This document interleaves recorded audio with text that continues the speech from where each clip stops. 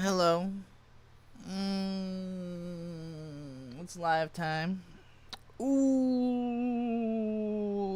I need it to show me that I'm live. Show me the ancient Japanese man's spirit. Oh, what are you, a ghost? Why do you think this is the work of a ghost? Then who are you? Are you Yamato Takeru no Mikoto? A man is falling down. A young man is indeed. Here we go. There's the live. Check the audio. Sounds correct. Alright. Now let's go ahead and make a blue sky post. Y'all don't usually see this part. But I used the same window I have as capture. Let me post it on Discord. Okay. Welcome, friends, to a very special live stream paid for by Lapusha, who sent me like $250. Hold on. Let me make sure the chat's working as well. Yeah, okay. I got sent a whole lot of money to watch a whole bunch of indie cartoons, and I'm pretty much just going to wait until Lapusha gets here to start actually doing it. But yeah, that's what this stream is about. I was paid big monies to watch all of these indie cartoons. Originally, Lapusha was going to have me watch the entirety of the Amazing Digital Circus until she found out I had already finished it. Hey, you are here. All right. Well then, since this is mostly for you, we can just get started. As far as I know, you're the only one here, so this is like a one-on-one exclusive. It says 3 people are watching, but since you're one of them, let's go for it, shall we? Oh, I need to wear headphones, don't I? Shit, where are they? There they are. Are those my headphones? Yeah. Forgot about the headphone part. I'll probably be getting a call from Bird in like 5 minutes, and I'm just going to be like, hey, I'm streaming, and then hang up. But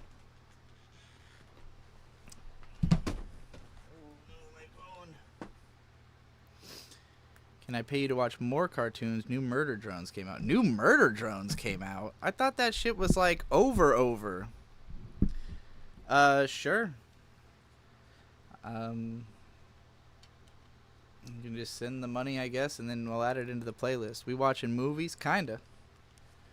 We're watching tunes. Okay, let's just get right into it, shall we? I've got it up on my second monitor, so I'm going to be looking to the side. It's going to look like I'm looking at the other screen. And that's so it's going to look like I'm not looking straight forward. That is because I am in fact looking at the other screen that I am screen recording off to the side, which is just because it's a better television, or it's better for watching stuff on anyway. All right. Let's see what the hell is Suicide Land. Oh, gee, Suicide Land may contain suicide or self-harm topics? I really wouldn't have guessed that based on the title. I'm shocked. Shocked to discover this.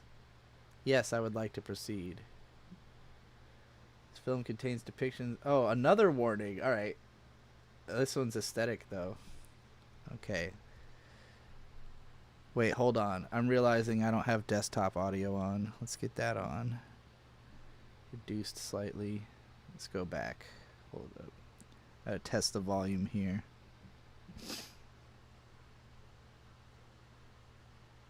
Hold up. That doesn't look like it's working. Properties. No, you're not capturing from the soundbar. You're capturing from the headphones. There we go. There we go. Now it's working. Let me turn that down a little bit so I'm louder than it, but not so much louder that it's annoying to listen to both. Okay. I see what looks like a bathtub with some splattered blood, so I'm guessing we're starting off with a suicide. Shout out to Mayday. Shout out to Elliot 3172. Jeez. Read that backwards. All right. Wow.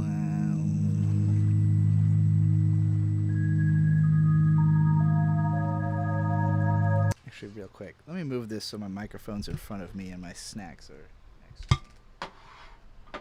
Because I'm looking at it and it looks annoying that I'm like looking into a microphone that's to the side of me. Okay. Test audio. All right, sounds good. This looks neat. I'm already digging the aesthetics. Let me go back a second. I always love a pink sky. That's like my dream for the next FromSoft game, is that they make the sky pink. I just need one pink sky From Software game and I'll be totally satisfied.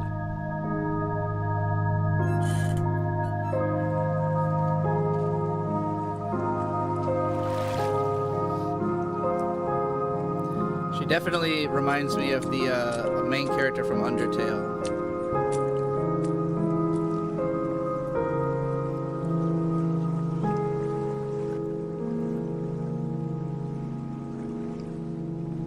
Oh, there's a lot of pills in a basket.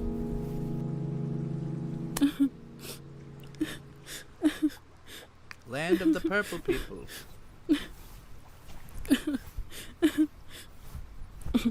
Oh, wait. Wait. Don't go. You're new here, right? Won't you tell me your name? Please? It's Amrita. And you're...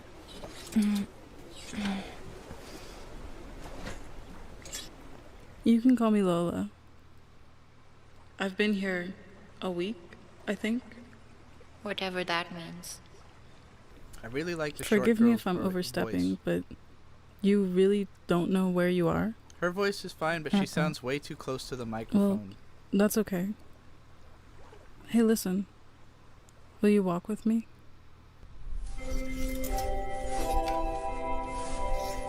Like ASMR. Hey, wait up. That guy's got a bullet in his head. You can't just leave behind like that, you know. Okay, so this is a place where people who have Hey, committed look, suicide I don't end mean to up, pry I or guess. anything, but are you okay? You seem to be trembling.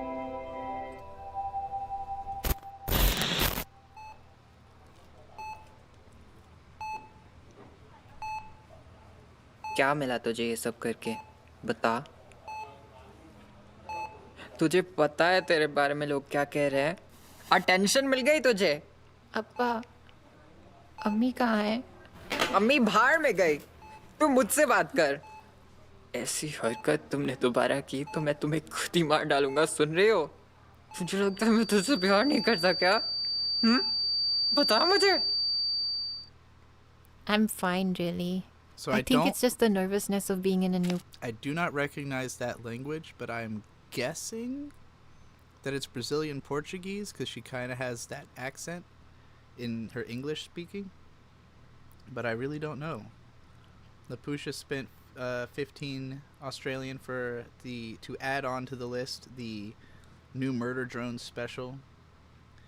And also said, pair character exaggeratedly stretching his arm forward to offer a cup of coffee.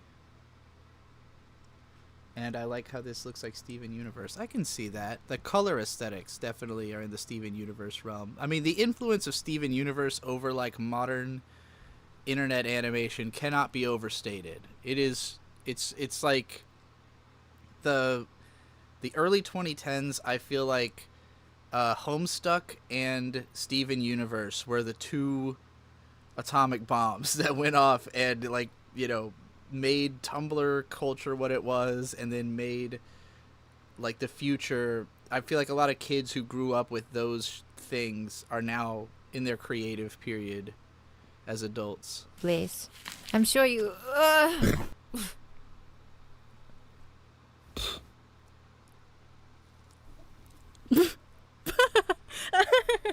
Okay, I'm sorry.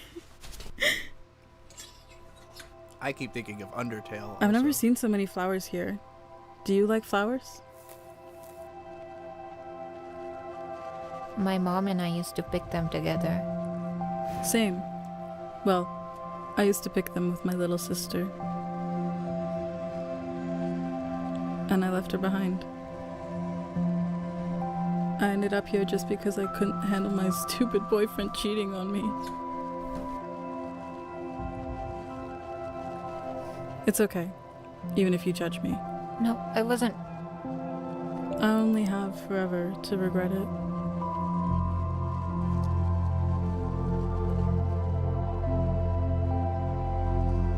Definitely not seeming like the most positive outlook on suicide. It's kind of like, yeah, no one's going to be happy about this, but at least you get to go to a very pretty pink place.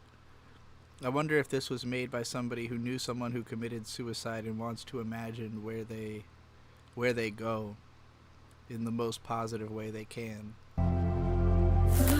Oh, shit. My bad. I should have asked. No, I like it.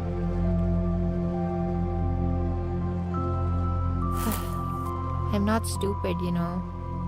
Of course I know why I'm here. Then, why did you lie? I don't know. I get it. I'm not gonna force you to talk about anything you don't want to. You're being so nice to me. Why? Because it's what most of us need. Or needed at some point.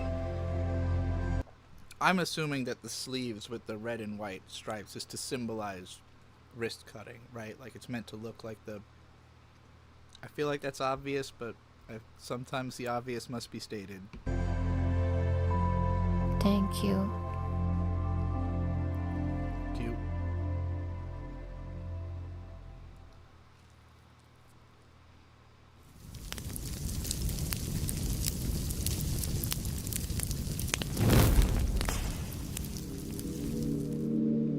ऐसा हादसा हमारे साथ कैसे हो सकता है?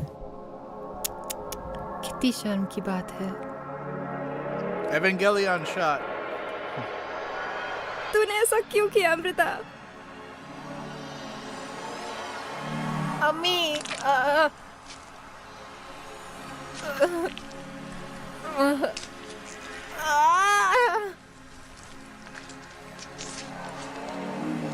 Oh.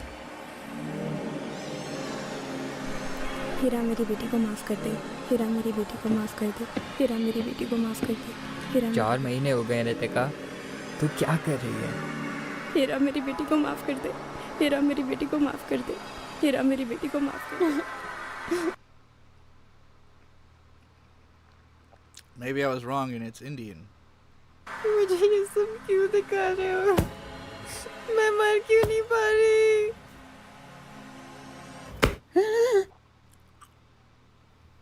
Lola. Oh, you're awake. Did you have a nightmare? Lola. Are we stuck here forever? Oh, why do you ask? You know why I'm asking. Of course we're not. Wait, so this isn't eternal punishment? So, why wasn't that the first thing you told me? I didn't know you'd want to leave. Are you kidding me?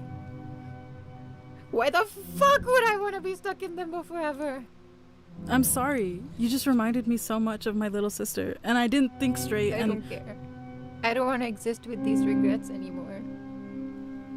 Okay. I won't stop you.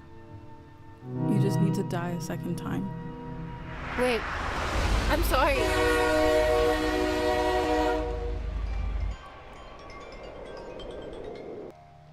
I'm being called. Yumbo?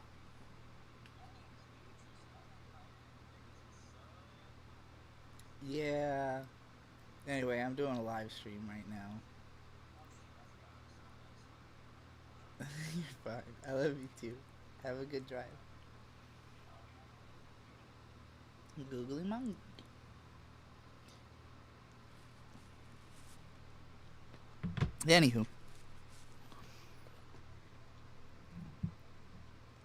Can you turn your audio up or the computer audio down? Can do. I'll turn the computer audio down, so you're probably going to want to increase volume. I have my recording volume pretty high, but I guess I'm talking pretty low. And the music is pretty loud in this.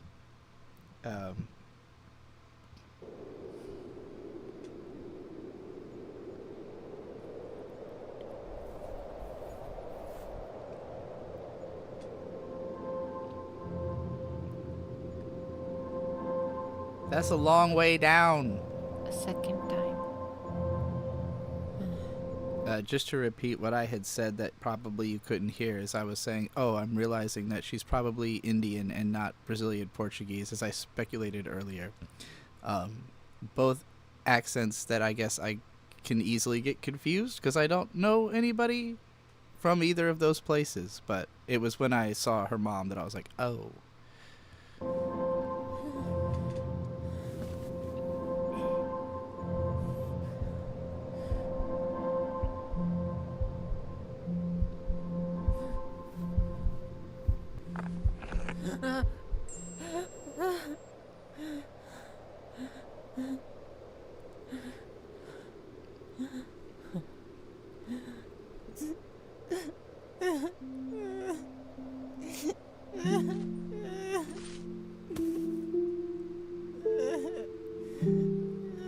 You got this. I don't want to die. It'll be fine. Ami, Everyone does it. Ami, why don't you just run away from this house? बेटा ये कैसा Oh. Question है? I'm fine now. Why are you worrying about this? लेकिन That's it's a not hell of a fair, black Amma. eye. He can't just do whatever he wants to you. And then what would I do? Sometimes even being able to get help is a privilege. Okay then, what if I got you out of here? I'm Amrita. Except for death, I'm not scared of anything.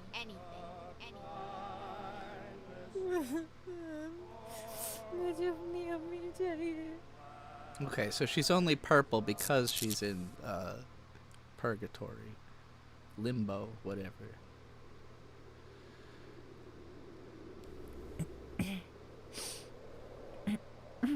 The purple place.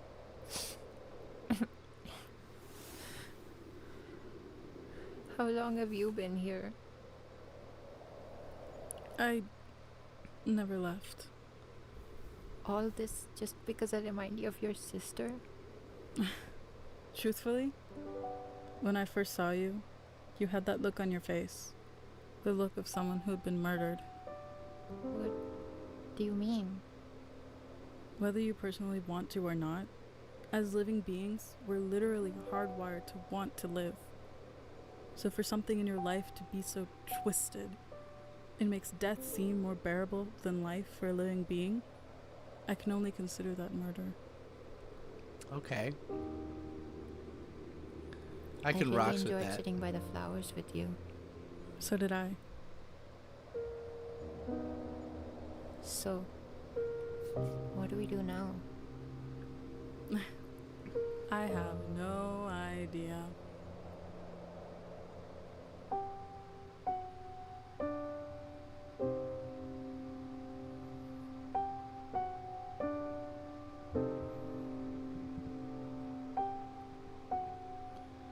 So,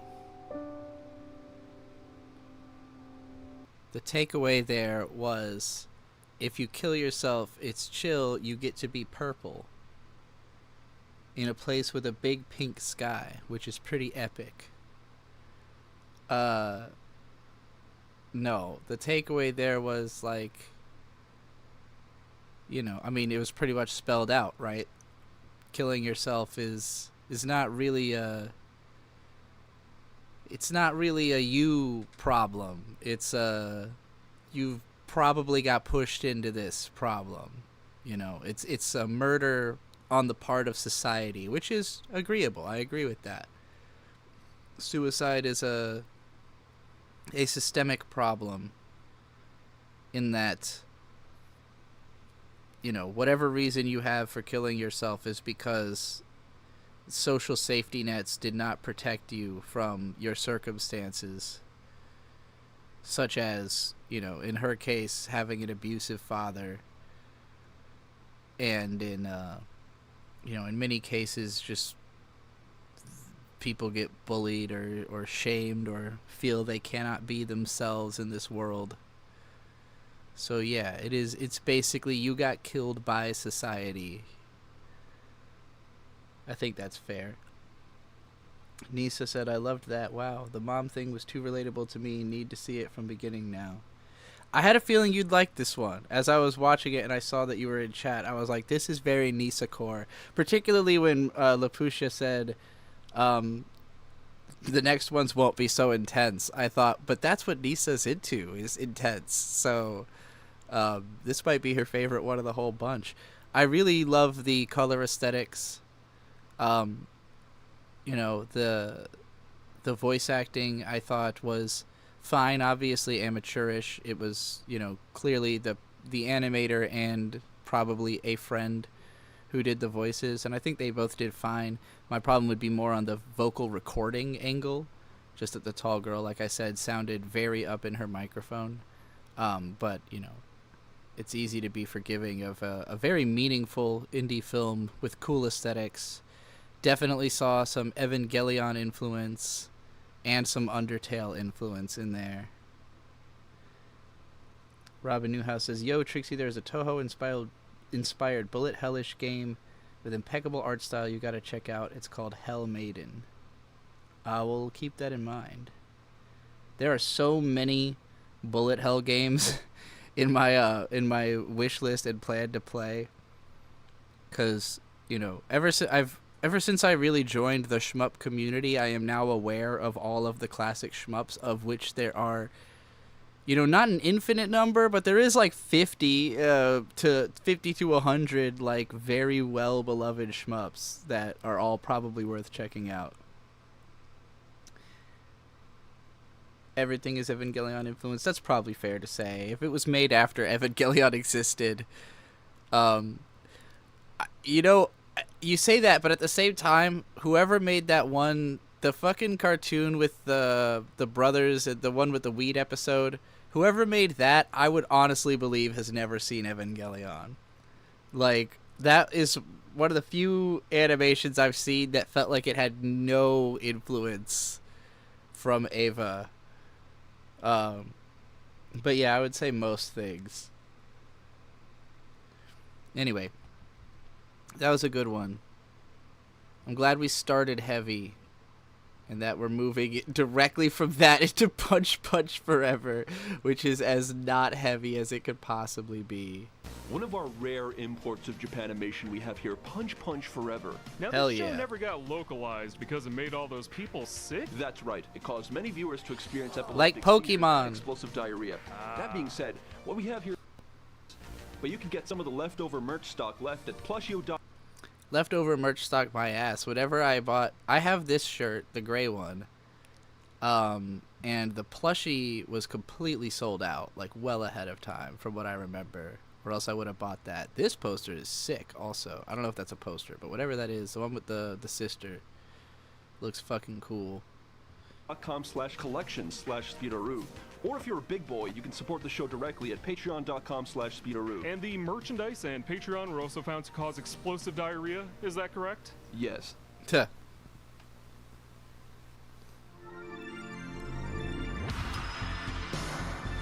Oh my god. I'm trying to remember, was it Star Child that has that graphic? That's what that's a parody of. I believe that was done at the start of the Utena film. Ooh, yeah, let's go. Round one, fight. Street Fighter. Yeah. もう私の勝ちだゴーゴー。あ、ゴーゴー聞いてんのか？僕も勝てそう。頑張れ！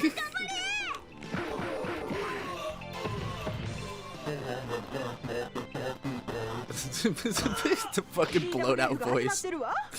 Reports is...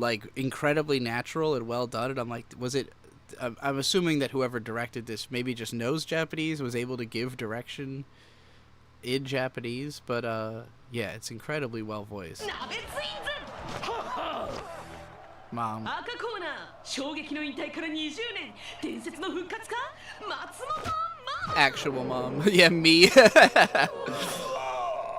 Fucking the best. インフィニットトーナメントで生き残った唯一の人間か。 How could there be a grand final of an infinite tournament? Fuck you! 勝敗は抑え込み3カウントかギブアップのみ Fuck you in perfect English.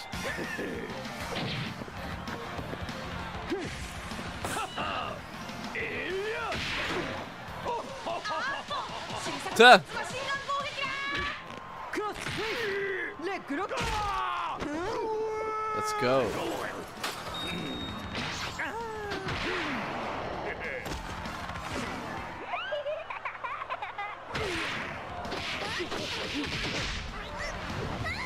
Sucker.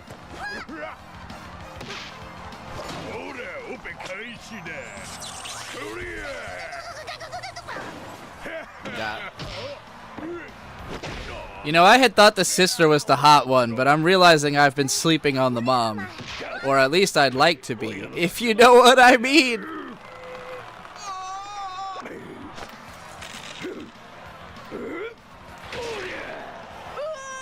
Oh.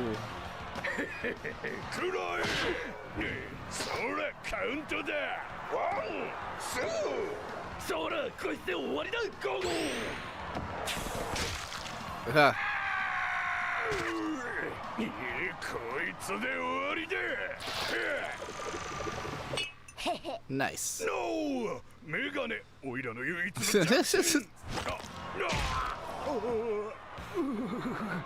しょうがねえ、ちょっとばかし本気出してやろうじゃねえか。鍋兄弟が手を組んだぞ。バランスが見えろ。Yeah. 二人が一人になった。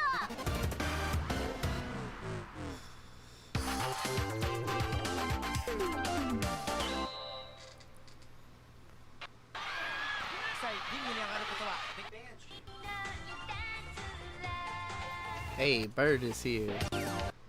Howdy doody. Hey. I'm watching Punch Punch Forever. Okay. It's my shit.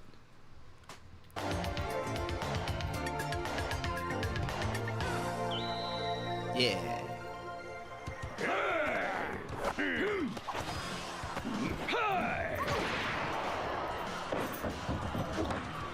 Gogo-chan! 究極のサブミッションをお見舞いするぞ。準備はいいか、シリサク。いつでもいいぞ、指サク。せーの。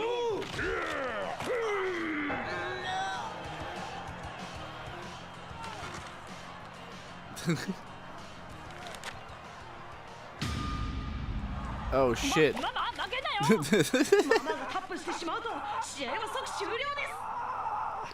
Gogo-chan, rise back up onto your feet. Oh, it's him. It's that man. え？おじさん誰？どっかで会ったっけ？ What are you talking about? My name is Yushin Aniki. Legendary fighter from the spirit realm that died in combat thousands of years ago. 反響しすぎてわかんないよ。字幕読まなきゃ。Despite our language and spiritual barrier, I know that you can feel your power calling from within. It's your Ichigeki, the loved ones and memories most dear to you, are what gives the Ichigeki its strength. ゴーゴー、東京湾に行った時のこと思い出せ。わかったよ。Wasn't Kizuna Ichigeki the name of that one?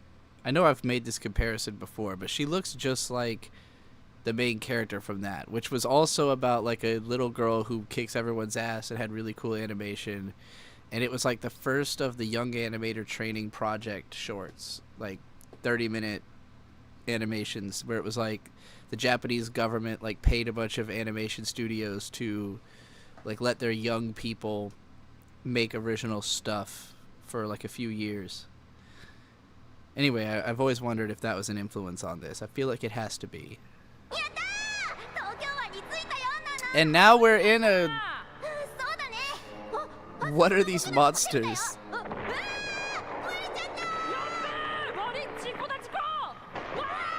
I have to think this is footage from a real old Japanese monster movie, but I cannot tell which. Someone in my comments, I know I have some experts on kaiju around. Please let me know what the hell this is.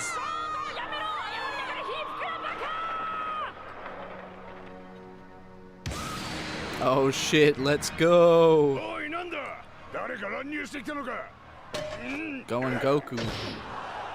Oh. Before you do something so foolish.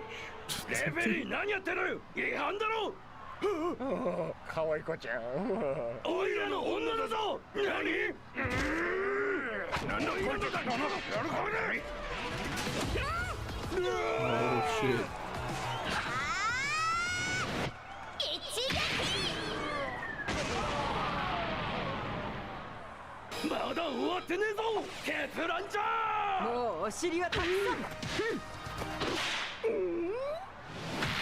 Whoa, his skeleton came out. Jesus. Through the earth, alright.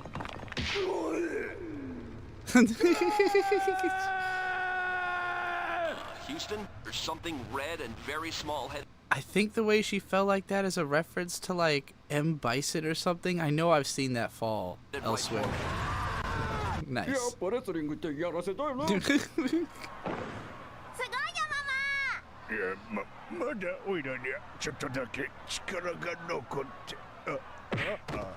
Got him.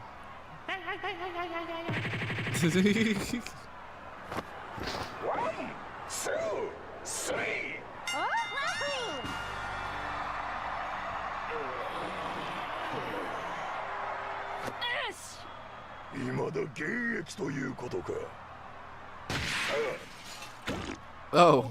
ガラスが落ちたのは人間の観客側です。はあ、よかった。おめでとうございます、松本。 You can't have a anime tournament arc without large sections of the crowd getting randomly destroyed. It also reminds me of Metalocalypse, where that's like a running gag, that you have to like sign a waiver to go to their concerts because you will likely die. But I know it happened in, like, I think Dragon Ball and Yu Yu Hakusho both have parts where like the audience just starts getting murdered. みんなありがとう。この戦いで家族の大切さを学んだよ。みんなも喧嘩するかもしれないけど、根底には愛があるよね。僕のお姉ちゃんのノノも僕のカエルを口に入れるとするけど、本当はクールフロックが大好きなんだよ。なんだ？それから力をくれたみんなにも感謝したい。僕が強くなれたのはみんなのおかげだよ。最後にいつもそばで支えてくれるパパありがとう。おいみんな。Hey. やったー。諦めないことを教えてくれて本当ありがとう。大好きだよ。 They just won't stop. Oh, gross. 起きろ起きろ、いいから目開けな。Fucking bullshit, motherfucker! You piece of shit! おっただね中指だなこの中俺やろ。金も全部パーだ。あたいの中指くらい立てろ。Fuck you, bitch! She reminds me of the manager from Detroit Metal City, who also is constantly swearing in English. I love that they have, you know, both Japanese, like Jinglish swearing, and then just flat out English swearing also in the same cartoon. No, no, cha. Oh, 立派な男になったな。あれ、女か。いい語りだし。パパにハグしてくれ。ずっと一緒にいられなくてごめんよ。みんなで失った人生を取り戻そうじゃないか。ほざけ。もう知らないからな。ママに電話してって言って。バイバイ。ほんと困った子。Fuck you, bitch! You piece of shit! Yeah. Punch everything in the world. Punch.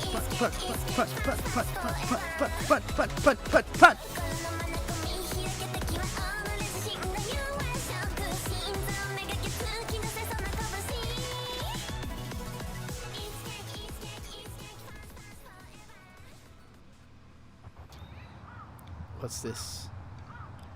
It's just a McDonald's commercial with the evil Ronald. Oh, what the fuck is that? She's not worried about it. Oh, okay. All right. What? What?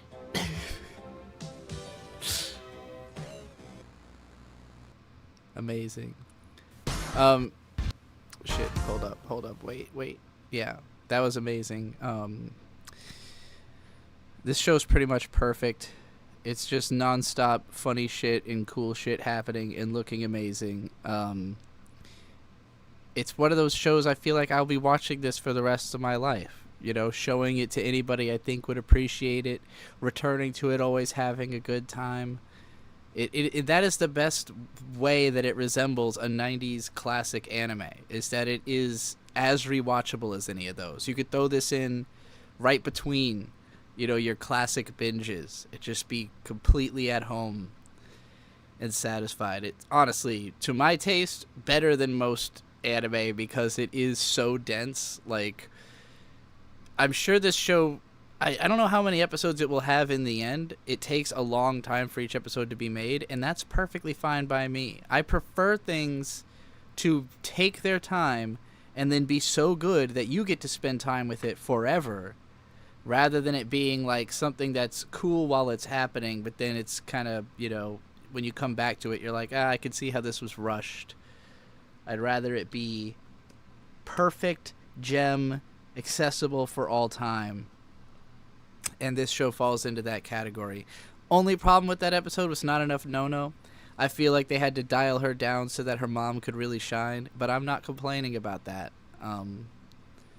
So, you know, still a 10 out of 10. Let's watch the Christmas Panic. It's a shorter episode. I don't think I've seen this one.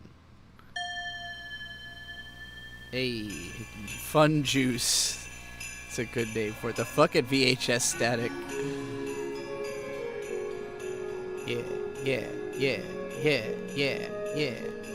Crimbo, bimbo.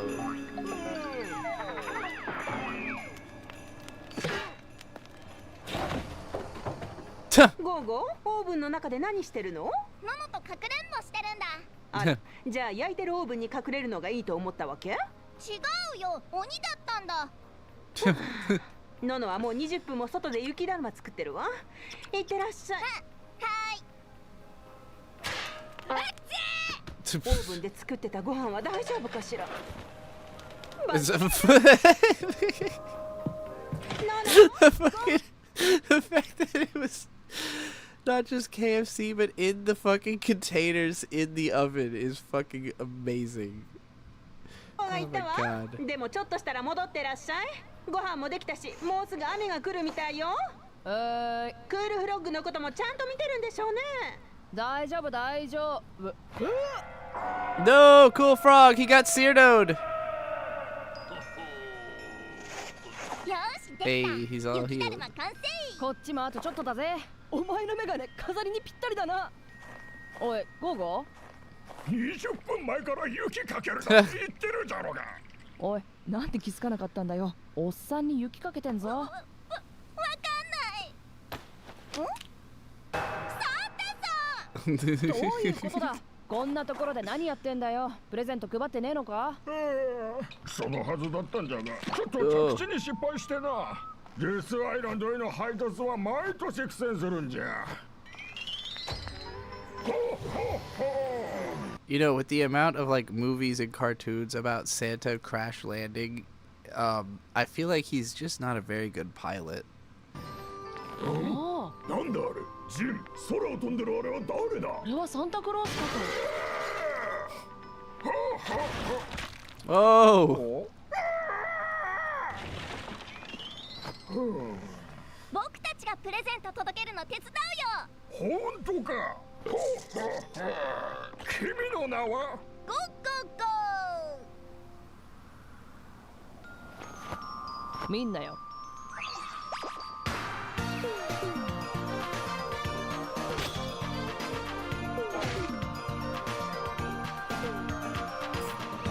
メリークリスマス。ありがとな。どういたしまして。決めたち手伝ってくれてありがとう。サンタさん、よければうちで夕食食べていか I な。 drift. まだ世界中で寝ている可愛い子供たちにプレゼントを The slow drifting eye is such a like psychic pebbles joke. Like something that would happen in Hell Takers. けなかならんのじゃよ。はあ、トナカイがいなくなったのが痛いわい。実はサンタさんにもプレゼントがあるんだ。ほらあれ見てよ。雪でトナカイ作ってやったぜ。はあ、すごいな。宝石で真っ赤なお花のトナカイか。どこで見つけたんじゃ。秘密の場所で見つけたんだよ。赤い石がいっぱいあるよ。ほほほ、ありがとな松本ファミリー。おかげで次のとこまでひとっ飛びじゃ。 Oh, they work. Sure, why not? じゃあ達者だな。うわ、めっちゃうまそうだな、ママ。さあ召し上がれ。いただきます。 Snips. あら、雨が降ってきたわね。Oh no.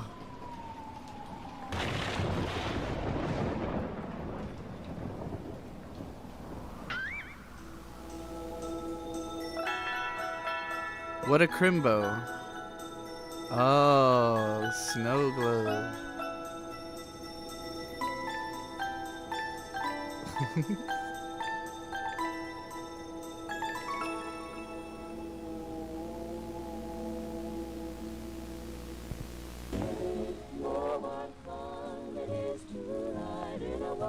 Where do these commercials come from? That was cute. I would say that one was not nearly as perfect as the other episodes. I do feel like violently goring the reindeer was probably the most like mean-spirited joke in this show so far, but it did make a pretty funny setup for him having snow reindeer and then them getting melted. The cynical part of me says that this was created just to sell a Christmas snow globe. Like, hey, how do we get a Christmas product out of this show?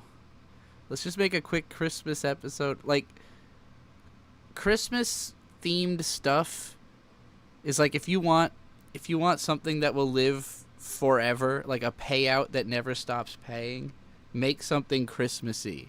Because if you become part of someone's Christmas like legacy, lexicon, whatever word I want, if you become part of someone's tradition, someone's Christmas tradition, it will never stop paying off. If somebody's like, oh, I watch this every Christmas, you know, then, or if you make a Christmas song that manages to enter the Christmas playlist, it's just like you're set for life if you can make a really successful Christmas thing. So I do understand any endeavor to make something Christmas. I can't help but think. I have a very cynical outlook on Christmas in general also, so I guess that probably contributes to how I'm looking at this. But it is the most commercial holiday. It is a holiday about commercialism. It is a holiday about itself, about its own existence. And it's so ubiquitous, it's crazy, you know, like there's no other holiday that like you will definitely know it's happening no matter who you are. Because the world is so dedicated to letting you know and hyping you up and making sure you feel something, even if it's just derision.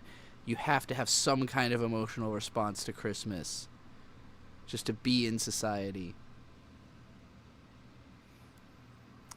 It was quiet in the room for the first time, and then I was like, what does that sound? It sounds like it's raining really hard outside, but it's actually a big-ass fan I have on over there. Alright.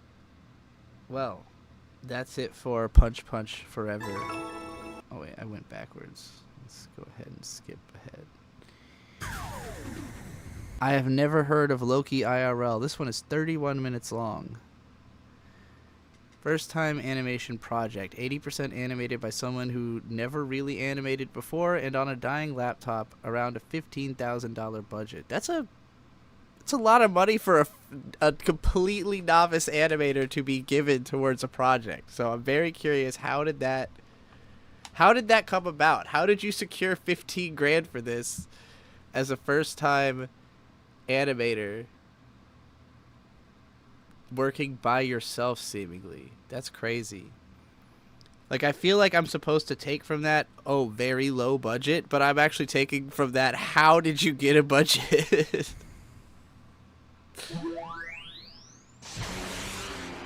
Alright. Already giving shmup vibes. Oh. In this future, It's viewing art. the fucking statue and the way the sky looked reminded me of the Floral Shop album cover, which also that fucking anime what's it called? The one about the idol Needy Girl Overdose had like a bunch of random shots that were the Floral Shop album cover. Into real life, humans and IRL art coexisting. You can tell who's an IRL by the sketchy lines and neon skin colors. Okay. Let's take a girl into inside. Though, if they have Okay, superpowers, interesting music. they're greatly reduced here. That's until Loki found this cyber gem. Once activated through Wi-Fi, anyone Maybe the budget was to pay the actors. it's a bit much.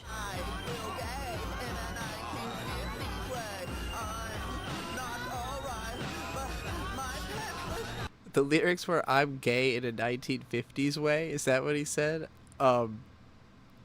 This music reminds me of M. Strange, which I wonder if might be an influence on this creator.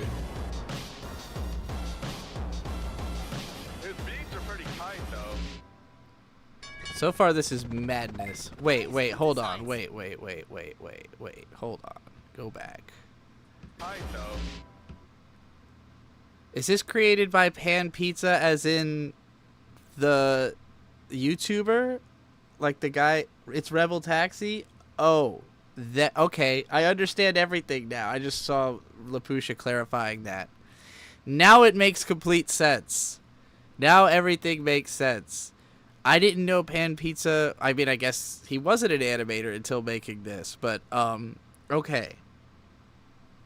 That explains a lot.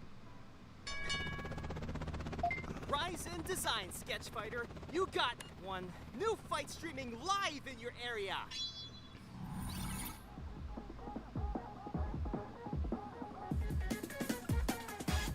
Look, get up!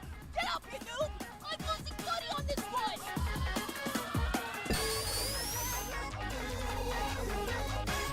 Yeah! Way to go, Rapido! We got this! We got this! So far, the big influences I'm feeling here are like Mucha Lucha, like that 2000s Flash animation style, combined with like shots from Pokemon and obviously Sonic. This is gonna be a ride. There is so much going on.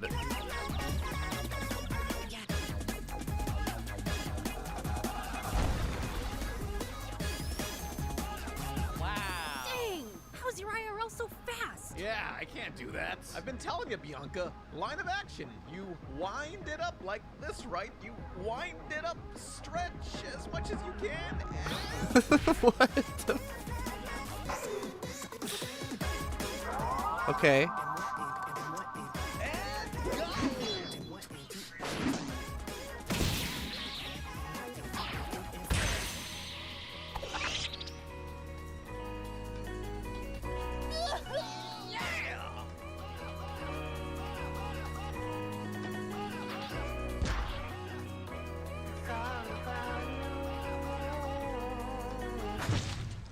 Tuh. Got him. Okay.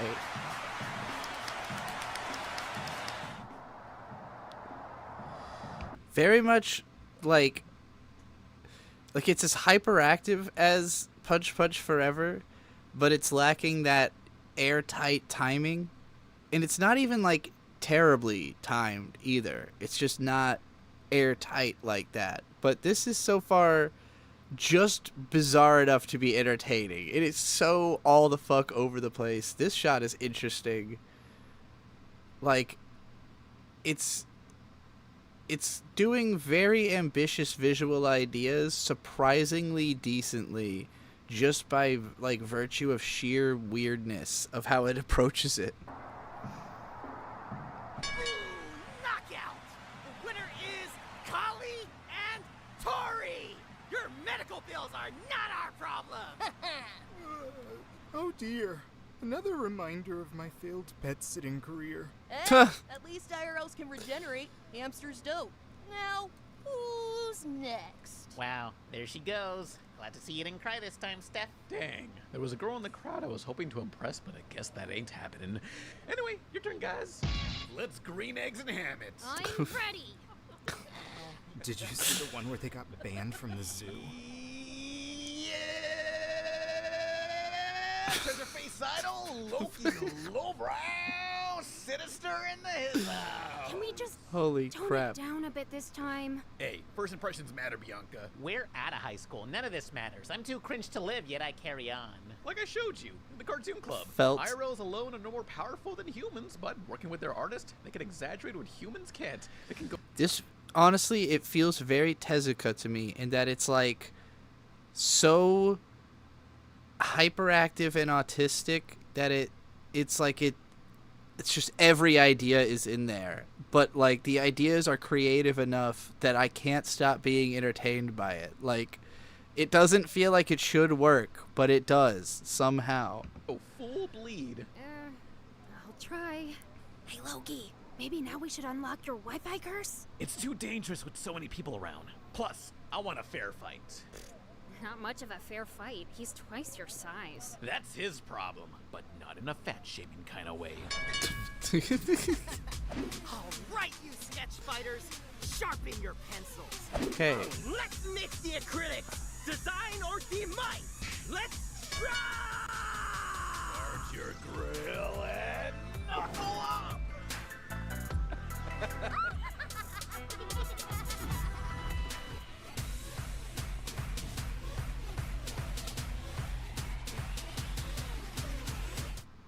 Loser.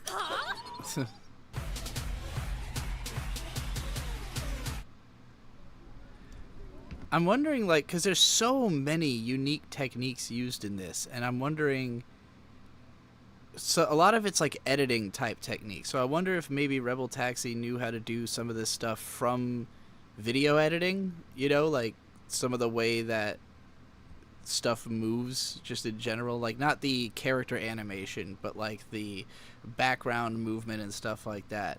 Feels like stuff you might learn in the process of video editing, or if it's literally like, I wanted to do this shot, so I watched a tutorial on like every single shot.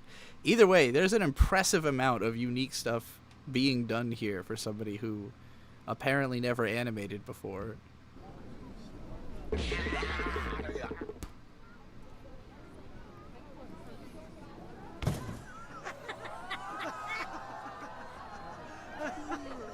You okay, Loki? Are you going easy on me? Face me, coward. Oh. Is it okay to eat that stuff?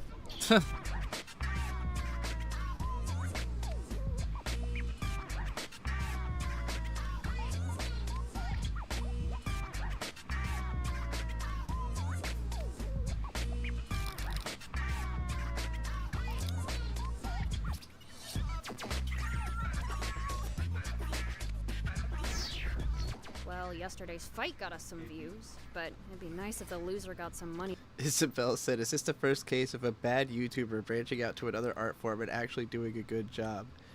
Maybe. You know, Rebel Taxi, regardless how we may feel, is very popular. Weren't you a fan of Rebel Taxi when you were like a baby or something, Isabel? I feel like I remember you mentioning this to me. So, you know, so it's got something going on. Something's appealing enough to get people watching, but I definitely am enjoying this more than the videos I've seen from him. Which, in retrospect, the only one I can really remember watching was about Cell Damage, and just because I actually grew up with Cell Damage, and I was like, oh my god, someone's talking about it. From the ad revenue. It's cool. We got just enough saved for our side of the rent. Besides, we gained some followers. I just want to watch you mutilate your body some more. You don't deserve that. They should have activated the Wi-Fi hotspot. Not safe nor honorable. The audience deserves a fair fight. I can handle the pain. Only if you're okay with it. I loved him when I was like 10 to 12. I had a Rebel Taxi hoodie. Yeah, exactly. See, there's appeal. Do you feel like this is exactly what Rebel Taxi fans would want? Because I can't help but think it must be. VHS Crust said, hello, I used to watch your vids in like 2017-ish. Glad you're still at it. Hell yeah. I'm currently in a project of creating 100 YouTube channels. I'm at like 21. But go to my post tab and you'll find the absolute madness of what I'm doing right now. Your video has 3 new comments. What complete morons! She really expects to get her own cartoon. Oh, look! An update video about Milo Studios' next cartoon! What is up, my minties? I definitely think the music does a lot to carry this too. The music and the color aesthetics are like the most engaging stuff that keeps me like, all right, I gotta keep looking at it. Monique here with the latest entertainment news. First up, a Grendel She's Studios hot. press release. For those not in the know, traditional animation was She looks like she belongs in 1080 snowboarding. done by Touchstar Freejax, drawing many individual pictures in a row. Life sure was miserable back then. But with the advent of IRLs, many studios opted to simply film them. The medium continues to evolve, however, with more studios embracing rotoscoping. Now biological human actors can project a character they're in full control of. Today, Grendel Studios has announced the cancellation of all future films not containing this motion capture style. What? Notice how more fluid a rotoscoped actor moves compared to past techniques. With smoother movements and Hollywood stars in control, we hope to give animation more respect to its genre. Does anyone really care about... Why does that guy sound so familiar? I don't know. Someone recognizable has to show up on talk shows. Along with Milo and those serving in the CC Army, many popular influencers as well have embraced the style. Well, I was doing it before it got real trendy. Check out my fights uploaded every Sunday, which segues into a new segment for my channel with the best and worst melee battles of this week. That's me! Now, please don't harass anyone featured in this video. I wasn't so good at melee when I started either. Thankfully, years of practice changed that.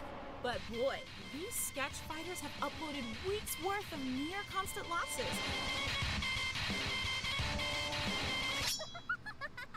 Is that Gumby with axe hands?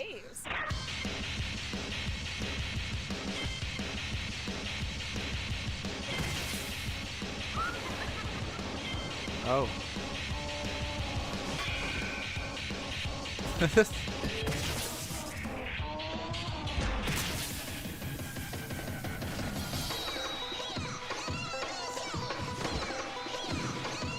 The screen.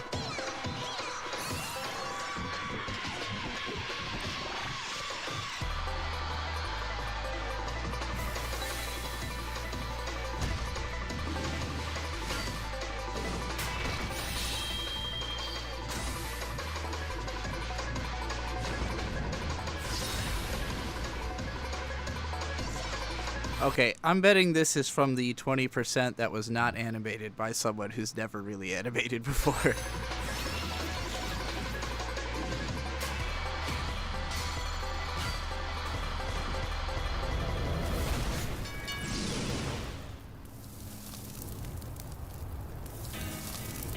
That was a pretty cool fight scene. This is a really interesting design, too.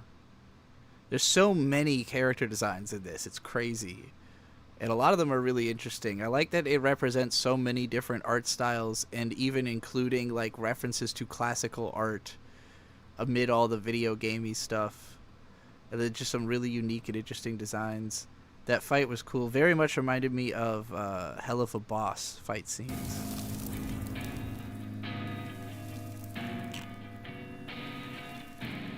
I've seen those two before. Loki and Bianca look like the biggest Yeah, Isabel said it's like Panty and Stocking crossed with a one-season 2000s MTV cartoon. Yes. And a little bit of like early 2000s like Nickelodeon shows that Cartoon Network ended up picking up, like a Mucha Lucha or Shaolin Showdown or something. Forget the comments. I got an idea.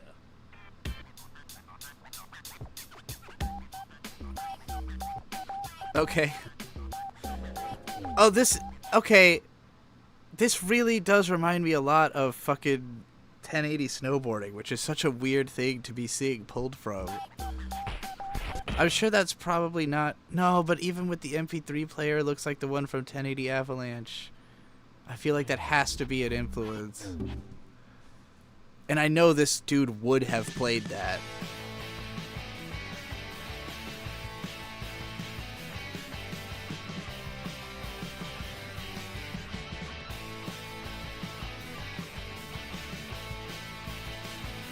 That's cool.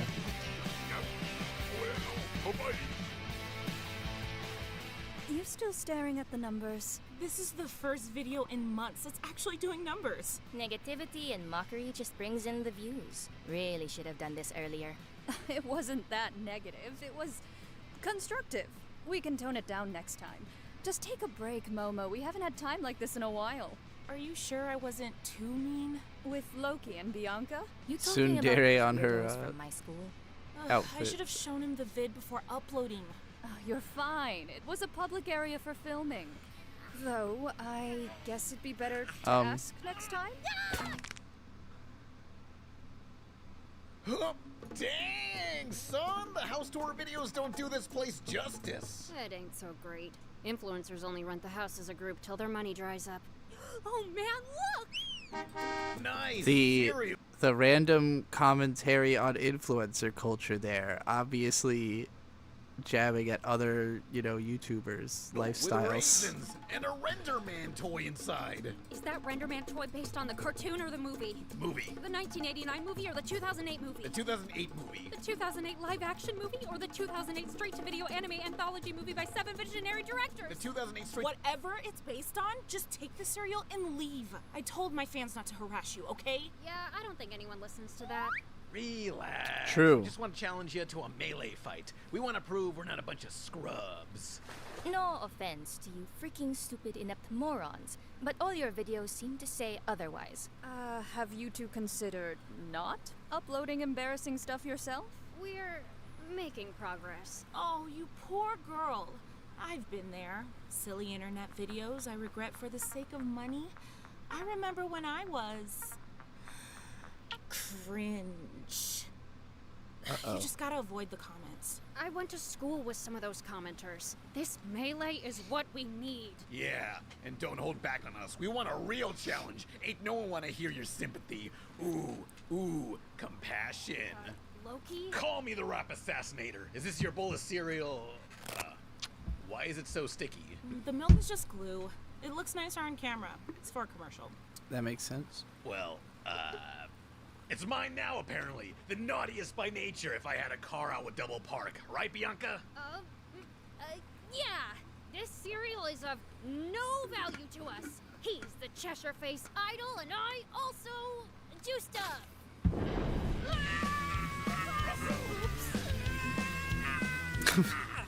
He's lactose intolerant. They used the classic Adult Swim, just throw an actual campfire in there as the fire. But Mo said it was just glue. He doesn't know that. It's the placebo effect. Also, this Fooly Cooly camera effect thing here.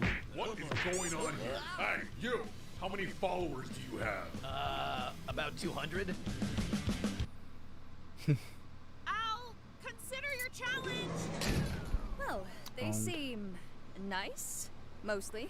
You're not really gonna take up The your challenge, fucking right? statue with like all the Versace gold. Monique, boss wants to speak to you. Ooh, vas a ver. You'll be fine. Lesbians. Whoa.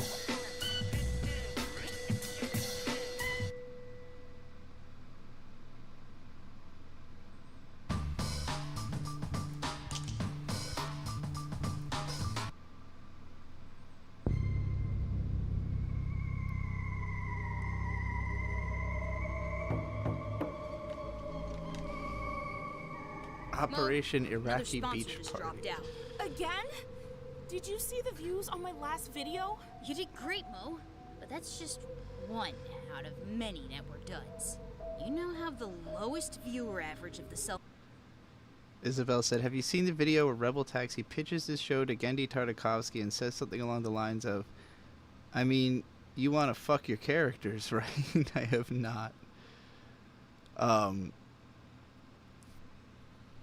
Tartakovsky did make a whole movie about, like, dogs doing dirty dog balls, like a whole dog balls movie. So he is definitely a freak. But, so far my feelings about this is cooler than it has a right to be. It is a jumbled fucking mess, but in a good way. Portrait's mansion. As for your fights, well, have you even been training? I've just been busy. Well, Loki has been busy getting views. You should be thankful he challenged you. It's easy money and practice for the International Melee Tournament. You can do this. Training for the tourney. That's good. Easy? Yes.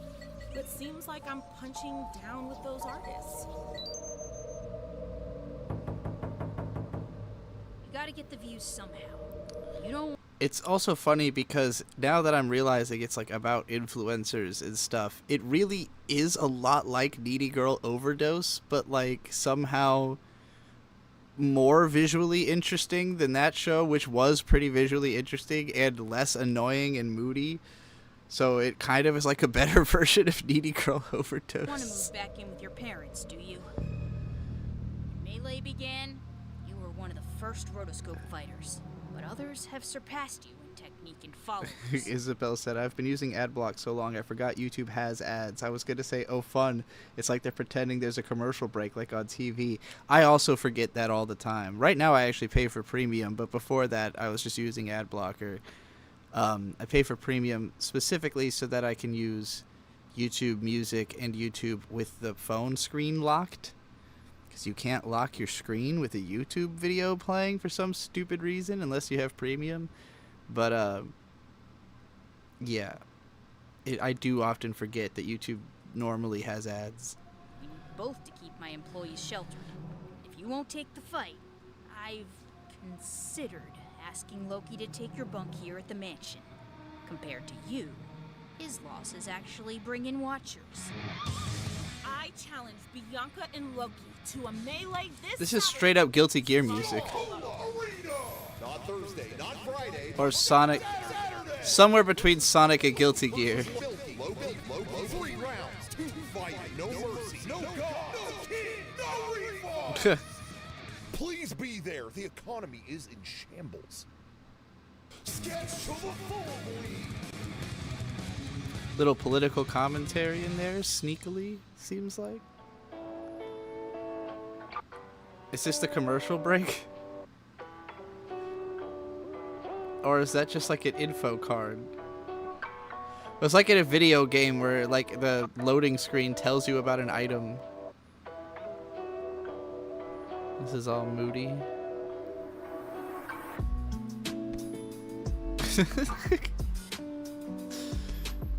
It's like they're doing a real scene all of a sudden. You remind me of my dad. God, I really shouldn't have embarrassed myself in front of those girls. We only have 5 days to train. You did good, B. Don't fret. Making an impression is what it's all about. Oh, hey. Haven't seen these drawings. Oh, yeah. I was drawing some goth chick. It's really weird how much this is like an actual scene from a show. Have you posted these online yet? The creator would be flattered if he saw these. Nah, I'd rather stay offline for a while. Yeah, I get you. So listen, I was thinking of actually using the Wi-Fi curse during the fight. Really? You really want to go through with this? Feels like we're just there for views. Yeah, tons You of could convince viewers, me tons this of was like power. Soul When I Eater give the or signal, something. This peace sign in the air, activate it. But shut it off a few seconds after. I don't want to lose control for too long. You really want that? As a last resort, yeah. I want everyone to see what you can do first. Just remember what Stephanie told you. Line of action. Focus more on that. Line of action? In front of others? Ain't no one else here. You got stage fright. Be thankful they're paying attention. If you want a cartoon, you fight for it. True.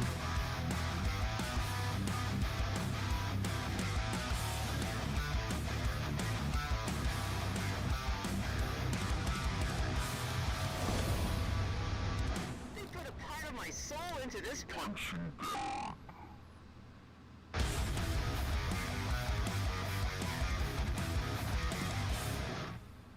Definitely Guilty Gear. Go cry, emo girl. That's pretty good. Rise and Design, Sketch Fighters! June 3rd is here!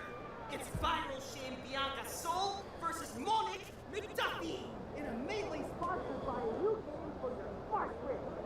Rise of League of Guardians of Legends Unleashed!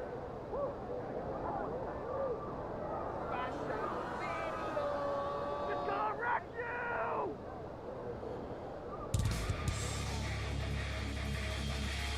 Here they are, from the Self-Portraits Mansion. You can't sit with them, you can't touch them, and you don't want to know them. They're the Deadhead Society. It's Cindy, Katrina, and Monique McDuffie.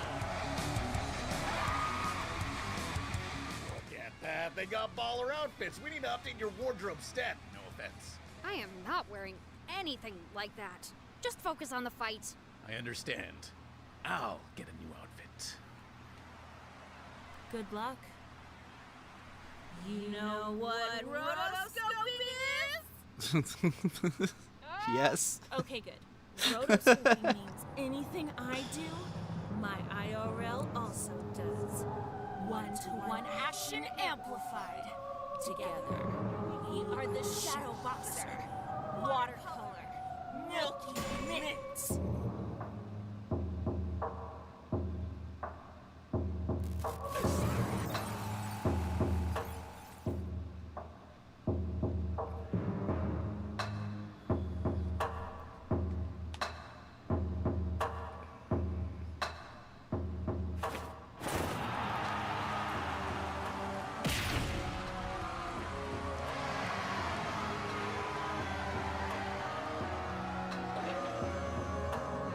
Bigger than usual.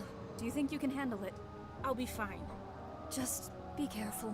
We've got 3 rounds. First to get KO'd twice loses. So let's mix the acrylics. Design or demise. Let's rock!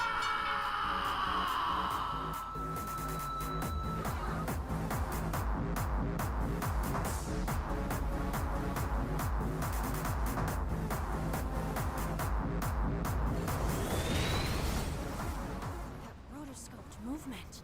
Her IRL is slow. You got this. I know I can. I'm waiting on you.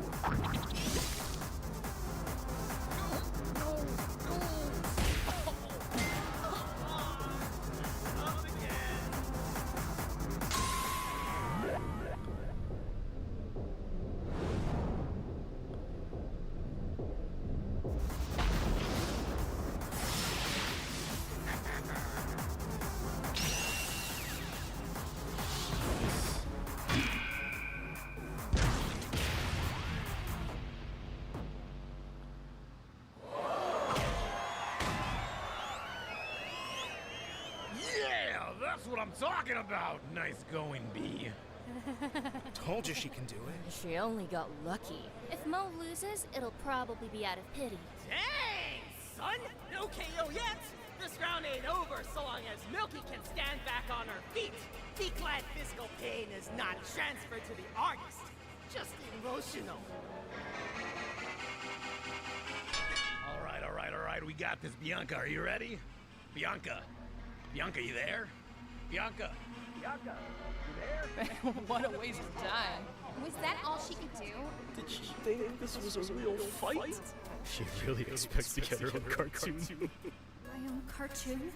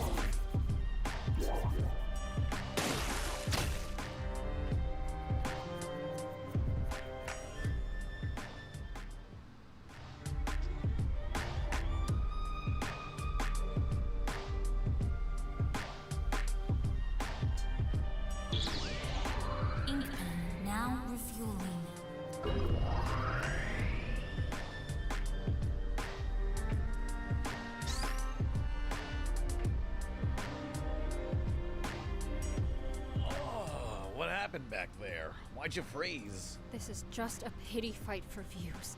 What? You don't have to hurt yourself for me. What they think of us doesn't matter. Drop out.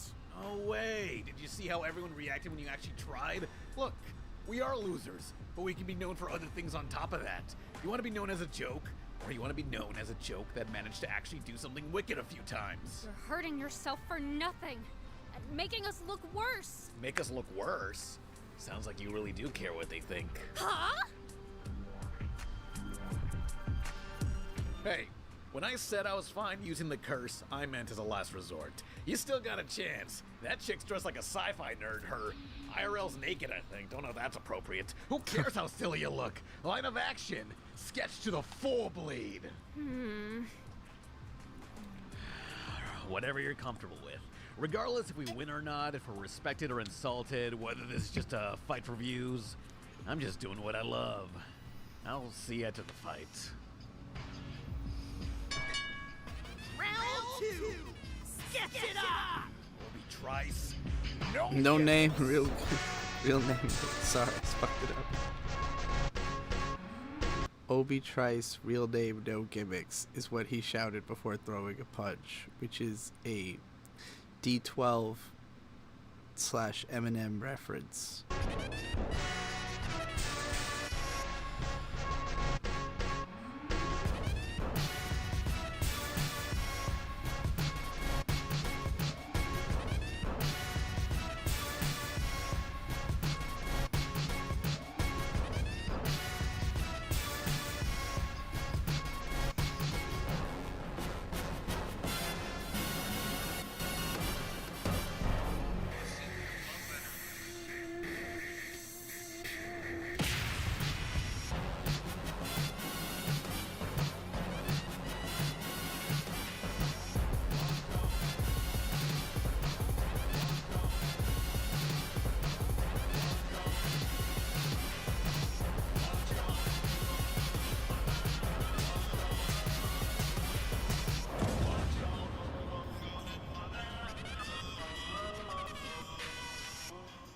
Pencils down! The winner is Wait, hold on! It's not over yet, y'all! Momo, my arm! I thought you couldn't feel your IRL's pain. I don't. I felt the sudden stop.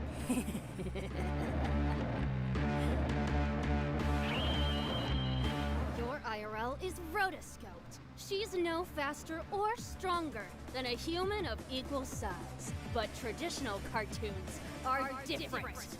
They move in a way a human could never replicate. Okay.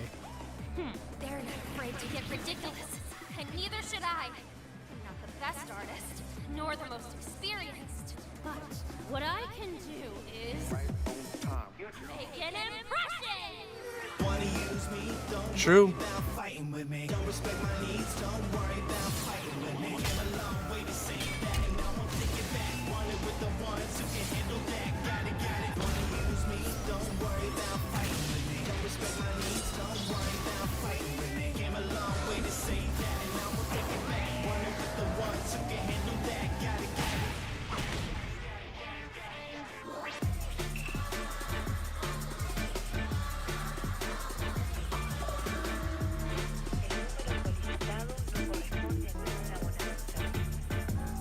I'll say that, you know, when we got into the dramatic bit, I was starting to feel the pace really like grind, but I appreciate that the medium is the message in this. It is like about what it is in a way that is you know, cute.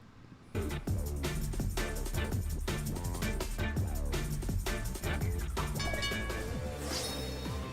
go! Full bleed! Ink pen low. Ink pen low.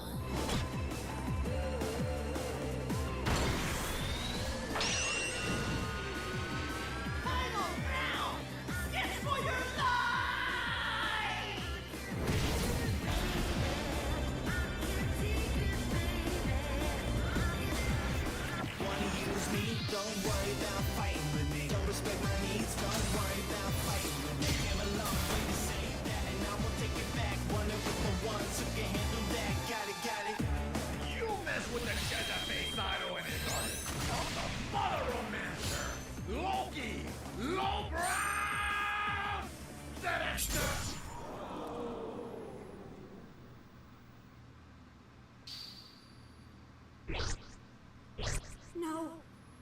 No, we were so close. You think you're hot stuff for learning a basic trick we've seen before. We faced artists way more prepared for the upcoming tournament. Tournament? You and your IRL are nothing to us.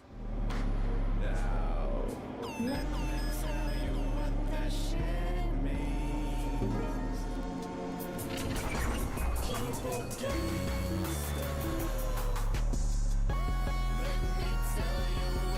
This definitely sounds like M. Strange.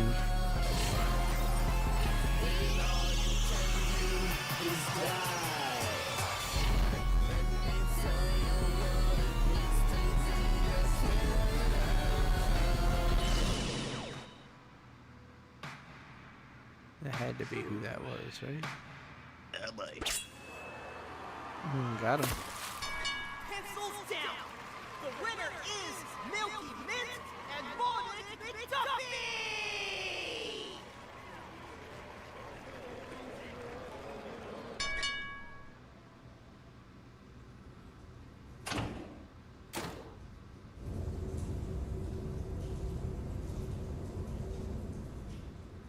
We almost won, Loki. Yeah. We almost won without the extra powers. Yeah.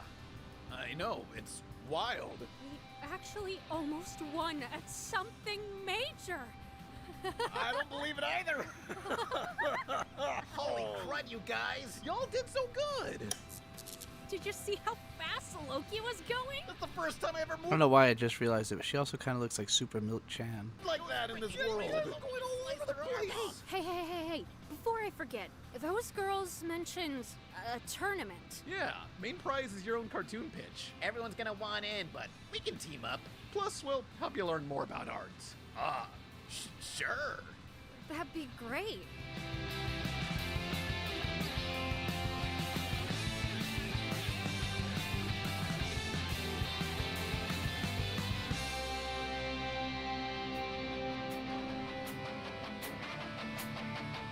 I wrote a message to my former self, afraid of the future wasn't Okay, I had a feeling Loki was probably Pan Pizza. Do I know who any of these other are? really too sure.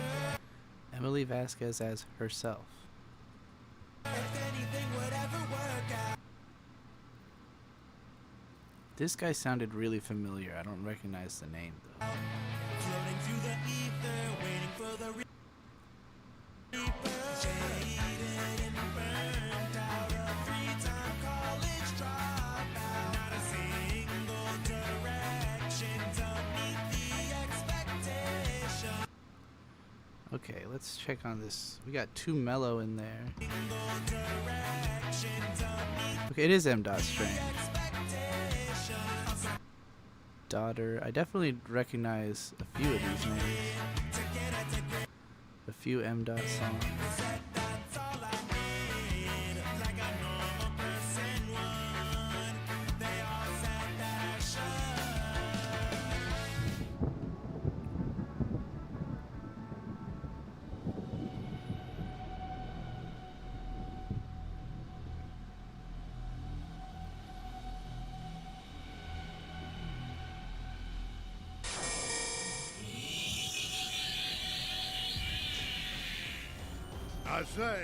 I say, are y'all ready for the tournament?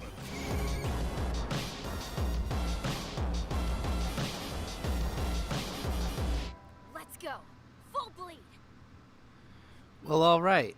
That was a whole hell of a lot of stuff there. You know, if you had told me that Pan Pizza made a cartoon, I would not have had high expectations. And then watching it, I was actually pretty entertained and delighted by it. I enjoyed that a lot more than I've enjoyed his content. I would say if that's something he enjoyed doing, then there's a definite future for him in animation. Like, because so many fundamentals were nailed and so much inventiveness was included. Like, I don't know, it had way more ideas than a lot of animation I've seen. You know, as somebody who's watched a lot of 30-minute animations, that was not anywhere close to one of the worst ones that I've seen. So yeah, I'd say that was pretty solid. Story-wise, it was kind of, you know, the actual plot was a bit generic, but I appreciate what the sentiment is. You know, don't be afraid to be cringe, just do the things you want to do, and how the animation so clearly flowed from that principle. I honestly think that the product was less cringe than probably what he was expecting it to be going into making something like this, because it was actually kind of lit. The music was consistently really, really strong. Obviously, it's pulling from a bunch of sources of like other internet creators who I assume he, you know, got permission to use their music.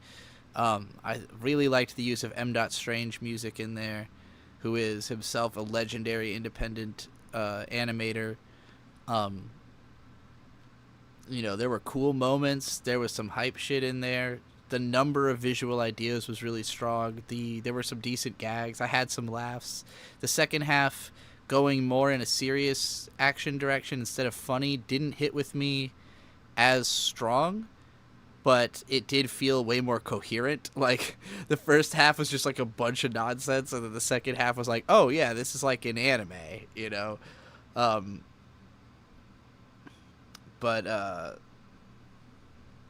Yeah, I thought it was pretty cool. A lot of ideas realized well. I know this is supposed to be like a pilot. It's harder for me to imagine a second episode of this being good as it is for me to imagine Pan Pizza just doing a completely different thing and that also being fun. Like, there were so many ideas in here that I feel like you could take, you know, some of those aesthetic ideas and zero in on them more and just like make another thing that maybe isn't quite as chaotic, but still, because, you know, you can leave space for yourself to put every type of idea into one story, and that could be fun as it was here. But I think when you try to do something more specific, you will really elaborate that specific thing to a greater extent, you know, and you'll realize more about like the intricacy of how to realize that thing to the best or most expansive, you know, that you can. So I would almost prefer to see something a little bit narrower focused and, you know, less jumbled. Not necessarily less experimental, but less jumbled, you know. This definitely felt like this might be the only one I ever get to do, so let me put every conceivable idea into it. At the same time, that is kind of the appeal of it. Like, that was kind of the fun, was how much was there. It was super maximal with the aesthetic presentation. But it did get exhausting. Like, by the end, I was very much ready for it to be over. Not in a sense of like, oh, this has stopped being good, but in a sense of like, I don't need to watch this for 30 straight minutes. This could be a series of maybe shorter episodes. I also found myself thinking about in the second half that I feel like indie animation gives you more view into like the millennial psyche than any other form of entertainment. Where maybe video games, I should say indie video games and indie animations are where I feel like millennial culture and like vibes can really be felt. And because when it comes to like the corporate world of art, you know, there's always someone in charge who's older, who has expectations about things kind of being done the way that they have been done. And it's harder to get like something truly new through those channels, or even something that's just like as jumbled as this. Like, nothing that was in this was necessarily a new idea. It's the decision to combine so many unlike things that I feel like for a lot of older audiences this would not hit. But if you grew up with the internet, like me, where you were exposed to such a huge variety of different things where you have access to all of art history and all of what's going on now, and all of it's influencing you equally, then, you know, you feel compelled to use all of it. And so I feel like millennial art just tends to be like chaotic and complicated. You know, Homestuck is a great example of something that Hussey's like a little bit of an older millennial, you know, older than me, but obviously part of the same generation, where you just look at it and you go, yeah, this couldn't have been made by anyone older than like 40, you know, at the time that it was made. It's hard to imagine anyone older than Andrew Hussey appreciating Homestuck like on the face of it, which is why it was so influential to people younger. And, you know, stuff like really almost any of the indie animations and any of the indie games that have come out in the last 10 years feel like, yes, this is what it looks like to be a millennial, and like how we think. And this is definitely the epitome of that. Like, it felt like my entire childhood being regurgitated, you know, like someone had consumed too much of things that I grew up with and then vomited it all up in one big hairball. But I do appreciate that. Like, I feel like it's something unique to our generation and our aesthetic senses. Why is it that when I have this full screen, it like covers up some of the text? Did you notice that it gets bigger when I full screen it? What's up with that? That's bizarre. Some kind of weird OBS function. Hey, bird. Are you hungry? I have already ordered food. Oh, you ordered food. From where? Got you a birria torta. Ooh! Ooh! I got birria coming, y'all. I got birria coming. Anyway. Enough of Loki IRL. That was an interesting experience. Shout out Rebel Taxi. You know, I never honestly could say I never thought I would be a fan of a Rebel Taxi production, but I was legitimately impressed. So good looking out. I know that sounds like a backhanded compliment, but I mean it the nicest way I can. Alright, Ramshackle Pilot. Another thing I've never heard of. This one is not on a channel I've heard of either, and let's go in blind, shall we? I feel like I should move this text so that it's not covering up the screen. Like, I hadn't realized that was happening until well into the last one, and I was like, oh no. There we go. This Easter egg will be hidden in the film. The first person to comment... Oh, okay. Well, that wasn't on screen for that long. This looks nice. Gotta be here somewhere. Cool designs. We're looking for beans, not spleens. Oh. Very I don't Tumblr. understand. It was in our bean corner last night. Maybe you accidentally threw them out? Bean Hey, corner. Scrap Put never beans throws here. out a perfectly good can of beans. Especially not one that's 8 ounces Beans. of pure hickory smoked bliss. Ooh, If we can't grilling find it by tonight, beans. we starve. Stone, stop crying. It's not even noon yet. That wasn't me. The heck? What is that? I don't know. Some kind of meat?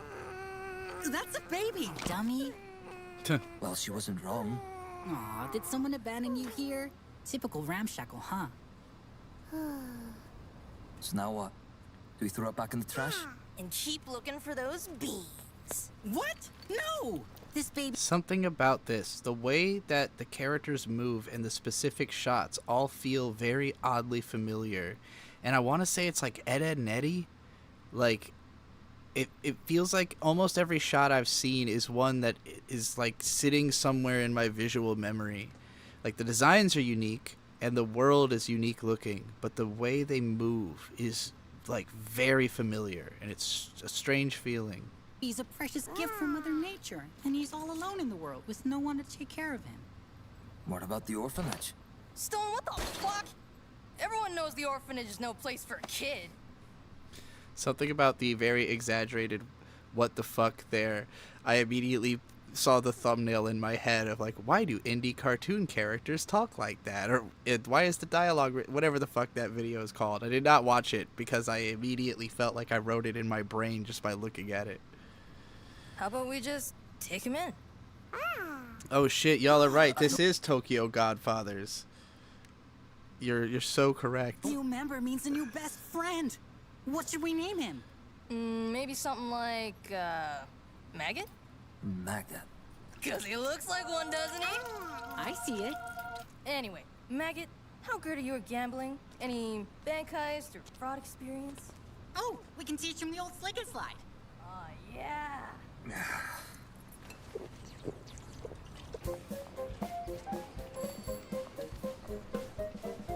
Definitely feels like it comes from a similar school of thought to a Vivzy Pop cartoon in terms of like the design sense, the energy, the swearing, whatever the fuck is up with this purple dude. But somehow, like I said, every single shot so far, I'm like, I've seen this animation. And it's like, it's fucking with my head because I keep trying to think of like, is it just one show or is it every show? Like, where have I seen every technique used in this before and why?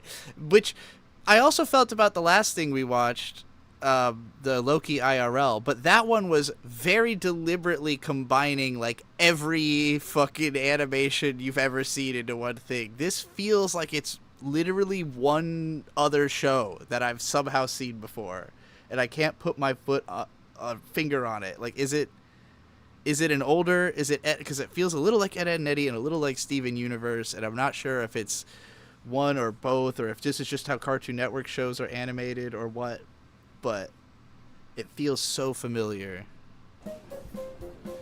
I like that girl in the yellow dress and the mime.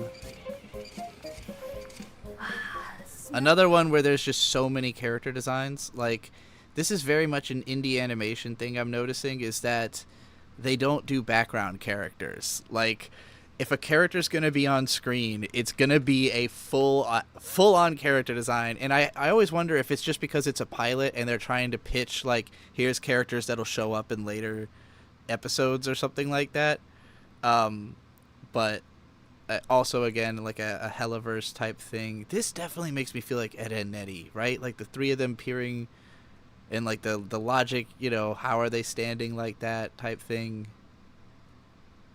Maybe it's older than that. I don't know. Maybe these are just generic cartoon techniques that are used low, but somehow they all remind me of something. Oh, a pissant opportunity.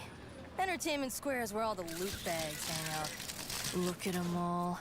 Riching. Ritually. Anyway, today Skip is gonna show you how we get the money from their pockets into ours. It's gonna be trial by fire, buddy. I hope you're ready. Baby. You got this. Now go eat the rich. Frickin' devour them, dude. Vinny, do you remember how we didn't make enough from pickpocketing last week, so we had to eat shoes? The shoes weren't that bad. They tasted like all the other shoes I've had. No, I mean, how the hell are we gonna raise... I love this one's accent. ...a baby if we can't even take care of ourselves? Hey, you were in maggot shoes too, remember?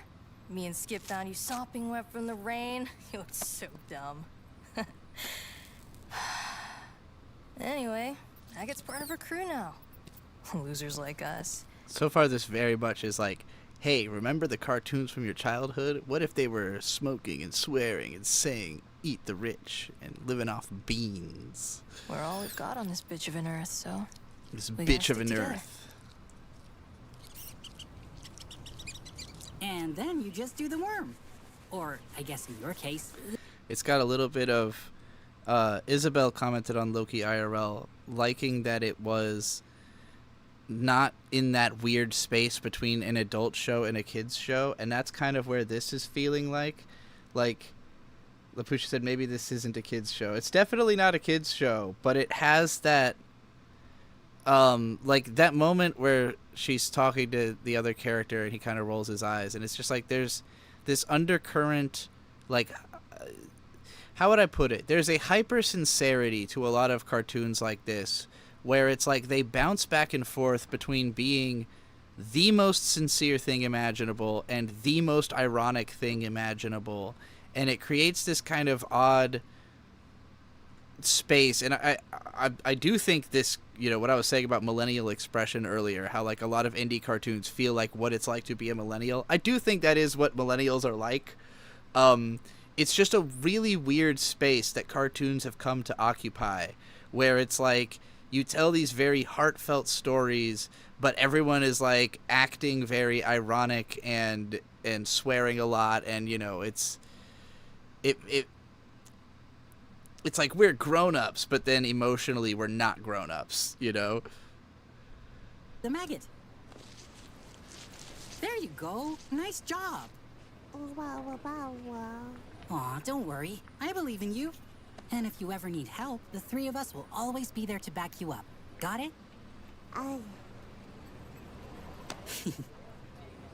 Adult but not grown up. Let's put it that way. All right, that's her signal. Let's bounce.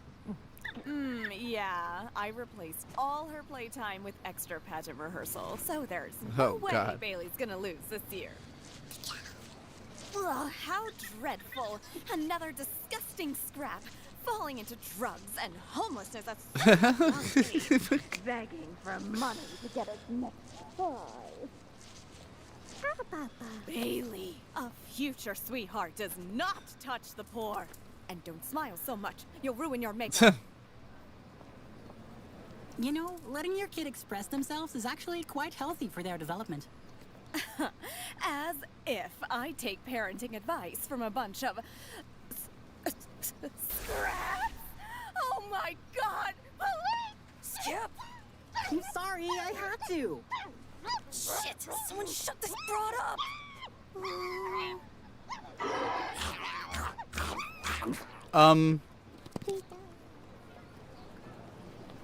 Wow. Well, fuck me. That's a true scrap if I ever saw one.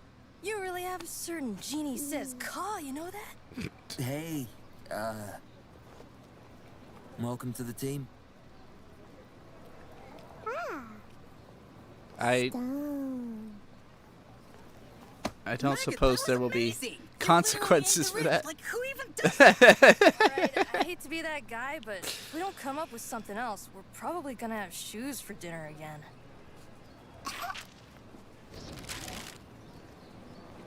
Oh, you stupid piece of paper! Attacking our fetus friend like that? Just who do you think you are? Oh, hey, it's an invite for Ramshackle's Next Top Sweetheart. The stupid baby pageant they do every year. Yeah, it's really overrated. But the winner gets... $10? That's enough for groceries, Vinny's rabies shots, and a new can of beans. More beans. Dang, you want to try winning? That's pretty ballsy. It's a rich people only event.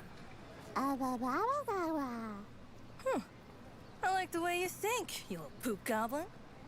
Welcome to the 35th annual edition of Ramshackle's Next Top Sweetheart. Where the most Alright, they definitely got my attention when the baby ate that lady. I got locked in. perfect and talented infant will be selected to be the face on every ad, every movie, Consume. every cereal box. A life of fame and celebrity status, and $10 awaits. So which baby will be Ramshackle's next sweetheart? We'll find out today. Excuse me. Pardon me. Gotta get the best spot for our bougie little boy. It's definitely a social commentary with the sledgehammer approach to messaging, but I can appreciate that as long as it is over the top and funny, and it has entered that realm. It started off, I wasn't really seeing what was special about it, but then when the baby ate the lady, and now we're doing a whole baby pageant, and my expectations for what is possible have now been set to such an extreme that I've got some anticipation for what could happen next. I'm hoping this will be like the Who's the Best Baby contest from I Think You Should Leave, because that is a god tier sketch. Get to the epicest, most hypest pageant of the year. Let's have a word from our sponsors. Ramshackle's Next Top Sweetheart is sponsored by Hicks Hickory Smoked Beans. Get it tonight or The else beans. you'll starve. Them grillin' beans. All right, we've got some fierce competition this year. First up is reigning champion Taylor, who can do a backflip, but only when you're not looking. Tuh. gonna have to disown you once this is over. We've also got Jaden from the Braden family, who can perform telepathy, but only with himself. Jaden, don't you dare tarnish the Braden name, or else it's off to the void with you. Man, these loot bags are brutal. Next up is Maggot. Am I reading that right?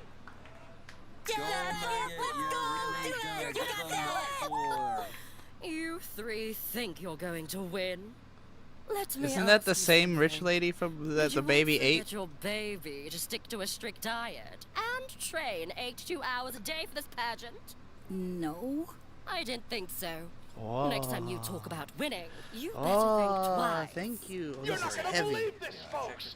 Maggot is doing What'd you the say? worm. No. Okay, the good. Thank you. Maggot. Yo, that's it. Even the judges' minds are blown. Literally. Damn. We all know no one's gonna top that, so who gives a damn about the rest of the contestants? The winner of the 35th annual edition of Ramshackle's Next Top Sweetheart is Maggot! Good baby.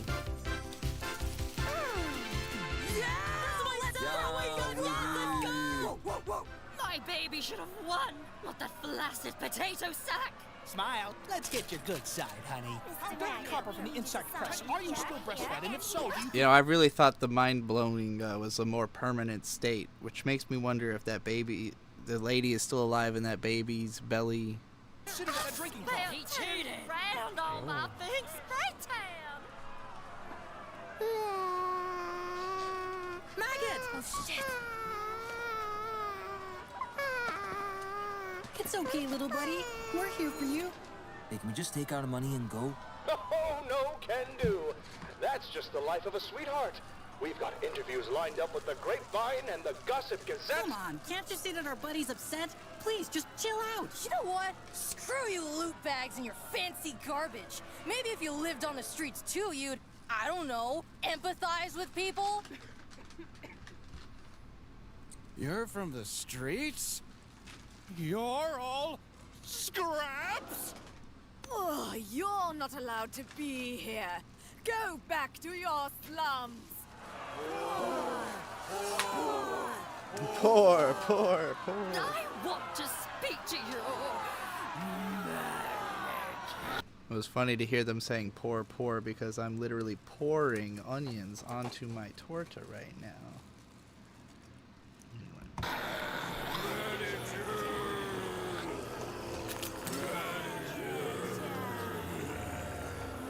Why does this shit always happen to us?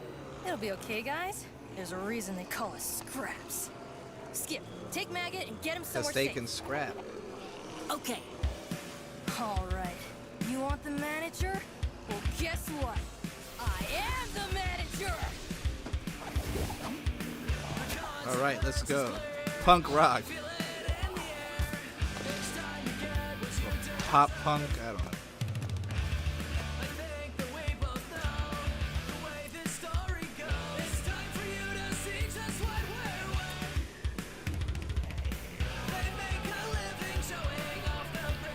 It sounds like music that would be in a Scooby-Doo episode.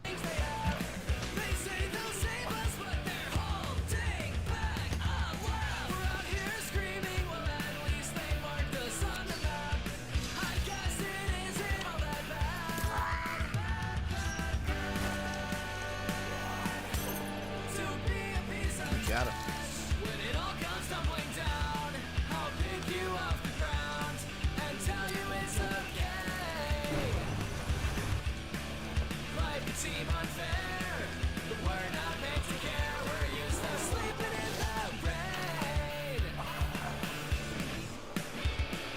Want to hear some folk indie alternative?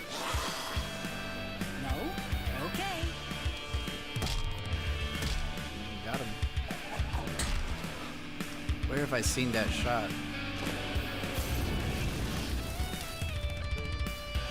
Oh, Fully Cooley, right? That's what when Haruko jumps up and spins around with the guitar and slams it down.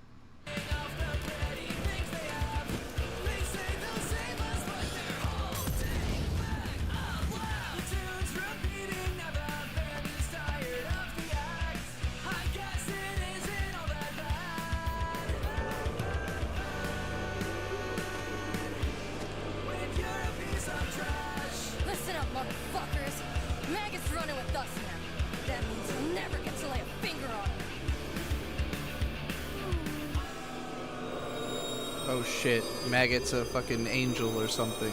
Maggot? Or a nuke. Or a star. It is an angel. I knew it. I called it. Biblically accurate. They really do grow up fast. Greetings, humanity. I am a What is it with our generation and biblically accurate angels? Like we found out about this and we just had to let everyone know. Like, did you know actually this is what angels? being of divine nature, come to judge the worthiness of man's morality. I came to you disguised as a vulnerable infant seeking refuge, and I leave enlightened. My eyes opened to Ramshackle's true nature, that which I deem unworthy. You are a town sunken to the depths of depravity, lavishing in its gluttony and wearing its greed with pride. As for you, my dear benefactors, though you too are flawed, and God forbid you three reproduce, your hearts be kind and well-intentioned. Your bonds of friendship are strong, and the time I spent with you three mortals left me with a deep sense of belonging and purpose. As such, the name Maggot you have bestowed upon me will always have a warm place in my heart. For the milk of your kindness, I bestow upon you 3 beans, cents and an 8-ounce can of hickory smoked beans. Now I must depart, for I have completed my mission. Maggot! I'm so glad we met! We'll never forget you! Likewise, Skip. Likewise. Hey man, once a scrap, always a scrap! Come visit the slum alleys whenever you pass by! This one's for you. Thank you kindly, little ones. How do they afford all the alcohol? One final thing to address. Divine judgment! Hell yeah, I knew that was coming. Farewell, mortals. Live long and prosper. Prosper. Prosper. Bye, Maggot! Come visit us! Later! I'm really gonna miss the guy. Yeah, now I'm stuck with you two idiots again. Hey, didn't they say something about beans? Oh! Beans! Yes.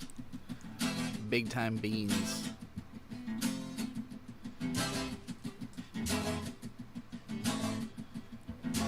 Why am I not surprised that's the character that has a plushie?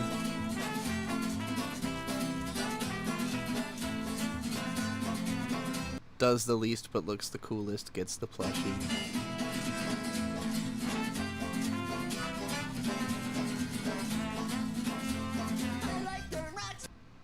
This feels like the show for the older Gravity Falls fans. Maybe that's where I'm seeing the art similarities. I can see it somewhat. To me, it looks more like Ed, Edd n Eddy, like the way that they move in particular.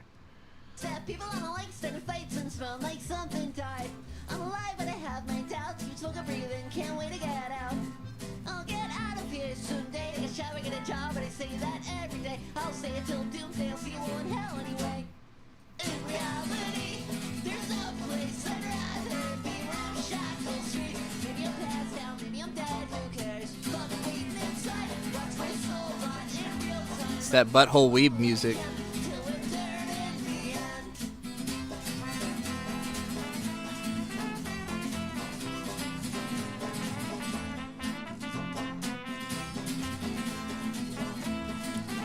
Nisa said I'd buy that plushie, no lie. You know, I wouldn't pay money for it, but I'd allow it into my house. It's pretty cute. I don't know how I feel about the hair sticking up in the back. But I like his dead ass expression. Or there. I don't know, they never really clarified the character's gender. Lapusha says Ed, Edd n Eddy is way better. I big agree. This was cute. It was very watchable. It definitely, my biggest criticisms, it's very sanctimonious. If it was going to do like a, you know, social commentary with a sledgehammer, I wish it went even further and wasn't quite so cutesy. It didn't feel so much like a kid's show that happens to have swearing and a little bit of violence, you know. again, the animations, like every single animation in this was like, I've seen this before. I have literally seen each and every one of these motions. And it's not that that's inherently a problem. Obviously, lots of animation is just doing what other shows have done. And sometimes I even celebrate it. If I see, you know, like an Akira slide, I might pog at it because it's a recognizable piece. Or like a, you know, there's lots of little anime trope things that because they are so exciting, they live forever. But this wasn't so much like the really cool stuff was stuff that you've seen before. It was just everything. Like every single idea for how to move characters around was something I have seen in another show. So it was like nostalgic, but in that way where it kind of hurts your brain because you're like, this doesn't feel new. But it also isn't obviously old, or like what old thing is it? You know, I liked the aesthetics. It is the absolute epitome of millennial stuff. You know, Nisa kept saying it's so millennial, it's actually making me cringe, but also tickling my own millennial brain. And yeah, like, it feels like the direct product of its generation. It feels like if you've seen a lot of indie animations that are inspired by cartoons that I grew up with, then this is another one. Nothing about it is extremely distinct or memorable. I think the baby eating the lady is probably the only scene that was like a wake-up call. But then the rest of it never really lived up to that again. Like, it didn't have a second crazy moment. It was really just that. So I don't know. It was okay. It was funnily enough, it was like easier to watch than Loki IRL in the sense of being less taxing, like to process, but it was nowhere near as interesting or exciting. Alright, now we have the episode 2 animatic of Pretty Pretty Please I Don't Want to Be a Magical Girl. I believe we covered the first episode of this way the hell back. Like, I don't know when, but it was at least a year ago, I think.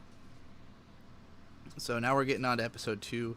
I remember I remember having similar feelings about this show as I did about that last one, based on the first episode, but we'll see how it goes. I'm also going to try to eat this friggin' big-ass torta in front of me while I watch, but I'm worried this is going to be a huge mess. So I'm going to get some paper towels ready and stuff. Okay.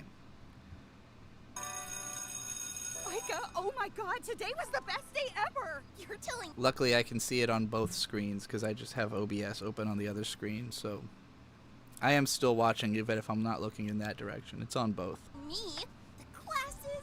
The cafeteria food? The assigned homework? I feel like we're not on the same page. I'm talking about the freaking hole that was blown into the side of our school! And we got a half day because of it? Also, you're a magical girl! Oh, Zira, that stuff's stupid and boring, and It's I like the hate it. loosest imaginable Anyways, torta. What we doing next? Oh boy. We? Together? Yeah, like, date. Oh, wait, that's wrong. I think it's called a hang, because we're friends now. Oh, no, unless you're busy. You look like you're someone who has a lot going on. You're not going anywhere, Star Girl. Oh, chunks. I forgot who she's here. Hey, look at me when I'm talking to you. Listen, you've had your fun. I let you finish your one day at school, but you're coming home now. Oh, wait, you have to leave already? I was hoping to pay you back. You really saved me today. You're right. Hoshi! Today was the first time in a while there was an actual magical threat, right? It'd be so irresponsible to leave all these kids in this beautiful high school loser to fend for themselves. You're gonna rot here. Can't have you losing your edge. Oh, come on. You don't even know what's out here. But she does. Zira here can show us the best this town's got to offer. I can? I sure hope so, or I'm out of here. Well, let's see it. You've got until the end of the day. Yeah, totally. Let me just... what do cool people do first? I've noticed that like a lot of indie cartoons seem weirdly preoccupied with like uncoolness versus like the fact that the characters are not cool, and you know, they have different approaches to how they deal with that. But I totally missed the trash can. But like that's such an interesting preoccupation because personally it wasn't ever a big concern of mine, like in high school or since. Like I was never very cognizant of who is or isn't considered cool. It kind of felt like I was in my own world for the most part, and like I'm sure I was being judged by other people, but for them, I honestly wouldn't catch on to that until way later, you know? So it's funny to me how these, like, characters, and this goes back through, like, all of cartoon history. This isn't even unique to indie cartoons or whatever. Like, I feel like so many animators are people who felt uncool, but could make things cool, and so they end up trying to make stories about someone uncool figuring out how to be cool. And like, I don't know, it's something I've seen my whole life and never really connected with as like a plot concern. Like, I don't care about being cool per se. Right, yeah, stuff to do. I do stuff because I'm well adjusted and have hobbies. Let's do it.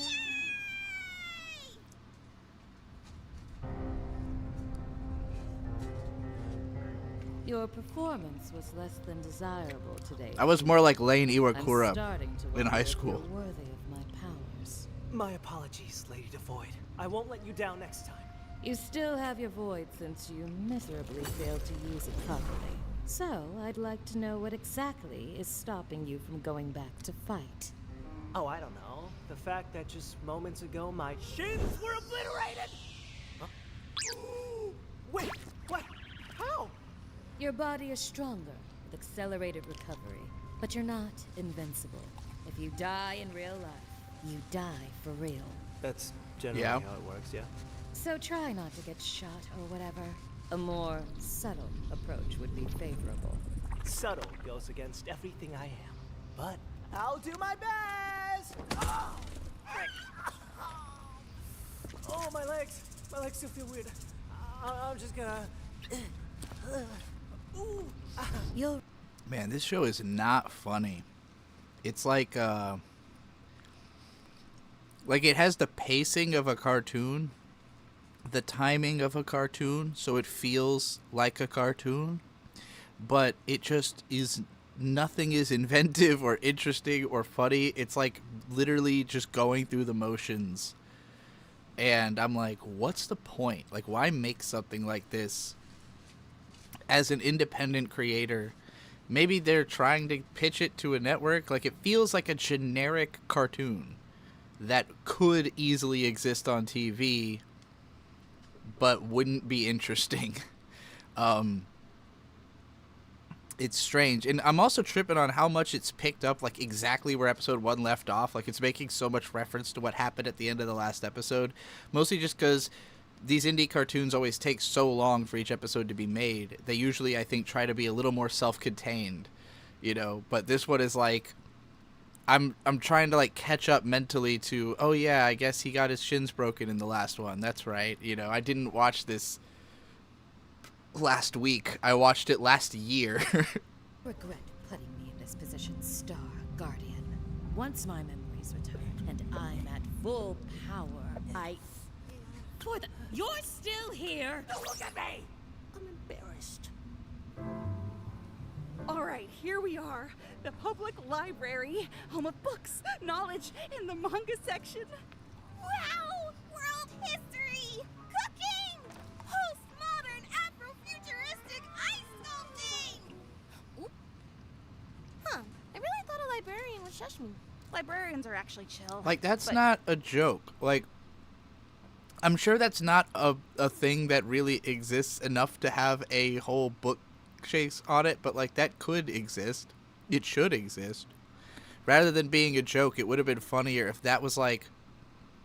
Maybe there'll be a payoff to that where in this world we get to meet a character who is a that whole phrase I forgot already, but like that's the kind of thing that if a character was doing that in the story, the joke would be, you know, them saying that that's what they do, but then the payoff would be that they're actually doing it.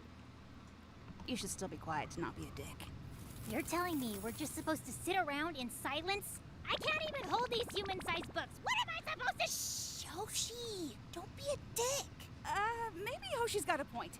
Who needs knowledge, anyways? Come on, I know something we can all enjoy. Library, loser shit. But this new boba shop is the coolest spot in town. Hello there. One milk tea with boba, please. Hold the milk tea.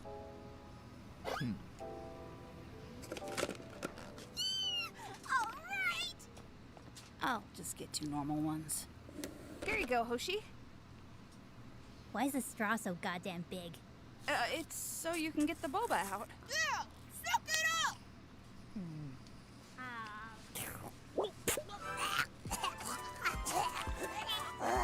Oh my god! I buy it. Huh.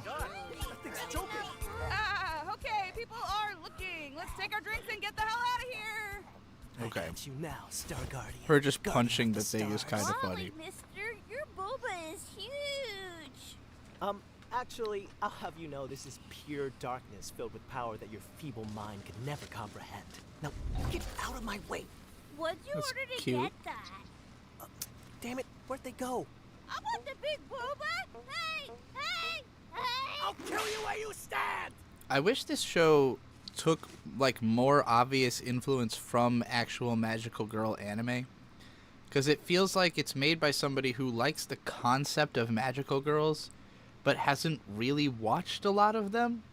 Like it entirely feels like an American cartoon, like just any old slice of life comedy American cartoon show about high schoolers. It happens to have some swearing in it, but like there's just so little inventiveness and also not enough like living in the genre. Like I'm thinking about scenes in Magical Girl shows that would do a joke like this so much better, and it just like I wish they had seen those, you know. I wish this person had watched. Maybe they have and they just aren't really incorporating, you know, elements of that into it as much. But it does not give me the vibe of this person's a big fan of Magical Girl anime. It gives me the vibe of they like the idea of magical girls, you know, but ultimately are more of a fan of American cartoons. I'd like to see you try foot chug shin kick. Man, this guy's shins cannot get a... Well, they can definitely get a break, but not in the way that they other want. stuff was dumb and bad. But how Yeah. about river jumping? Our classmates come here all the time, so I know it's cool. Pretty scary, but there a fork exhilarating. around somewhere? What do you think, Hoshi? I don't know. Do you want to jump off a bridge? Because I can fly. There so is a fork you do around you, man. somewhere.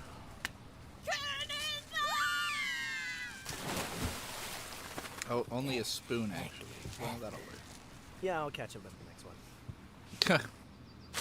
God, stupid. Aw, don't be so hard on yourself, Zira. I'm having an amazing time. Yeah. Lapusha said, no, I do think this person has seen a lot of Magical Girl anime. Why do you say so? Just knowing who they are, or... Because the show itself, the stuff that happens, doesn't feel like Magical Girls. It's just that it's made by someone who's making an American cartoon. Yeah, but, I mean, all the cartoons we've watched today were... Like, Punch Punch Forever is an American cartoon, you know, but it's obviously way more anime influenced than anything else. This show, like, in every way resembles other American cartoons, other than in that it has the idea of magical girls. And, like, the characters themselves, they're into stuff like boba tea, you know, the one girl's got, like, a Sailor Moon kind of hat, and, like, it feels more like it's influenced by kawaii culture than by magical girls specifically, you know, because like if you here in Norfolk, we this year had our first ever Kawaii Con. It was literally just a mall where there was a bunch of installations like selling kawaii things. And this show would feel at home there. This show would feel at home in Kawaii Con, which you can find Magical Girl related stuff there because a lot of kawaii stuff references Magical Girl aesthetics.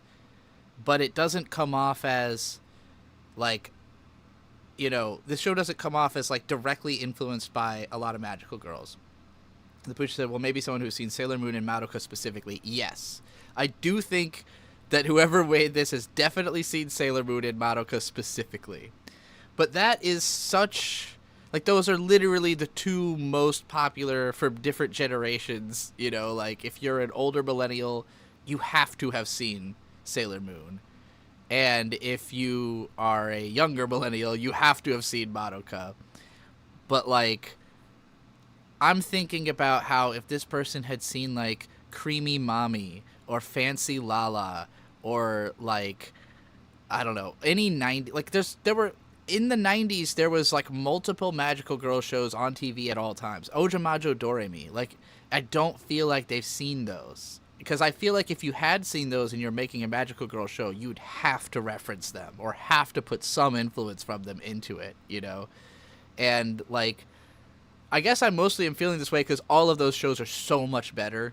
Like, the average Magical Girl anime is so much better than this that if it took any influence from them, it would just be better. It would be a big improvement. Because Magical Girls have such a particular kind of, like, aesthetic identity and, like, sense of pacing and just way about themselves that this show doesn't convey. It feels more like... one of those Cartoon Network shows that all look exactly the same. What people used to call the Cal Arts style, which is not an accurate description, but it's more like the stuff that looks like Steven Universe.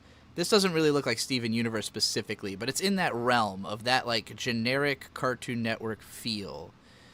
I think the characters have cool clothes and cool hair, like I like the designs overall, but nothing about how they're animated or how animated. Nothing about the storyboard has like any life or imagination to it, and I just feel like if they had seen a lot of Magical Girl shows, they would have all this stuff to draw on that current Magical Girl shows do have, which it's basically a dead genre at this point. But like by the end of the 90s, when Magical Girls were at their height, they were building on 3 decades worth of ideas from the genre, and so it feels like this is just losing out on all this history it could be drawing from by not knowing that history, I assume, just based on how it feels watching it. Oh, well, you're not the one deciding if you can stay or not. I'm sure Hoshi's having fun too. Ooh. Hey, you did good. I got it from here. But... All right, Hoshi. Turn that frown upside down. I know these activities haven't really been your speed. No. Let me talk. How about we just do a chill little hang? Stay in, eat some junk food, and put on some peak television. Just like when I was little. Pinky Popo? Okay, so that's a reference to Minky Momo. So maybe she has seen Minky Momo. In which case, I would like to see more visual ideas taken from Minky Momo. Rat and pretty Princess Pinky Popo! We were never able to finish the series because we couldn't find the rest. Well, this very town's local library had the whole set. Gee, maybe this place isn't so bad after all. Oh, it's beautiful. Wow, you were so prepared. If there's one thing I've learned while being a magical girl, it's that you gotta cover your faces. Now, let's go hang out at Zira's house! Yay! We can't! Just kidding! We can go to my house! Faces covered. You have a house? You ask such silly questions. Now follow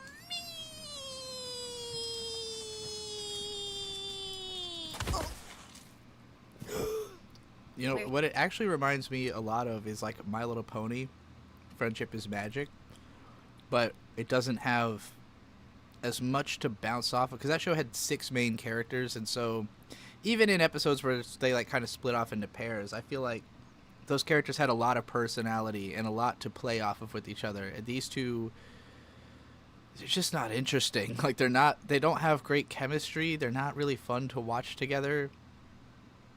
There's something missing here, and I don't know exactly how to put my finger on it, but it just feels very hollow and empty to me. Here. Where's your house? You live here? Oh, yeah, that checks out. How'd you get a treehouse? I made it myself. Pretty nice, huh? Wait. So you live here, like, by yourself, in the middle of the woods? What about bears? Or robbers? Or more bears? I guess you're a magical girl. Alright. Like, this guy is obviously inspired by the Sailor Moon villains. Time's the charm. Wait, where are your parents? That's classified. Best not to ask so many questions. You're lucky the star got. Imagine if this was as funny as Sailor Moon Abridged, though. That Team 4-Star one. That shit was hilarious. That was the best magical girl show for adults. Guardian is even talking to you. Right. You know, maybe I should just go. And gotcha. Ow! Lady the Void's gonna kill me. What the? You okay? What's wrong? Like emotionally, or?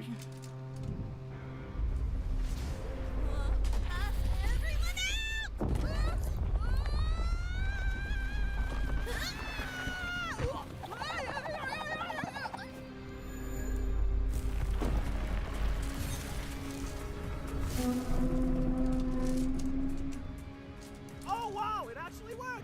Aika, what is that? Star Guardian, hello? Danger! What? It's just a tree! Oh, would you get it together and do something? The house is a monster. I can't stay here. I can't hang here. Exactly! It's a monster! Do your job! Zira! Behind you!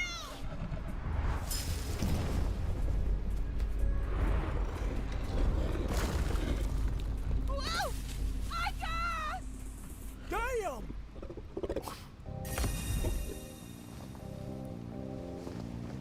Can I have my I like her house back, magical please? girl outfit at least. Yes! She's doing it! She's really doing it!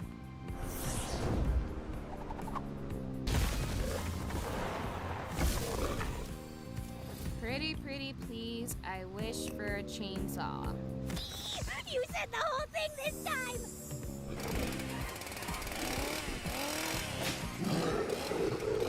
What was that show, Kore wa Zombie desu ka, where the magical girl has a chainsaw?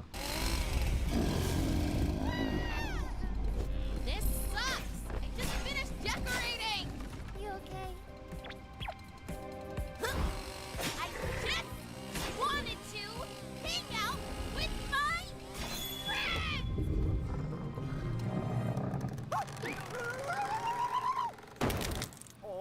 The fucking shins every time.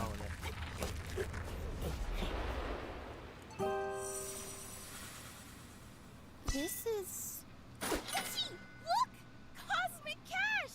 That means that thing was a void! Why did it spawn here?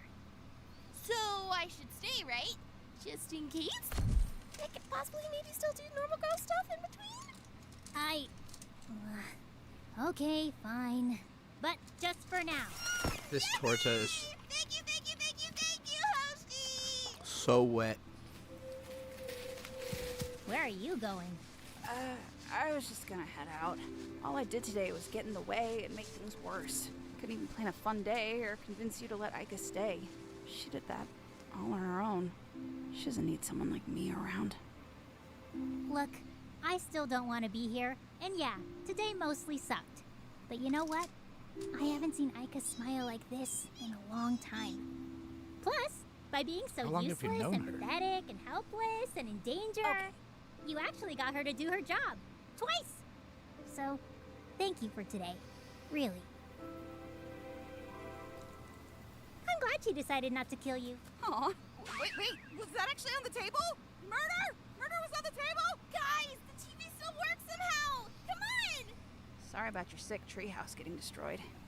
It's okay. I have good insurance.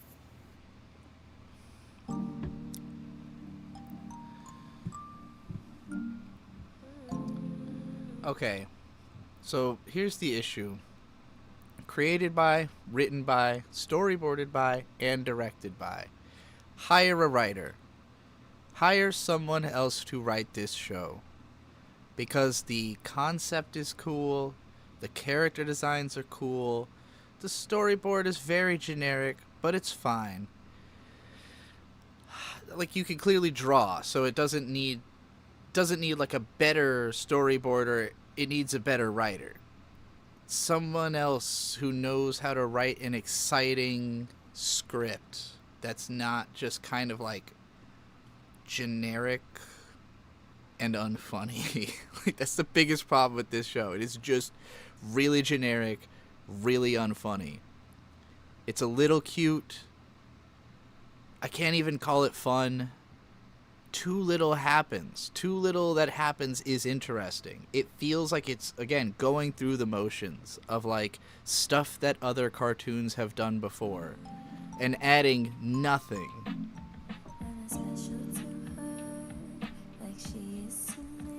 She tried pitching it to Glitch. I mean, I think they probably would want you to have a stronger writer if they were going to accept it. If I were Glitch, I would not pick up this show. Is what I'm trying to say. It needs a writer, somebody who knows how to write interesting dialogue, interesting scenarios, interesting chemistry between the characters. It just feels like a nothing burger.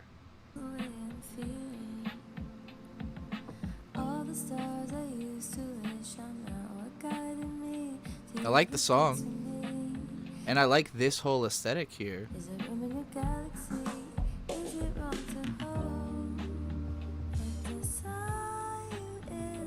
And the voice acting is solid too. Like, for the script being as boring as it is, the voice actors really get everything they can out of it. It's just not interesting. And she did the voice directing too. She's perfectly fine at voice directing, perfectly fine at all the artistic skills, just not writing. Need a writer.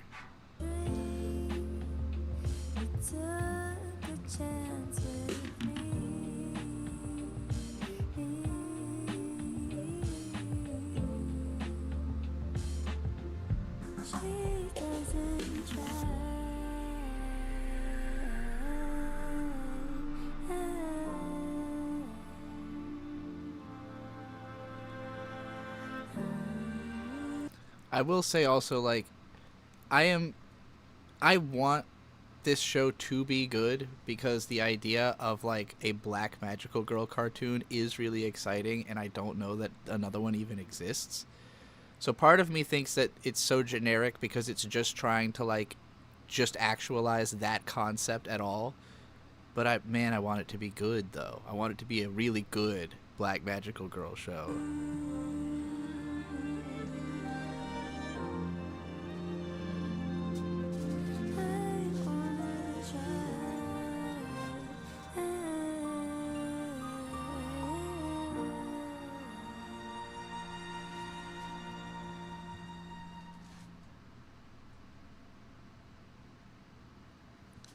Like, there's other shows that are about not wanting to be a magical girl, you know? But they do more than just that as the whole concept of the show.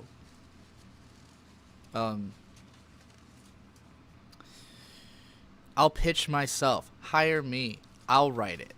You know what? I'll write up a spec script. I'll send it to her. I'll pitch myself. I am confident I could write a better magical girl show than this. But honestly, there's so little there that I feel like you would have to fund it. Like, it would change a lot of the identity to rewrite it just because the identity barely exists of this show. But yeah, it just needs a new writer. Restart with a new writer, or do a different show with a new writer. If you're really dedicated to these characters and this concept, there has to be more to them that is worth exploring than just, like, them being very normal high school girls with no personality. It also has that weird, like, you know, it was mentioned earlier that a lot of these shows, they feel like kids shows that just weirdly have swearing, and this one more than any other feels like like nothing about it is different from a children's show for Cartoon Network other than that they swear sometimes. That is the only thing that's not completely kid-friendly about it, which is very strange. What about Owl House? Is that a Magical Girl show? I didn't know that. How do you write a good story about not wanting to be a magical girl? You can do plenty. I mean, again, there are other anime that have done that concept. You know, it's not like no magical girl has ever refused the call. Actually, fucking Sailor Moon didn't want to be a magical girl. She just did it because she had to. But she was always kind of being dragged into the scenarios because her friends are getting messed with. You know, like, she didn't think, oh, this is badass, I can't wait to do this. She was like, uh-oh, I have to, even though I don't want to, you know.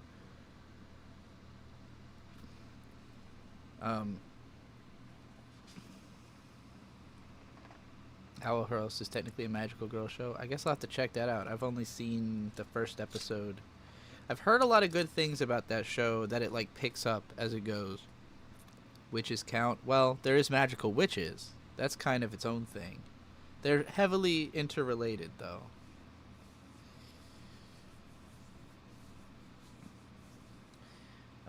Okay, right now what I'm thinking about more than anything is, how am I going to eat this torta? I have half a torta. It's fucking huge. The bottom bun is completely soaking wet.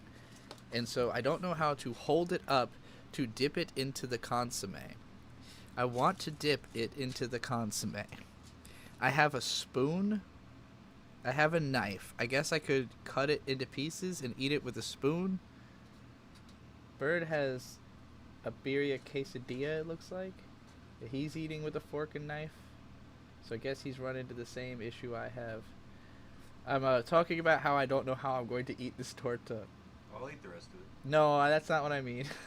I mean, I don't know physically how I'm going to eat I'll this. eat the rest of it. His answer was, I'll eat the rest of it. I know how to eat it, don't worry. Alright. I will attempt to, I guess, cut this torta up and eat it with a spoon and a knife while I watch whatever is Snow Bear, which I have not heard of.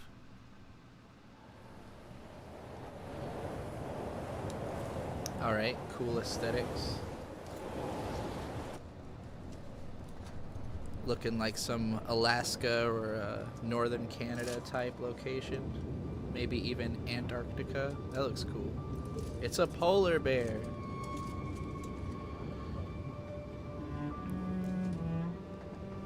Gotta love when they get right down to business. Here is the Snow Bear. Mission accomplished. Oh, this is some Balto. This is straight up some Balto shit.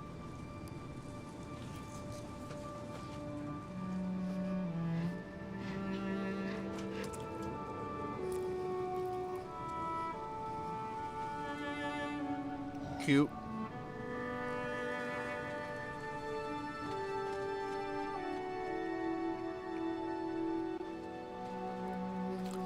Very Disney-esque animal expressiveness.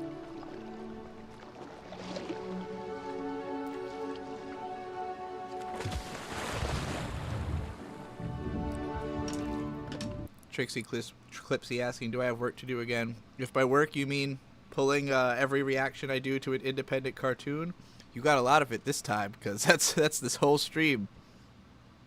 If you want to see times that I reacted to cartoons individually from previous streams, Trixie Clipsy has clipped most, if not all of them. So, like, for instance, my reaction to previous episodes of the Magical Girl show we just watched and stuff like that. Yeah, this, by the way, is gorgeous. Very much in the vein of old Disney and those Balto movies.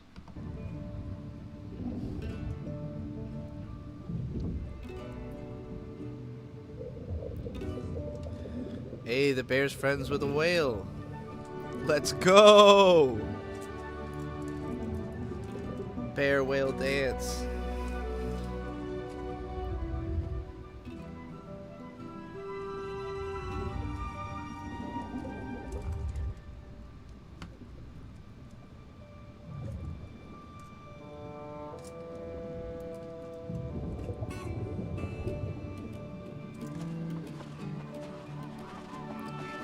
I'm just thinking about how Tezuka would have watched this 700 times.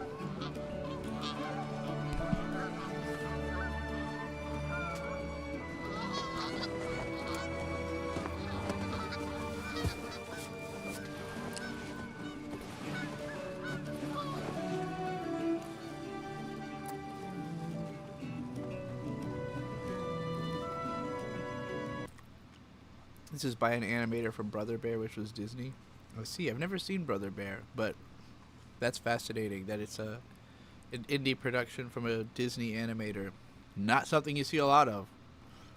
I also have not seen the yaoi manga about a polar bear falling in love with a seal. I was wondering, like, how furry is this going to be? Probably not that furry.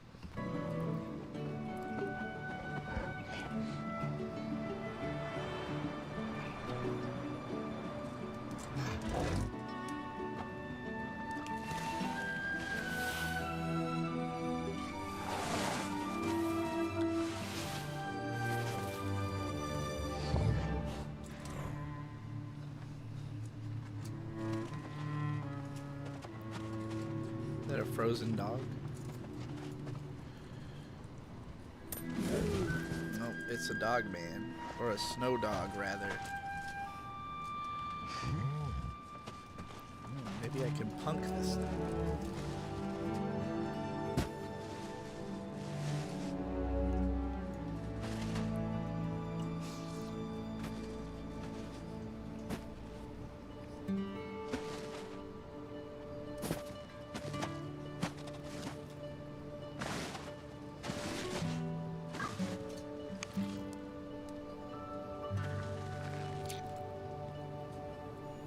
The snow bear made Winnie the Pooh. I mean, a snow bear.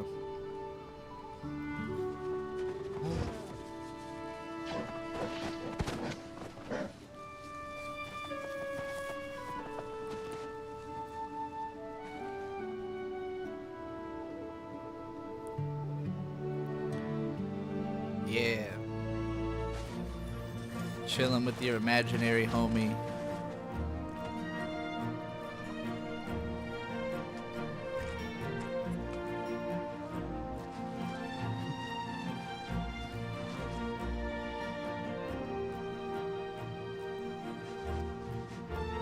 Art Bear.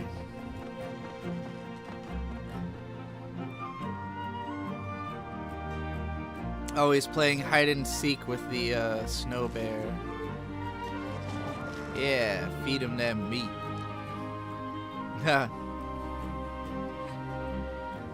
Amazing.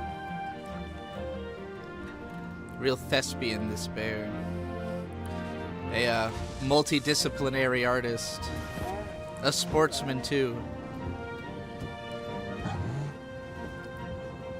Oh, shit. Homie's gone.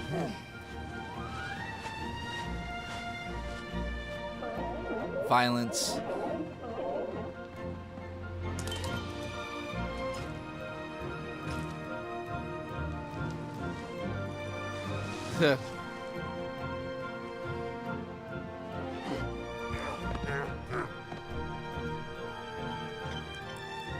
I don't see walruses animated a lot. It's a big motherfucker.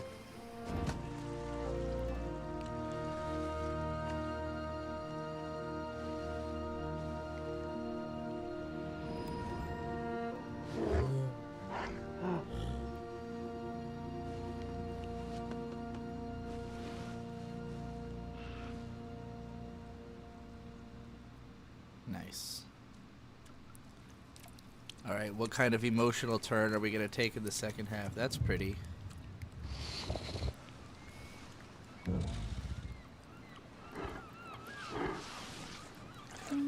It's funny because, like, I almost want to criticize the fact that so much of the bear's like movement and expressions are like very familiar Disney animations, you know, like in the same way that I was saying that other show kind of looked like Ed, Edd n Eddy.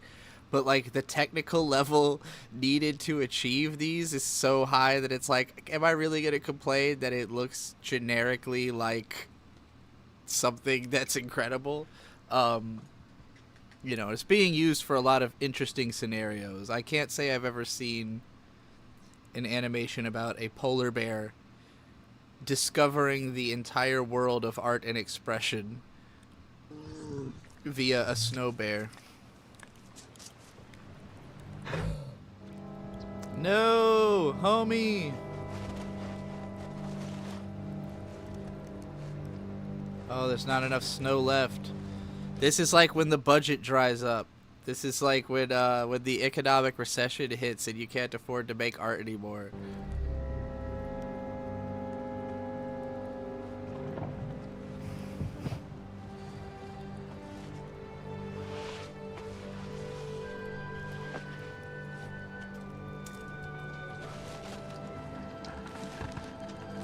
I'm afraid Bear Studio is closed for the summer.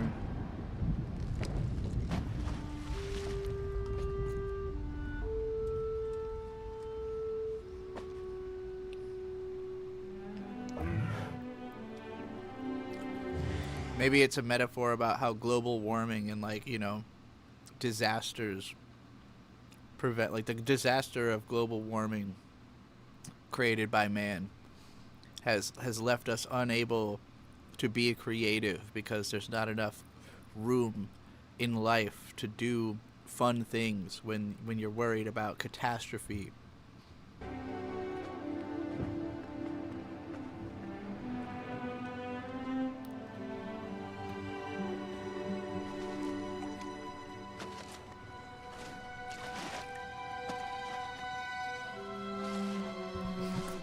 Pusha said he needs to give up anime and find real bears. That's hilarious.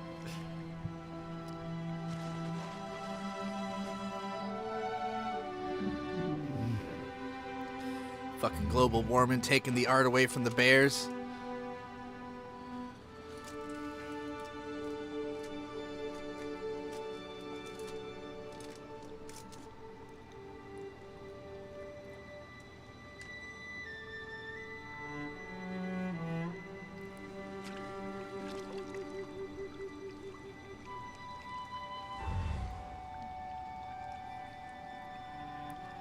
Now all that's left is independent animation.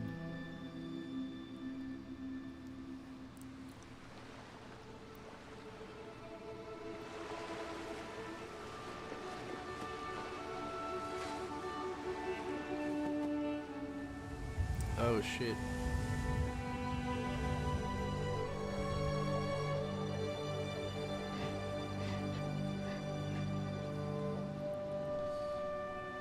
Someone needs to teach this guy about the bare necessities. Put a little song in his step, you know?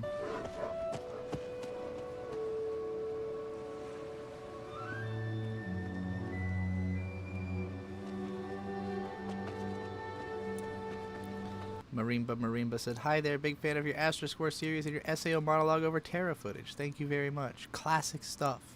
Can you believe it's been more than a fucking decade since I did those videos?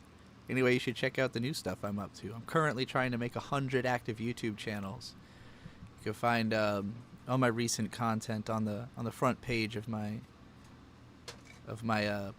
channel, because I have a playlist of all the videos of all the channels."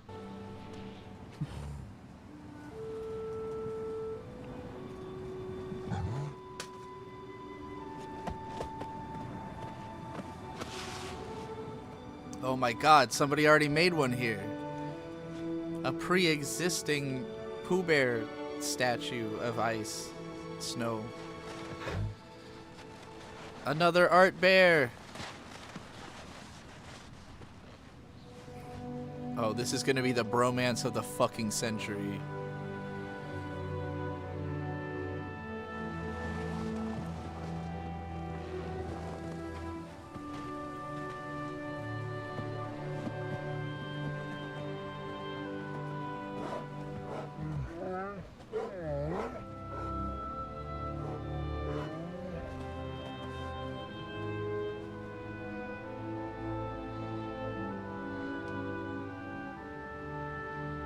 Oh, gay bears, let's go.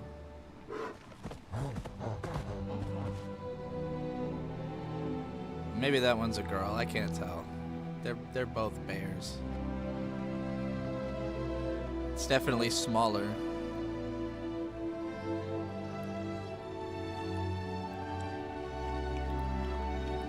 With our powers combined, we can make a whole army of snow bears. Hey, y'all aren't even making snow bears. They're just over there hanging out. Oh, there we go. There's the snow bears. Best friend snow bears.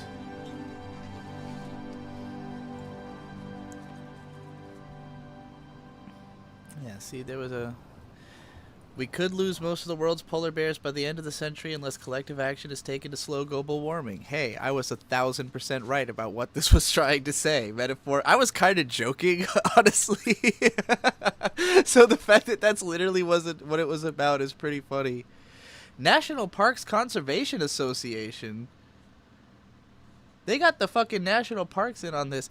I hope I get to see this in a national park at some point. Like, I feel like I'm going to go... We're probably going to take a cruise to Alaska next year. We're going to rock up at a national park. They're going to be playing this fucking thing in the movie room. I did not see that coming at all.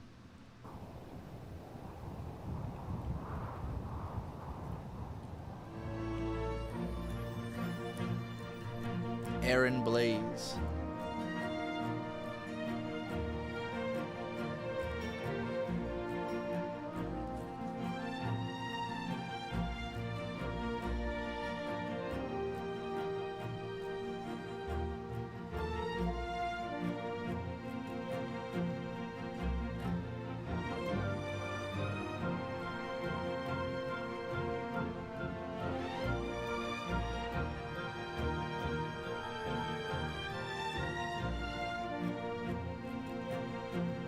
It's amazing how big the sound department was compared to the animation department on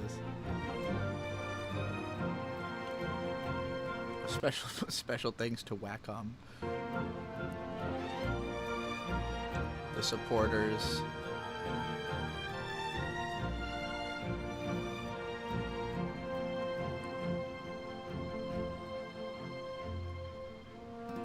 Good bear.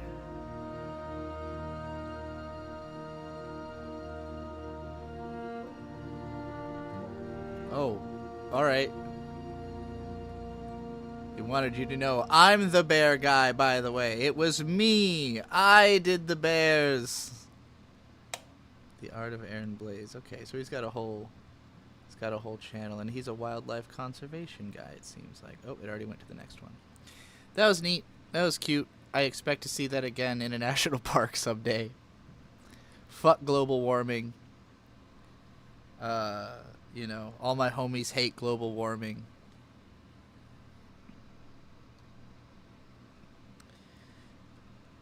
He worked on Beauty and the Beast, Aladdin, Lion King, and of course Brother Bear. That makes a lot of sense. Damn, he didn't even look... I mean, he looked old, but he didn't look animator on Beauty and the Beast old. Maybe he was pretty young when he did that. That movie's like as old as I am, I think. Yeah, good stuff. I'm the gay art bear. Yeah. I don't know if the bear was gay. The other one was significantly smaller, so it could have been a woman bear. But I choose to think that they were gay bears doing gay bear art together. All right. Classical animation time over. Let's get back to internet animation, assumably. I don't actually know. I have no idea what this is. I've never heard of it. And I will still be continuing to try to eat this massive torta.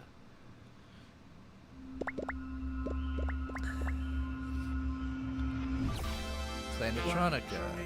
Alright, so right off, this art is giving Sega Dreamcast heavily giving Sega Dreamcast.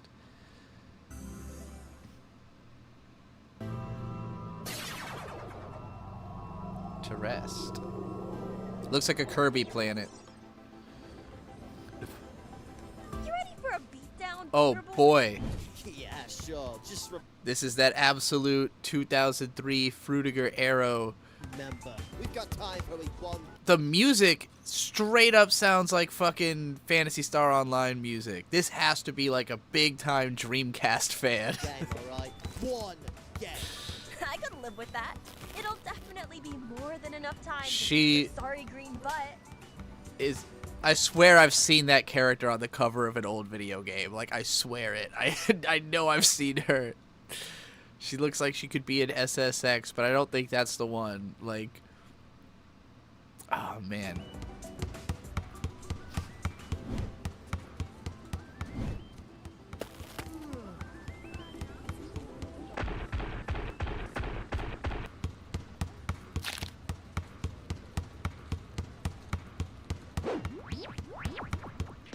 Animation kind of feels like Totally Spies or something.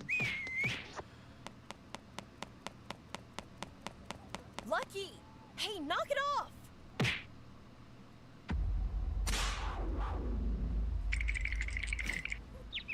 Like, that tiger sound effect is a generic sound effect that's in a lot of stuff, but it's also in Phantasy Star Online. I'm just saying. I like the ball cat.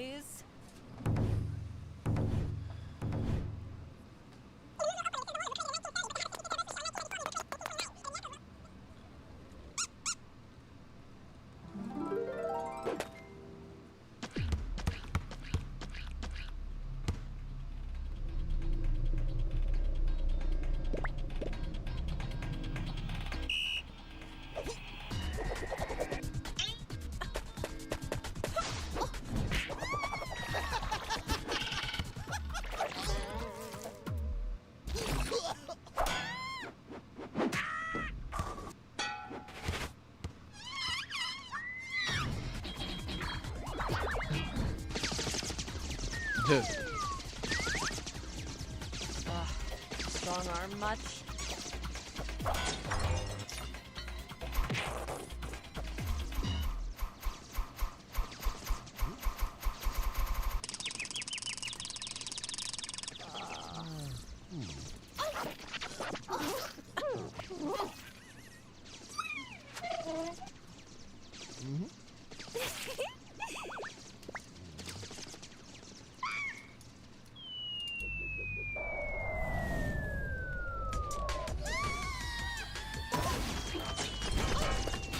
Good old Amen break. Butterfly, don't you think it'd be a good time to test that ray gun I built you? The what? One inside your pocket. Right. Oh, works. It's gotta be in here somewhere. Something over here. I'll be there in just a second. How hard is it to find one stupid...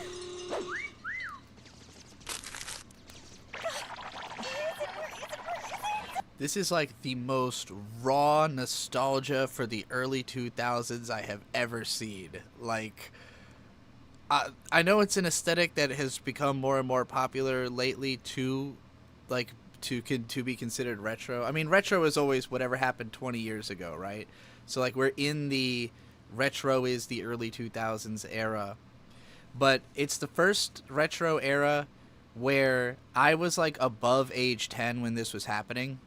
And so to me, it's not like, it is nostalgic, but it's also like, oh, I lived through that. I remember that cleanly, you know? And so seeing the return to it is surreal, because when I think like nostalgic aesthetic, I think the 90s, closer to something like Punch Punch Forever, even though even that is like really pulling from stuff that I hadn't seen in the 90s. But this is like, oh yeah, I guess this is a very nostalgic art style. You know, if you're like 5 years younger than me, then you would have been like a kid when everything looked like this. And it would feel weird for that aesthetic to just disappear, which it did. You know, like nothing looks like this anymore except for independent stuff that is nostalgic for the early 2000s. So I totally understand wanting to tribute this aesthetic era. But yeah, it's fascinating to see it like done so thoroughly. Like the only thing about this that doesn't feel like early 2000s cartoons and video games is that it has a little bit of that trigger influence in the animation, which even then, like, you know, Fooly Cooly existed, fucking Dead Leaves existed in that time, so it's not like it's out of place. I just wonder if, like, this animator would have seen all of that stuff around the same time, or if they're just incorporating a little bit of later influence in with the... But it's mostly just like, wow, this is 2003. This is so 2003. Before the Dreamcast was dead, but not long before.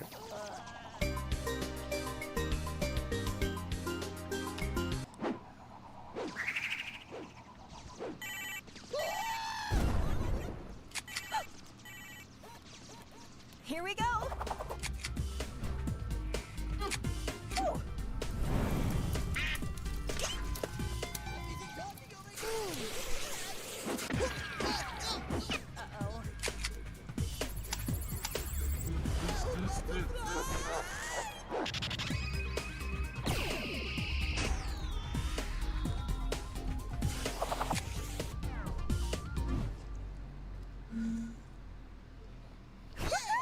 For the record, it was my invention that saved the day. That's cool and all, but you don't think your dad's gonna kill you for wrecking his shop? Can't invent your way out of that craziness. So by all accounts, you're the bigger loser than me.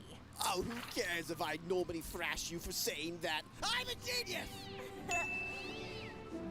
I mean, we're not dead! Would you care for the complimentary high five, monsieur? Would I?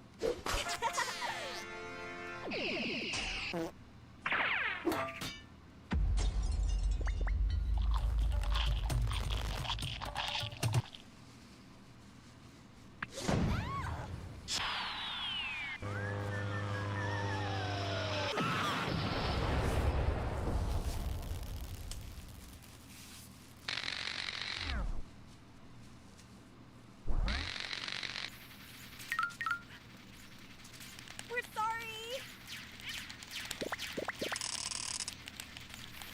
I'm really curious how this would actually feel to, like, a very young person, like, because I'm thinking about how when I was a kid, the 70s felt infinitely long ago.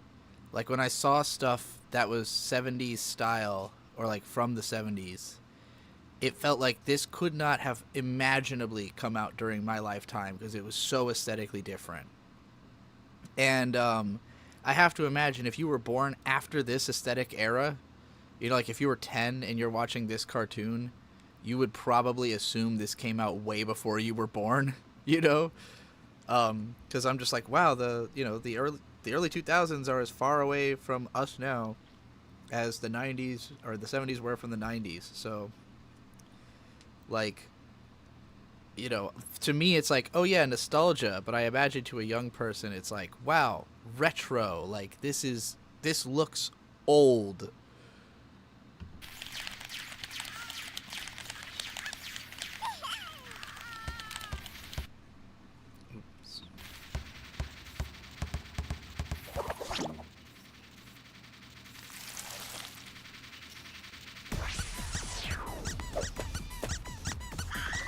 So much for one game, huh? She got eaten by a piranha plant. I suppose I do owe you a rematch, but I won't go easy on you this time.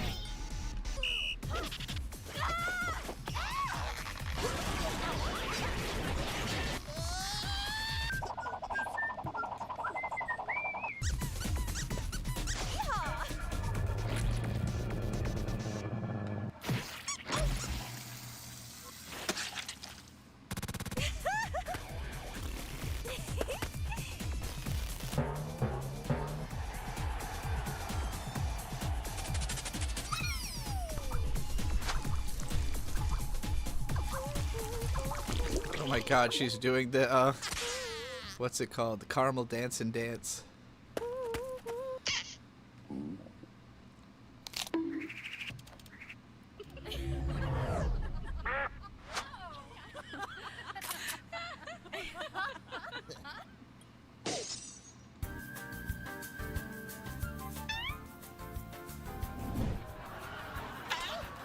Damn. got him.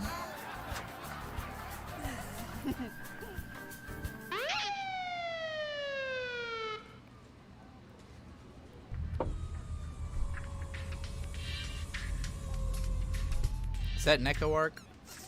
Right, which one of you freeloaders threw that ball? Fuck the police.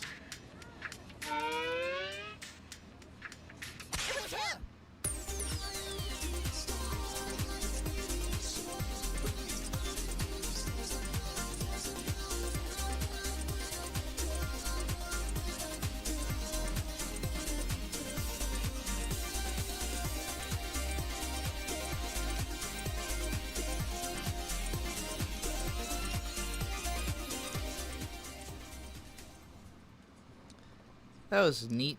I can't say it appealed to me as strongly as the stuff I've really enjoyed tonight, but I definitely see the appeal. This whole aesthetic era was not really my thing when it was happening. And so for me, it's like nostalgia, but in that weird way that it's like nostalgic for something that I never personally cared about, you know? And so it's like, oh yeah, I remember being 10, you know, but this was always something that was like happening over there and not really like something I engaged with. But the girls are cute. I like the overall art style. If it weren't for certain animation techniques that give away that it's an indie cartoon, I would have assumed it was actually from the 2000s. This is some Jetix stuff, yeah. For sure. Yeah, I'm gonna refill my coffee and wash my hands. And in the meantime, explain to me what was the controversy. The main girl being sexy? That doesn't sound like natively problematic. What was the problem? Be right back.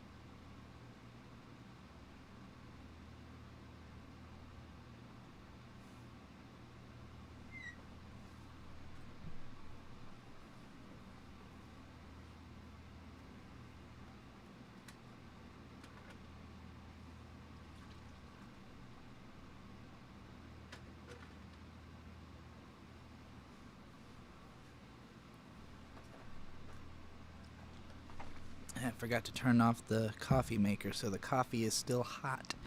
I don't want that. I like my coffee cold. The creator said he'll turn it down for the future, which I'm not necessarily against, but I don't think it was that bad. I didn't... I saw nothing to be upset about in that. I don't know what anyone could possibly have been upset with there. I don't know. Internet Puritans are very strange people. Special thanks to Mom and Dad. That's sweet. Yeah, there was nothing in that seemed even a little bit racy or controversial to me. So I don't know what there was to be upset about. I'm gonna move my mic cord or my headphone cord real quick.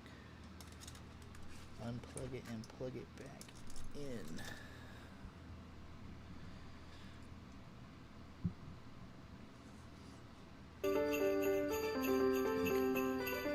Still working. Maybe it's the tiny amount of side boob. Yeah, I don't...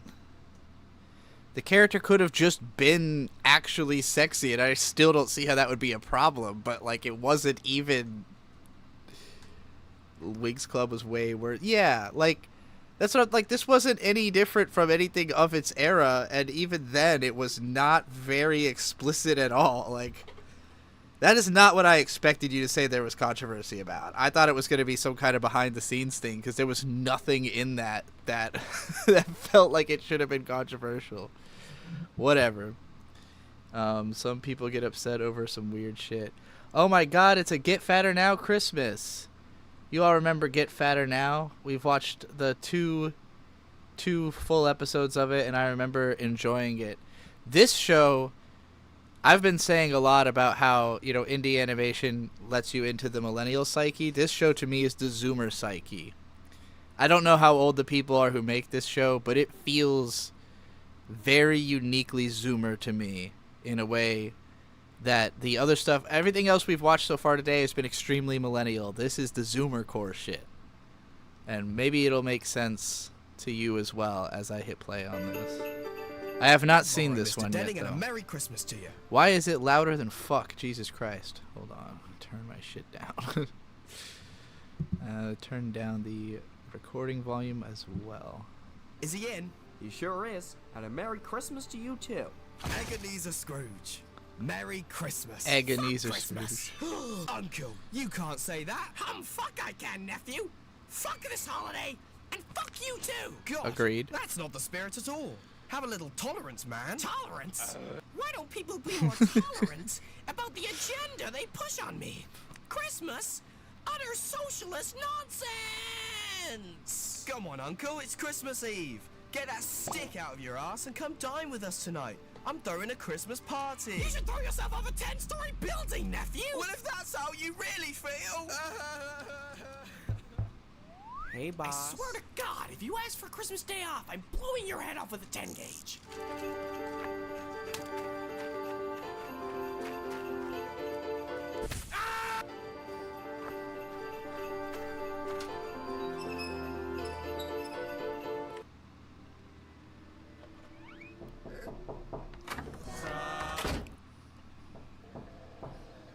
Trick or treat, smell my feet.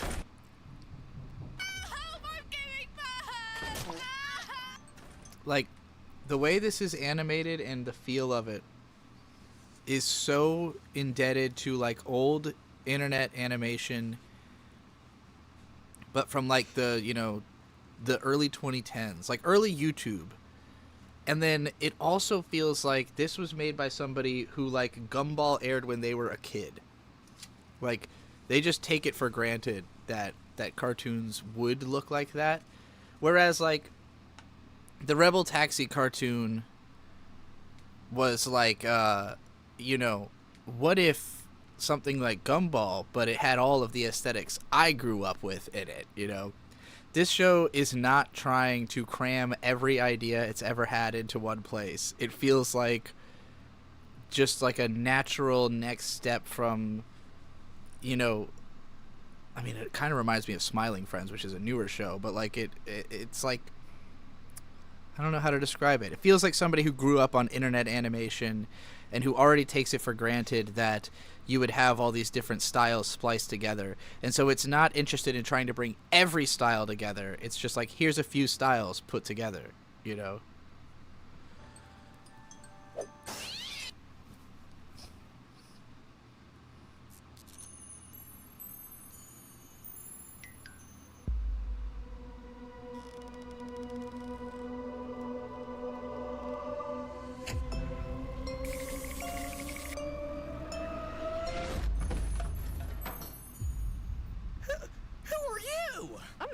Ghost of Christmas Past. And don't worry, I know exactly who you Also, are. something about the, like, blown out, like, headset microphone audio just makes it feel like I'm in a Discord call.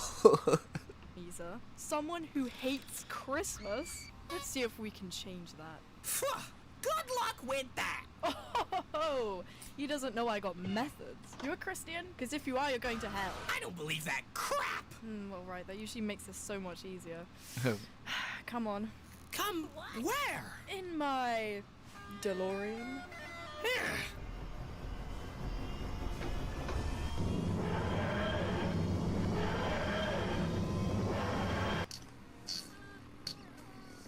So, this is where it all began, huh? That's right. The first egg to be laid by a headless chicken. You can't make babies from head anyway. Oh. You can't make babies from head anyway. Lovely little chicken that will hatch from it. Let's take it in and raise it as our own. So those are your parents, huh? Yep. And they had a classic case of parents who want their kid to be a chicken. Oh, well, I never knew that was a thing. It was Sigmund Freud's least popular book. They took me in and waited years for me to hatch. What the fuck is taking so long? Yeah, your son is an unfertilized eggism, and there's gonna be no fucking chicken inside him. Fuck! After that, they resented me. So they sent me away to a boarding school. Well, if it isn't Ebenezer shit. That's a mean thing to say to me. I never did anything to you. Yeah, whatever, Homo sapien. That doesn't even work. I'm an egg. You're the ones who are Homo sapiens. Yeah, well, we may be Homo sapiens, but you're a Homo gapian. Got him. See Sarah, Jessica, and Lydia Parkerfield's Sirencester over there?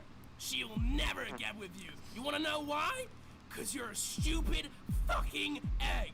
And my dick game is on another stratosphere. Hey, leave him alone. It's mean to be mean. Oh my god! Fuck! Are you okay? He can be such a jerk. Here, let me sign your textbook.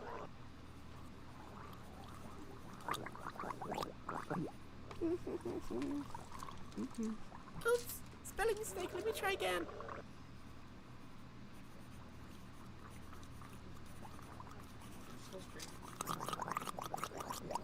Kill me! There you go. Look, I'm all for a trip down memory lane, but we're kinda supposed to be finding what in your past made you hate Christmas. Oh, you wanna know why I hate Christmas? Belle. My whole world. Belle, you are my one and only.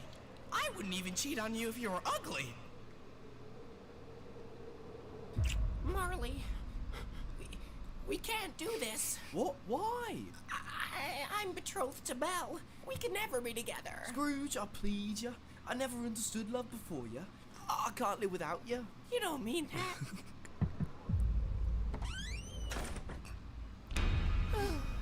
Scrooge, meet my new boyfriend. He can do muscle-ups. Ciao. It was at that moment I realized what a mistake I had made.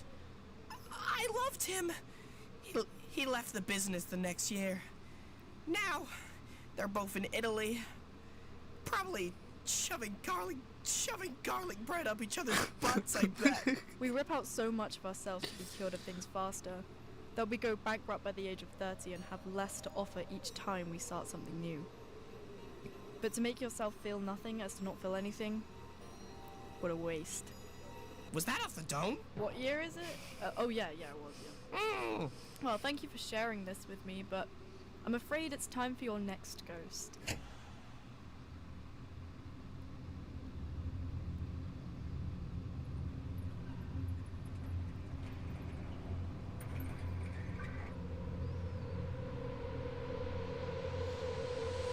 Ghost of Christmas presents, bitches! Yeah. Remember, Santa, there's a new sack shooter in town. Present, dumbass. Alright then. Walk with me, Egg. I bet you want to know what your nephew's saying about you at his party, huh?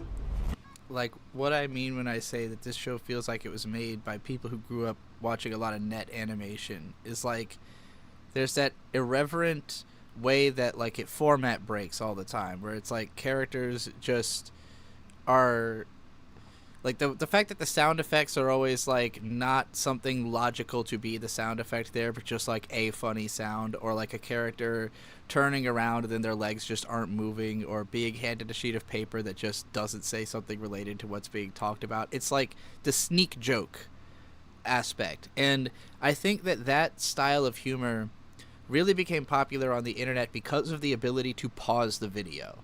That like the fact that you can pause and go back, or you know, check on something or be like, wait, what? And scroll back. And I don't feel like that novelty is played into as much anymore. Maybe still in like the YouTube poop world, but in early YouTube, it was very much like everyone was editing stuff for pausers. Like everybody was trying to put stuff into the video that you had to pause to see or had to go back to see. And I feel a lot of that energy in this. But it's also like like the way the characters talk and the way that like what the themes of the story are just feels so modern compared to, you know, the stuff that actually was getting made 15 years ago. That's why it makes me feel like this was made by a 20-year-old iPad baby, you know, like a kid who grew up watching YouTube cartoons and then makes something that's just like them, but with just enough of their own sensibility that it doesn't come off as nostalgic. It just comes off as like the next step in that pipeline, if that makes sense.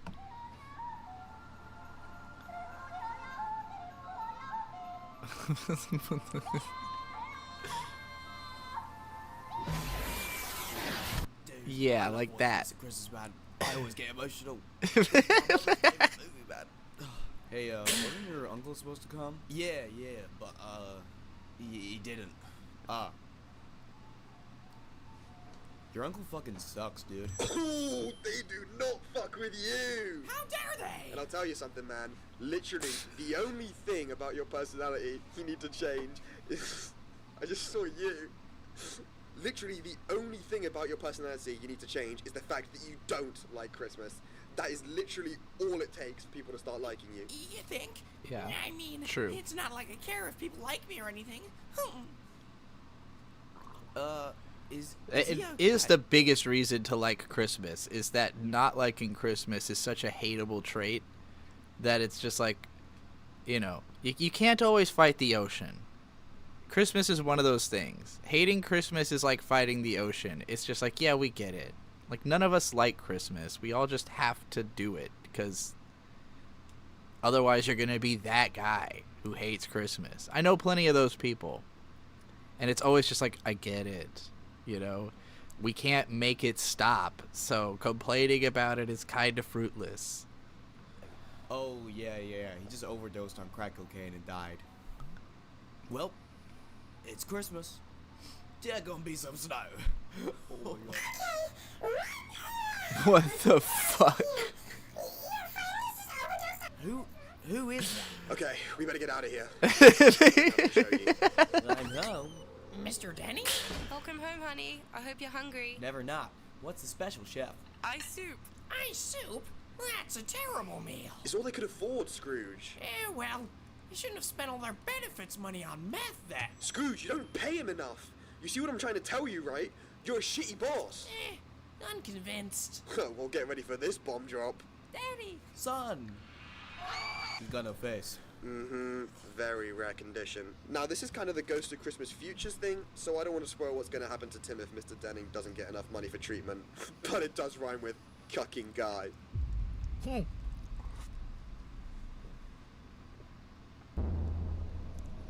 That's the best cut joke I've ever heard. I am the Ghost of Christmas Future. And Tiny Tim? He's gonna fucking die. No! I know. I mean, what did you think happens to exposed tissue in freezing temperatures? His balls explode, obviously. No! I never knew my actions affected other people. Yeah, I know. Took me a minute to realize too. But you're like 100 years old. A century egg, if you will. I bet you taste so fucking good. You're gonna let me suck you after this, right? No! That's fine. Now, I am the ghost of Christmas yet to come. So you've chosen abstinence. What did I... Oh, okay. I'm here to show you what will happen in the future if you keep up the streak of being a covetous old sinner. Yeah, let me guess. I die and no one remembers me. Worse.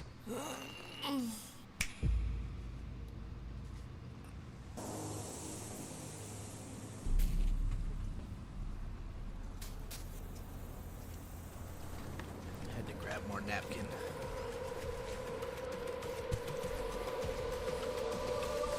Die? You're a sentient egg. You can't die. You live thousands of years. Everyone you knew, dead. Everyone you ever loved, dead. There's no more Merry Christmas. People only say Happy Holidays. Now that's a now. twist. I'm joking, of course. No, but they say nothing because they're all dead. They made themselves extinct. Forests were replaced with mile-long data centers, so more people could AI generate their child as a chicken. And now, we're all gone. All of us, except you. Please, this can't be my fate. What can I do? What can you do? If you don't understand by now, then you're doomed, kid. Oh, looks like the... sorry. Looks like the sun... You there, kid! What day is it? Why, it's Christmas Day, sir. Give me the biggest bird you can find! Ebenezer, you dirty bastard. The turkey! I mean a turkey! And so, Mr. Egg learnt the true meaning of Christmas. He gave Mr. Denning a raise. He did a few bumps with his nephew, and he had to be forcibly euthanized. I sure did learn a lot today, and to everyone watching at home, Merry Christmas. Oh, oh, oh, oh. It's crazy how that story is still relevant to this day. What was that, Charles Dickens or whatever? Like, you know, they changed the dialogue to be funny, zoomer humor, but the messaging isn't really that different. Nothing's truly changed. And they managed to get a Christmas episode in there, which, as we already established with the previous Christmas episode, is a good way to enjoy longevity and people coming back to your thing forever. And now we get to, apparently, it's been 300. The end of Get Fatter Now. So I'm very curious. Like, I was, honestly, when I saw this title, because I knew there was an episode that was the final one, I was, like, a little disappointed. I was like, wow, I feel like Get Fatter Now had the legs to go the distance. But at the same time, you know, sometimes you gotta cut something off while it's still good. And, so, you know, it makes sense to end it, but it is a little sad, assuming it's really ending. I hope this is like the end of Evangelion. 165 days since I've uploaded Get Fatter Now. What better way to celebrate such a milestone by telling you about the next chapter in the series, by announcing that I'm not going to be making any more of them. Okay, we'll wait, because... So far it is exactly like the end of Evangelion. Okay, whatever, fuck you guys. I know this isn't the news you probably wanted to hear, especially not on Get Fatter Now's birthday. I will explain my reasons for why I don't want to make more of this shit, okay? But before I do, you didn't think I'd leave you with nothing, did you?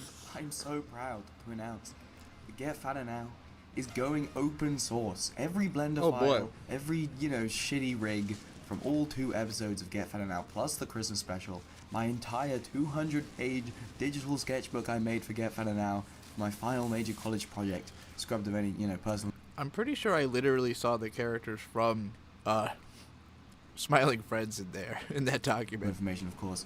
As well as the scripts for both episode 3 and 4 that I've already written, as well as some bonus recordings for episode 3. Hey now, buddy. Are all yours for free. For free. Can I just, let me repeat this. For free on my Patreon. For free on Patreon. I probably mentioned this, but I wrote all the episodes. Lapusha pointing out that Smiling Friends ended early almost makes me wonder if this is like a reference to that. If he like saw that and went, you know what, me too. Before I even made episode 1. So that, you know, they're awful, by the way. Episode 3 and 4 are awful. Well, they're not awful. Episode 3 is kind of awful. I'll tell you now. I'll give you a little taster. Episode 3, Gilly almost becomes a terrorist, and in episode 4, Nico dies and goes to heaven. That's what it's about. You know, now that I'm saying it, it actually sounds kind of awesome, and I should have made it, but I don't want to. I can't be out, so I'm not gonna do that. I love Get Fatter Now. I'm so grateful for where it's taken me and my passion, you know, but I care so much about, you know, improving, you know, not just as an animator, but as, you know, as a storyteller and a filmmaker. And Get Fatter Now is not just like, I feel like I'm not creatively excelling when I make it. I mean, they're stupid. They're not, you know, it's not high art. It's not high art. I don't want to be one of those people that's like, oh, it's not high art. I'm not making high art here. You know, but maybe I want to make high art, you know?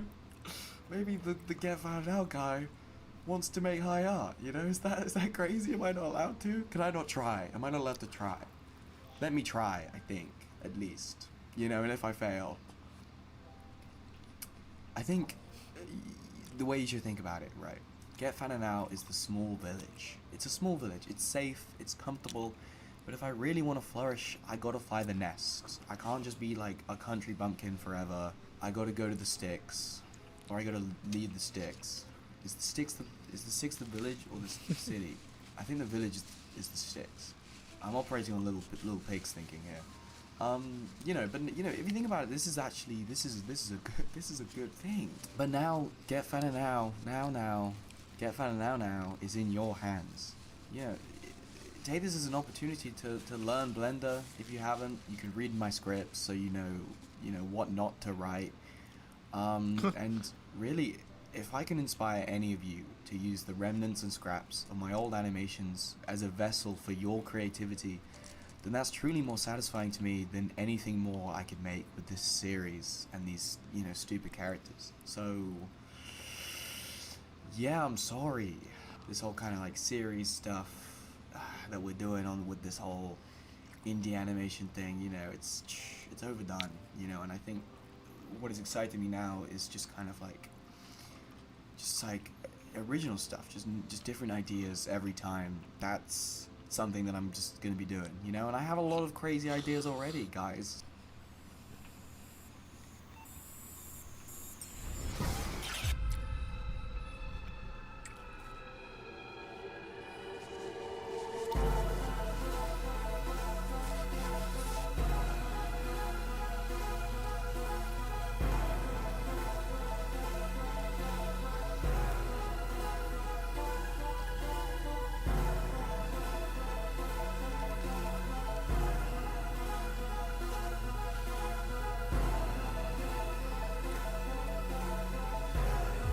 So, you know, you should stick around.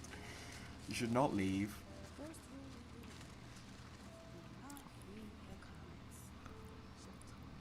You know, maybe subscribe to my Patreon. You don't have to. I mean, you really don't have to, because like the blur that if the... So I'll say right now, this is exactly why I thought it would be ending. I didn't expect it to be an explanation of why it was ending, but the explanation is exactly why I thought. That little snippet he showed was kind of cool. It's, you know, every young artist has to take the training wheels off at some point and try to really ride or die. And, you know, I worry when somebody says they're trying to like take stuff more seriously, because I think you know, personally, I don't get as much out of something being higher art, you know, as just like make whatever you want to make. If it's not in, you know, as long as it's a sincere effort, and maybe he felt like this show wasn't sincere enough, and like, you know, he could push himself a little more, I appreciate that. I think, you know, trying to grade the level of the art is where you will run into problems. Like if you're looking at it, oh well, this is a more serious project, like, I don't think you should ever take it more seriously. I think you should always have fun with it. But that's just me. And, you know, ultimately it's about making something fulfilling. It's not about how high or low the art is. It's like, does this fulfill me? And it sounds like he's saying, you know, making this show wasn't fulfilling anymore and making something else would be. I just hope that it's not too up its own ass with the idea of, I need to make something serious, you know. Which it doesn't sound like. If you go on the free mode, the blur is just like so awful, so you can basically just see it. It's like whatever. We had a good run with this whole Get Fananao thing, you know, and I really just want to extend my gratitude to the fandom. I mean, let's look back at the history. I mean, what do we got? There was this, you know, hit tweet by this person who was like a screenshot of my YouTube video, and they were like, I'm not watching this, and then it got like it banged, and in the comments he was fucking like plugging like his fat fetish art. That was great. I love that. There was a time at the start, a lot of people told me to make a Discord server. I was like, I don't want to make a Discord server. That's weird. And then they ended up making one anyway, and I heard through the grapevine that it was just a bunch of minors sending porn to each other. So yeah, and there was Cherry Chan. Do you remember Cherry Chan? I blocked her on Twitter, so I don't know what's going on with her. I think she's moved on. If she's moved on, we all gotta move on, guys. I mean, come on. Yeah. Lapusha said, I wish he did finish it though, but yeah, if he doesn't want to, he shouldn't have to. I'm obviously big in favor of abandoning projects incomplete. You know, if you really want to do it sometime, you can always go back to it, or maybe you die and you don't get to. But I think that, you know, protecting your happiness is always more important than completing something just because other people might want it, you know. I don't really believe in endings or beginnings. Everything flows from everything else. It's why when I talk about shows, I tend to talk about the influences that go into them, because I'm viewing art in this continuum. And, you know, this is not the end of his art, nor of the influence of Get Fatter Now, especially since he put out all the materials that other people could literally just make it and continue it. I think that's really cool. So it's like, yeah, if you really want it to continue, put your money where your mouth is, make it yourself. I think that's you know, he didn't put it as aggressively as I just did, but that's how I would look at it. But that was funny. It was all funny, really. What those super fucking, you know, songs that people made. Do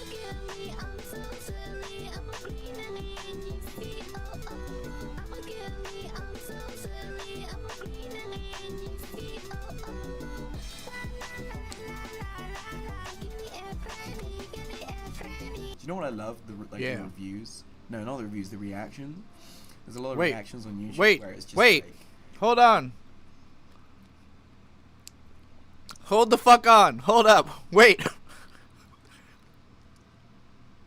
Holy shit, I'm in this fucking video. What's happening?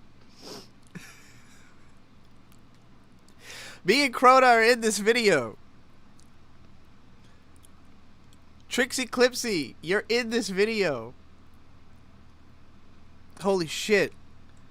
This is too fucking meta now. I'm now reacting to a video, reacting to me reacting to a video. I had no idea. Lapusha, did you know about this? I'm getting the feeling you didn't know about this. Holy shit. You know, I have been wondering if the creators of any of these shows ever see my reactions. This is the first time I've ever gotten confirmation. And it is the last way I expected it. Holy fuck. You know, they just watch it and... I hope you see this one. I hope you see this reaction, because I feel like this was a this was the kind of thing you'd want to see after making a video like this, right? What the fuck? Say nothing, and then every so often pause, and then just kind of like relay a fact of the animation, and then just, you know, keep it playing again for the whole thing. So it's great.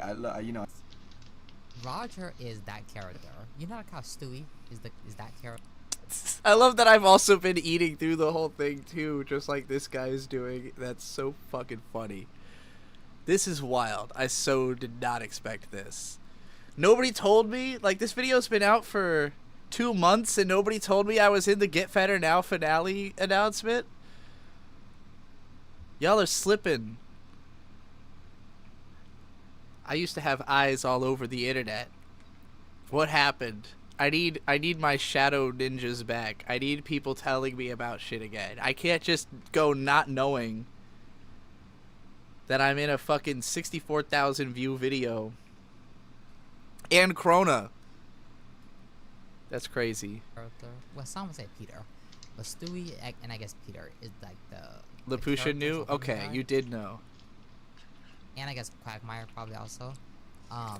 Roger is legit that character.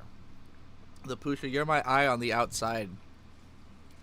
You're the only one keeping an ear to the streets. The YouTube streets. On American Dad.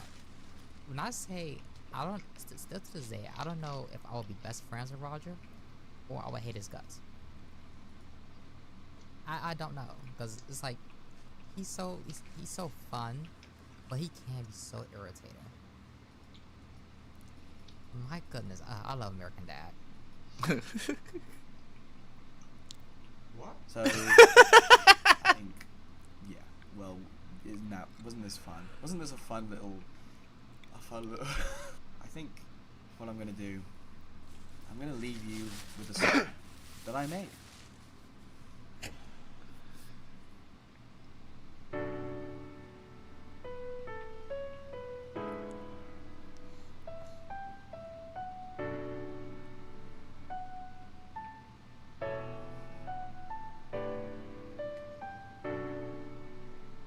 getting sentimental.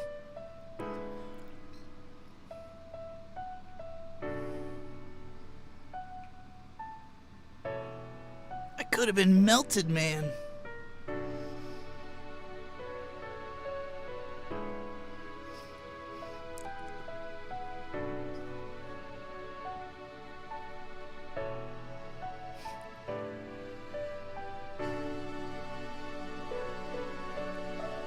Okay.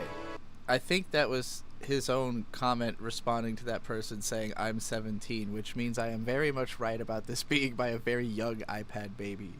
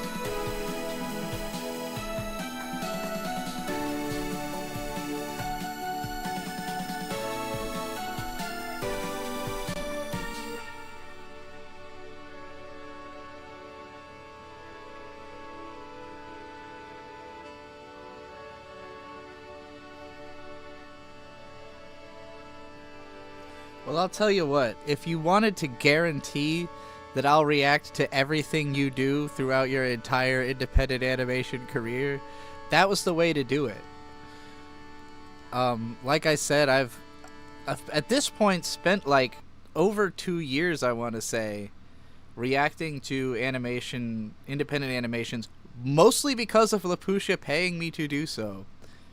And in all of that time, all of those reactions, I don't know that the actual creator has ever responded to it besides that time there. And it was a positive take, you know, like it wasn't he didn't really have anything specifically to say about what I said or anything, just that he enjoyed watching it. So it's like, okay, we're soul bonded now. Guess what? I'm gonna react to every fucking thing you make now. I'm always gonna have a take.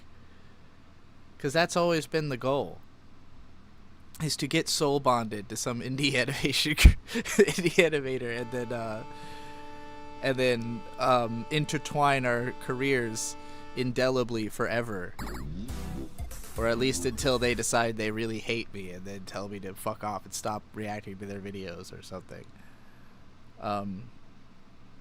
Okay, we're at the Game Overs pilot. This is a big one. This is a whole 32 minutes. So I'm going to take a second to gather my bearings. We watched the trailer for this way back. And as I understand it, the trailer contains like necessary plot elements to fully understanding the pilot, which is funny. I remember in the trailer that I really liked it at the start, and then it like changed up, and then I didn't like the rest of it. And I've heard a lot of like differing opinions about the actual quality of this, but the character, the cat girl, I have seen hundreds of fan arts of the fucking cat girl on Blue Sky. So I don't know if she's like the main character or like how important she is, but she is clearly the standout star of this show.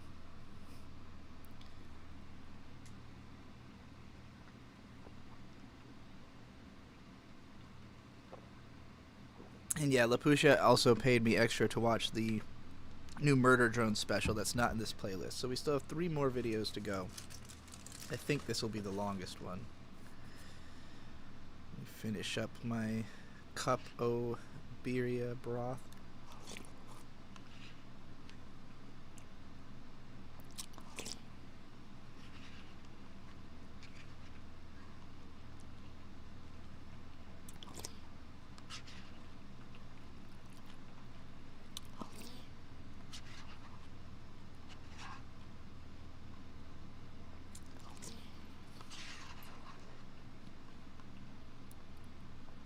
Leave all this in, Trixie Clipsy. When you make this clip, just leave this in.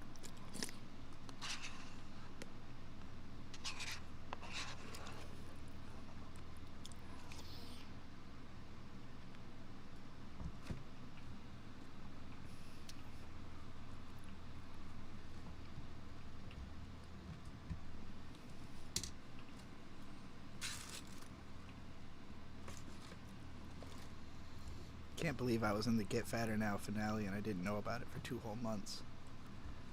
That's crazy.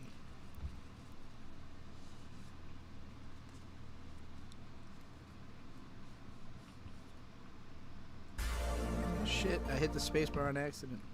Hold on, let me get rid of this trash. Okay. Alright. I need to refill my water. What up? Wait.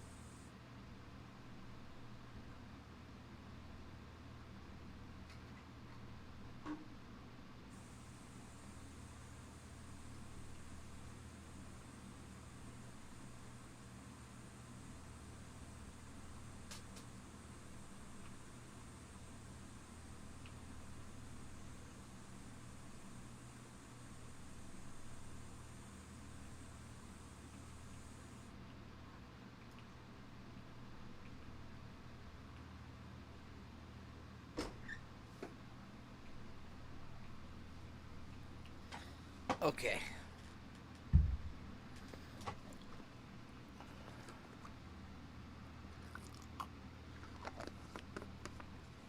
Napusha said, I guess you were featured in an indie animation, which is my goal for you. Thank you for that goal. And also for sort of accomplishing it. I don't know if it totally counts as being in an animation, as I wasn't animated in it, but pretty close. We can get there. I have been a voice in an independent animation before because I played Meepad in Inanimate Insanity for a while. But I'm surprised I have not gotten that call again. Maybe I just need to put myself out there to the animation community more, but I think I can do some solid voice work. So, you know, hit me up sometime. I think Aaron Hansen's in this one. This is a Rubber Ross show. So, you know, some Game Grumps nostalgia. Let's check it out.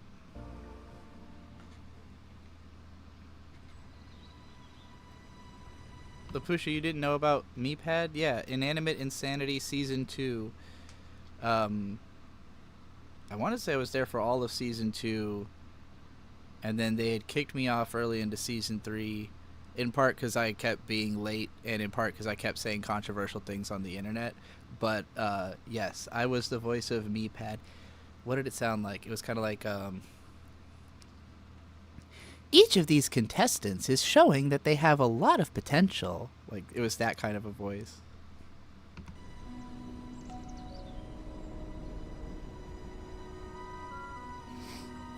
I can go back to watching on the big screen now that I'm not eating. You two, are our last hope. Hey, it's that girl from all the Blue Sky art. This village is our home, and we'll protect it. Together.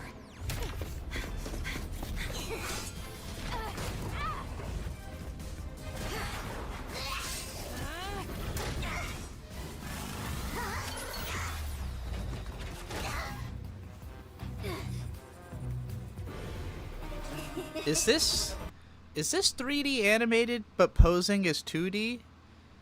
Because I was like, something is off about how this is moving, but then there's certain moments it moves like 3D. I'm like, oh, are these 3D characters, but they're in like a 2D mock-up art style? That's neat.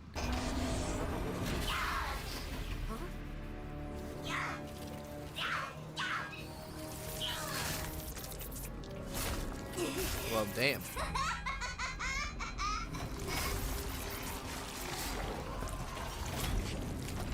Okay.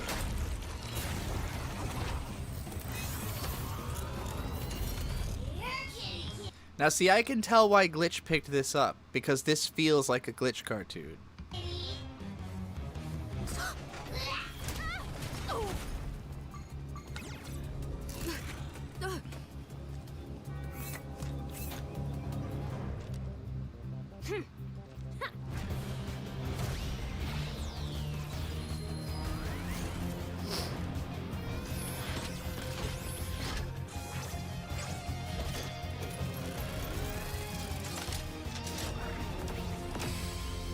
Cool. She's basically a Mega Man.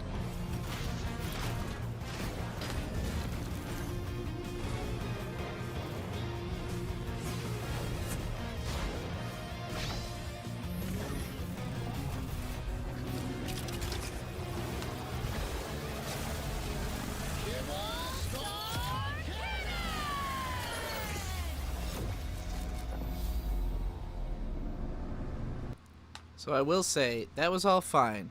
I'm generally not a fan of when shows start off with a fight scene before I know who the characters are or care about them, because I don't feel any stakes in the fight.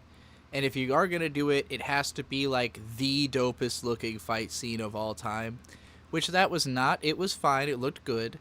The transformation sequence was easily the coolest part.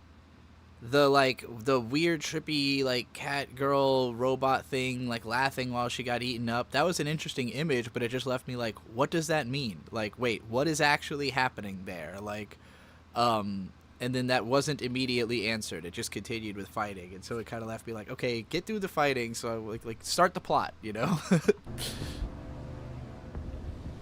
This took 10 years to make. Surely not just the pilot. Surely 10 years to like get greenlit. It's 2D, like it's just all 2D. Well, interesting.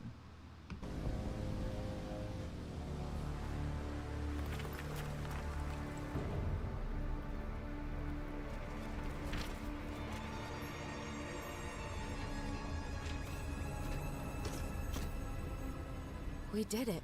We won. There's something about the way it moves that looks, I don't know, maybe it's just like that there's not a lot of tweening or something, like it feels like it jumps between frames here and there. I don't know how to put my finger on it. I'm not enough of a actual animator to be able to comment on what is happening there, but there is something very odd about the way this moves that made me think it looked like 3D posing as 2D. But if you tell me it's just 2D, I'll believe you. Maybe it's just a consequence of Flash or something. I don't know. I think some of it's on 3s. Maybe that's what it is.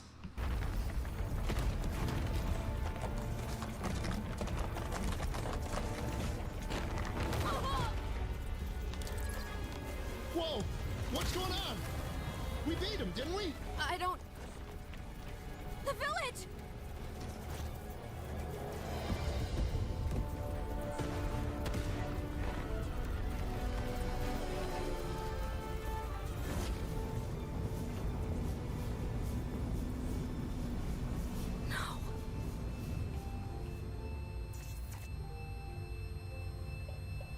That little dude looks like the guy Joe Rogan plays in Invincible, but if he was reduced to just his face.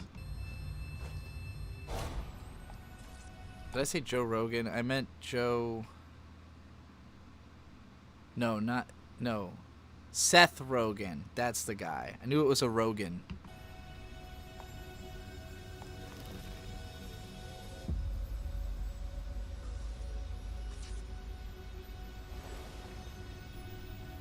So annoyed that there's two famous middle-aged guys named Rogan.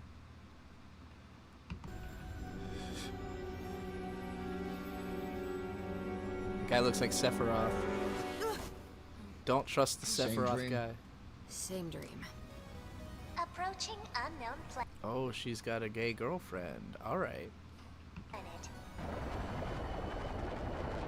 Well, I guess it explains why you want to save every useless game character you run into. Hey, he's right there, Caboodle. Oh, he can't hear me. He's too busy learning. Gobble up knowledge with gobbles and friends. Yeah. Cat. Meow. Very good. I would have left her for dead. What's the point of doing any of this if we can't save everyone we can? Listen, kid, nobody's getting saved now that Dusk is punishing you with this boring recon mission. For your information, and Dusk's, Gobbles isn't useless. He is a Learnosaurus, and he is very good at reading and writing. I now understand why this character has so much art. Just that little bit of animation right there, I was like, okay, I get it now. She cute. I see the appeal. I see what's happening. Hey, maybe he can write our obituaries after he gets us both killed. I get it. Yeah, you get it. Think a T-Rex named Gobbles would, like, eat everything in sight, you know? Have some big-ass mouth and razor-sharp teeth. He's pink, kid. Oh my god, Caboodle. He's magenta. I'm just saying. Maybe Dusk is right. It's clouding your judgment. Sometimes doing the mission the right way can save more lives in the long run. Hey, Gobble. This is the message of the Odyssey. You know, I actually just watched Epic the other day, yesterday, because Super Bunny Hop put together his own edit of a bunch of fan animations of Epic, which kind of is like a big indie animation. They're animatics, but whatever. And basically the message I got out of it is, I mean, there's a whole song about how ruthlessness is a mercy to yourself. And, you know, that's kind of what it seems like he's saying to her, is like, hey, look, I understand what you're trying to do. You're trying to be soft, but it doesn't get the job done sometimes. And I wonder if I wonder whose ideology will win out here. Because in the case of the Odyssey, ruthlessness did seem to be the right way to go. Like, they were like, it would be nice if the world was peaceful, but that's not the world. So just, you know, be absolutely fucking ruthless all the time. I wonder where this one will go. You doing okay back here? Oh, yes, just learning. Guess I'm just a little nervous. Ooh. Don't worry, it's gonna be fine. This is a total routine recon mission. Yeah. Unless the Syntax show up, then you'll probably die. Caboodle! What? Look at him! Don't listen to him. The Syntax don't come around these parts. We're just gonna check the game world, find out who the hero and the villain are, and report back to the Farcade. I'm still confused. We're supposed to help the villain, right? Oh, boy.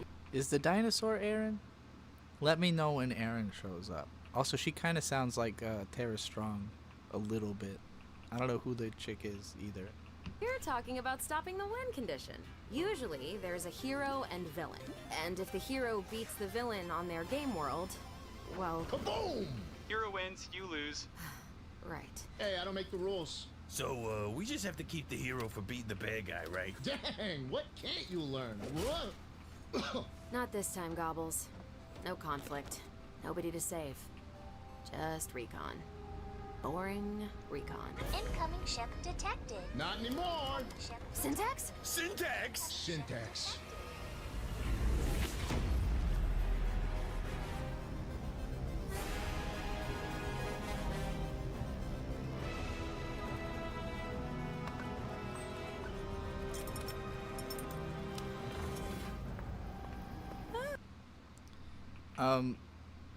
Lapusha saying, like with Planetronica, Game Over has also got in trouble for sexy lady character. What the fuck? When you say got in trouble, do you just mean on Twitter?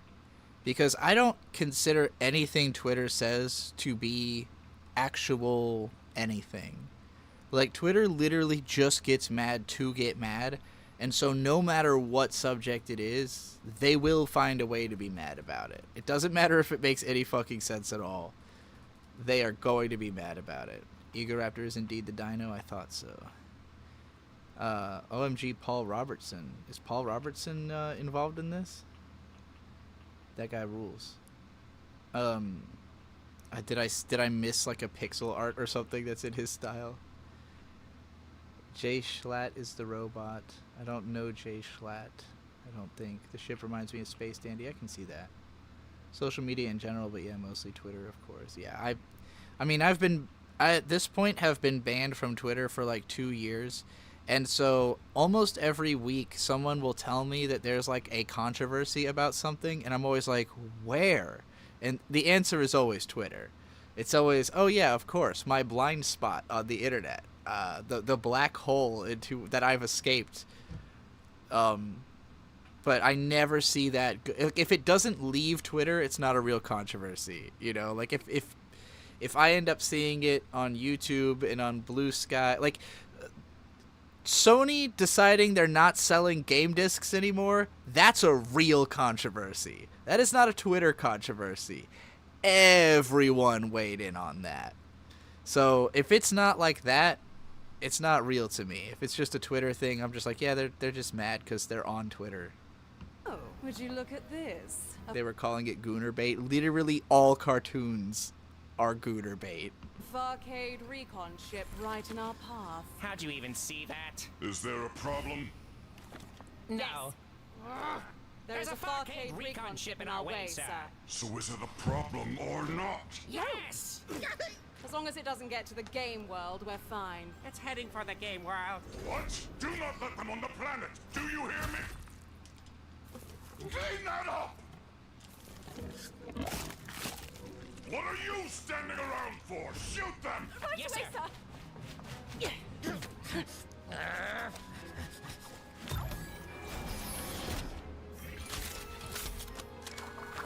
One shot, one kill.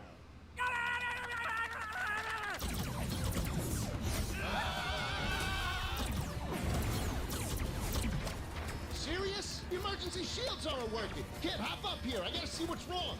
If we get hit even once without shields, we're float.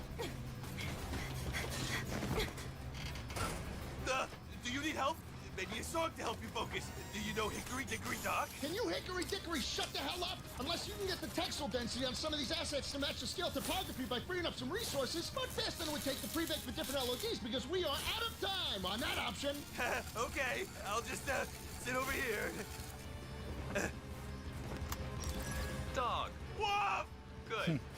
If you're having trouble, shoot where they're going instead of where they are. If you're having trouble... Ow! How to shmup. There. Did you fix it? Yep.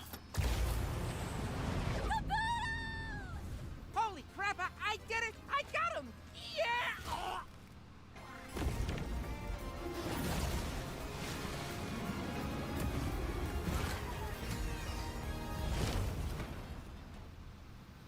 So this is like kind of like Wreck-It Ralph, but if it was like a universe instead of like they're in different arcade games, but if it's just like the universe is games and operates on game logic, right? That's what I'm getting out of this? It's kind of neat. I like the idea of him like playing a video game that shoots their ship down. Took me a second to understand that's what was happening, but once I did, I was like, oh yeah. Cute. Shields activated. Oh no, you just did the one thing I told you not to do!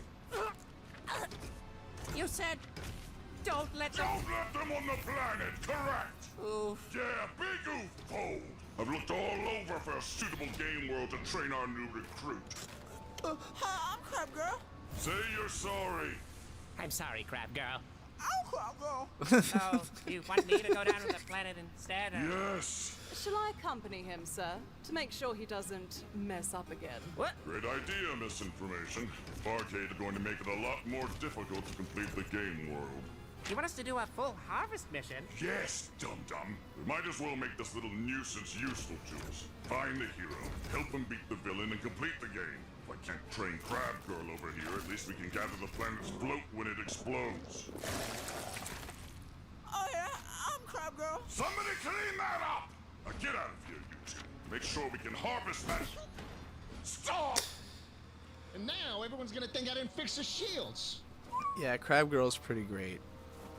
Ow! Yeah, hide behind your stupid game system lock. If you were outside this world, I'd end you.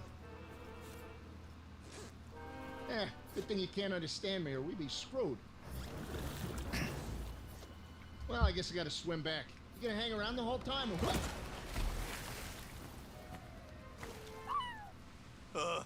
Is it bad?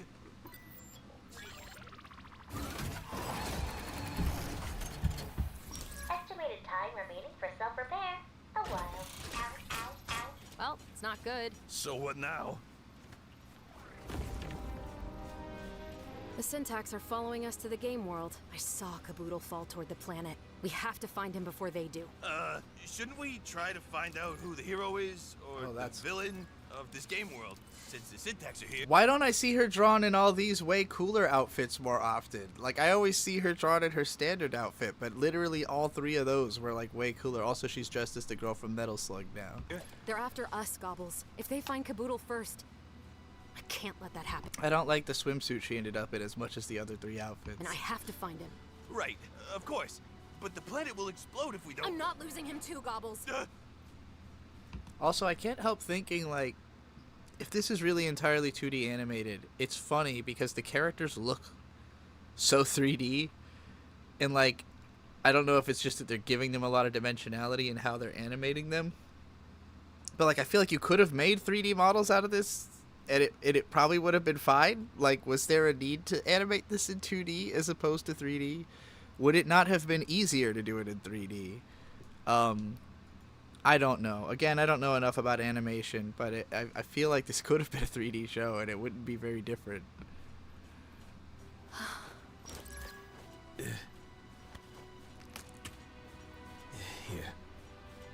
Thanks. Sorry, Gobbles. But look, I've been on a ton of these missions before. The hero is probably off doing some useless side quest. It takes ages for them to even get to the villain. Come on, it'll be fine. Kid, wait! Oh, jeez. Come on, Gobbles. Kid wouldn't hesitate. Ah!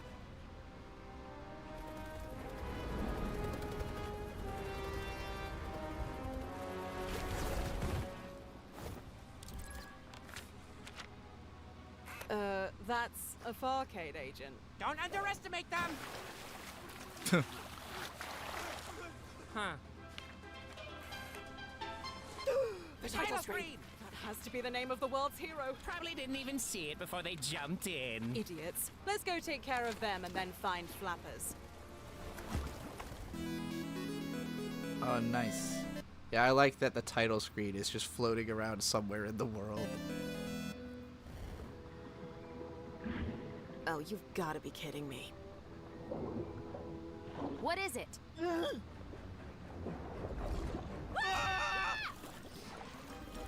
Hey there, friends! Dolphin.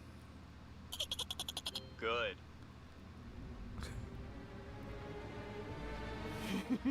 All right, let's kill them. Here we go. Wait! Yeah, on that note of, like, they're drawn to look like low poly models. That's exactly why I'm wondering why not just use low poly models. Like, would that not have been easier? Especially knowing Glitch is like the masters of doing independent 3D animation that has the expressiveness of 2D animation. You know what it reminds me the most of visually? And it's not that it looks just like it, but it really reminds me of, like, Viewtiful Joe. Like, that early era of cel-shaded 3D art. And maybe that's why my brain wants to think it's 3D, is because I'm just like, yeah, isn't this just like a cel-shaded video game, you know? Oh, what are you doing? We can't rush them. That's it. The fat dinosaur. Change of plan. We can't beat these two. What? Then what do you propose we do then? We find Flappers as soon as possible, before they do. My name is Flapper. Like, it would be one thing if they were constantly breaking model and doing, like, crazy stuff that only, like, that's easier to do in 2D animation. Because, like, a lot of modern 3D is about breaking the 3D to do stuff that is easier to do in 2D. But this show is not even, like, the characters are so on model. I feel like, why draw every frame of that? I don't know. Like you said, it's probably more of a preference thing, but I guess I'm not seeing the advantages of using 2D for this. Oh, wait. Our little backpack friend is missing. Hi, Flappers. I'm Gobbles.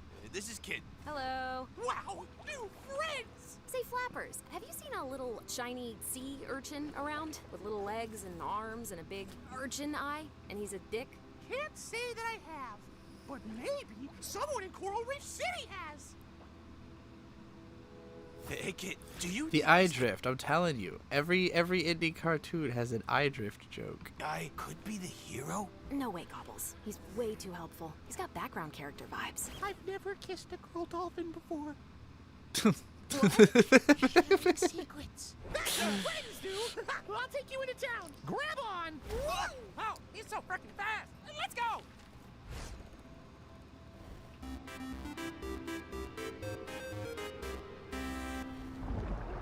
I like the pixel parts. You just sucked me up like a freak. I could have barbs, quills. What if I'm poison, huh? You ever think of that? If I'm poison, I could be poison. Ugh, idiot. You are bloody annoying! Thank you. So what's your deal, huh? You don't look like the hero type. Hero? Ha, I'd never be anything like Flappers the Super Dolphin. Is he, your ex-nemesis or something? Let's just say, everywhere Snappers the Sea Scourge goes... That's me. Noted. Flappers is always in his bloody way! Calling this show Gooner Bait, by the way, is so ridiculous to me. As the more I think about it, I'm like, nothing about this show says that it's for, like, above teenage age. Like, or even, like, this feels the most sincerely like a show actually, like, accessible to children of anything we've watched so far. I don't think there's been any swearing. There hasn't been any, like, bloody violence. The characters are cutesy. You know, it's, like, kind of, like, the jokes aren't edgy.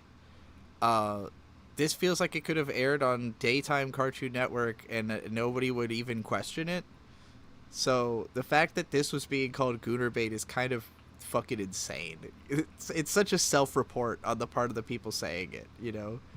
It's like, well, I thought the characters were hot, so I'm mad. They're just regular characters. They don't even, there's nothing sexualized about them. Oh man, today is your lucky day. Unless there's going to be like some big fan service scene later that's going to really take me by surprise. But so far, this is like a billion miles from something I would consider Gooner Bait. Fucking Overwatch is Gooner Bait. Marvel Rivals is Gooner Bait. This is a kids show. To teach you how to beat that. What'd you say, it was a dolphin? That's right. And you're a huge shark. Huge! Alright, we'll figure something out. Genshin Impact is Gooner Bait. X, Y, and Z. Well, here we are, Coral Reef City.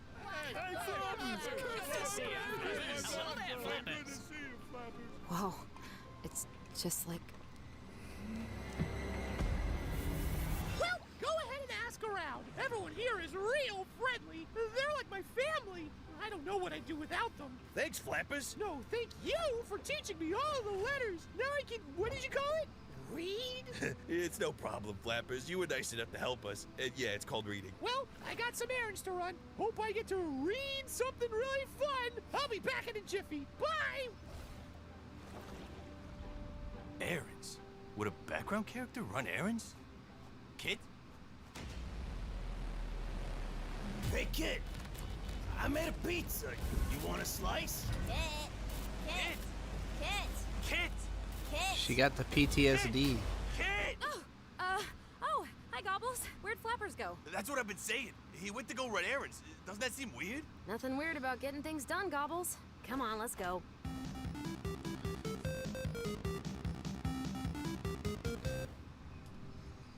Yeah, Elliot said show has women. Everyone gooner bait. Yeah, it's like, how do you handle if something like this has you like hard up watching it? I don't know how you handle going outside. You know, like just walking around the world where attractive people are sometimes. Like, do you go outside and then you get all mad that the world is gooner bait? Like, probably yes in those people's case, assuming they ever go outside. This is perfect. After he drops off those losers, Flappers will be here any minute. Let's post you up so he can find you. Take next time. He's here.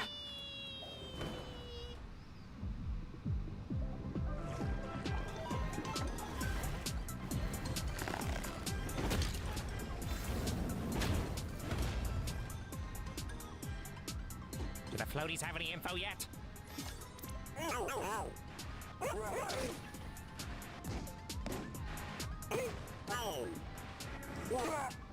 Research complete. Got it.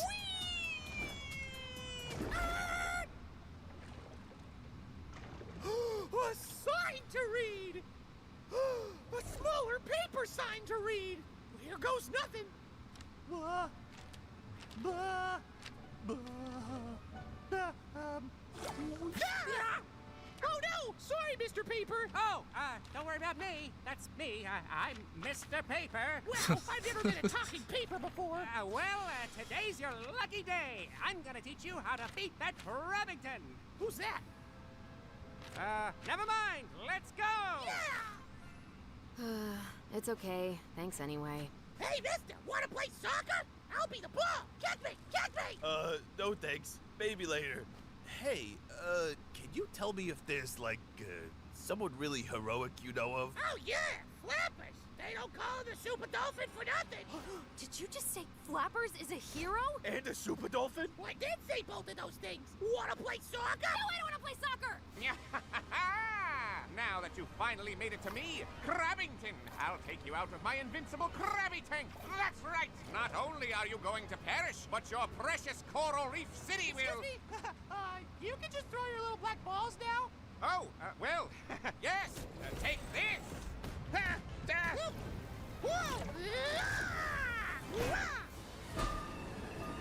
I'm both upset and impressed.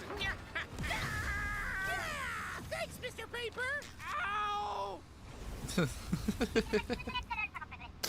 Crabbington is dead. Oh? Flappers has never gotten this far before. Oh, no. That means the simpleton has help. All right, we gotta kick this up a notch, Snappers. You're so useless, and we gotta... You can spit fireballs. Yeah? You didn't think that was important to tell me. I don't see what the big deal is. Oh my God! Don't let him out of our sight. We have to make sure. Wow! What an adventure I just went on! Well, I can't wait! Flappers, why don't you hang around with us for a while? Help us find Caboodle. You must need a little break from doing all this adventuring. Oh, no can do, kid. I just made a new friend who's been helping me on my journey. See? Say hi, Mr. Paper!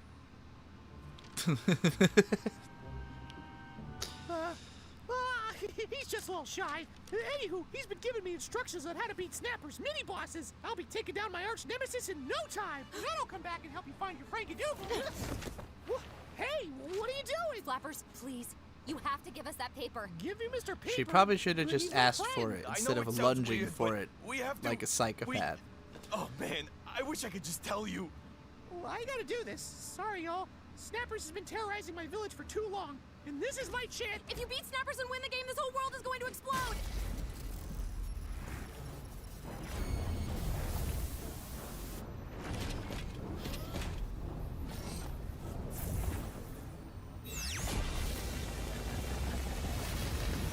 Kid, what are you doing? You can't tell characters about the Gameverse? I had to. It seems like you didn't have to. Really? If the planet finds us, we'll all be float. Whoa. Hang on there. Is she just thinking she'll get it over with before the consequences are felt, or? Kinda seems like she damned the world. What the? Okay. You're nothing without your little backpack friend, aren't you? How would you know? Oh my gosh, it's almost found us. Oh no, this is it. Now you've done it! We're all gonna die! She knew this would happen, right? Oh, well. No! Finally take him out! Flappers, they're trying to steal me! Run! Run for it! What? Well, I can't believe it! Thanks, Mr. Paper! You're my true friend! No! What the? Oh my god!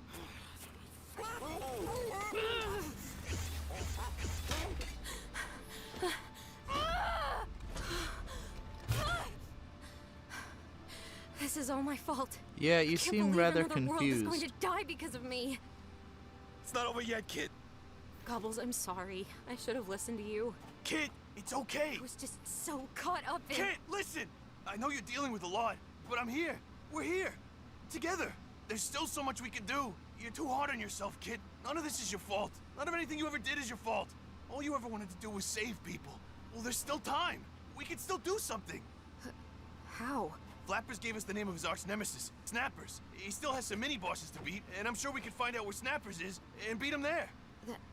That could work. That was just a very awkward way to establish the stakes to me, in that it was like she basically, like, knowing that she was about to make a huge fuck up, just kind of did. Like, she got stressed out and just did it, but in like such an avoidable way. And then, for reasons unclear, the situation just reverted, and it felt like that was just to show us what the consequences would be. But, like, ultimately, like, if none of that had happened and Dolphin had just rode off with the paper, we would be in the same exact place narratively. But she had to do a kind of irrational mistake to show us what would happen, but then reverse it for no apparent reason. It's just very awkward from a writing standpoint. So let's go. How did you get like this? Get like what? I don't know. Courageous? Uplifting? You were so nervous before. I'm a Learnosaurus, Kid. That's what I do. I learn. From the world around me, from Flappers, and from you.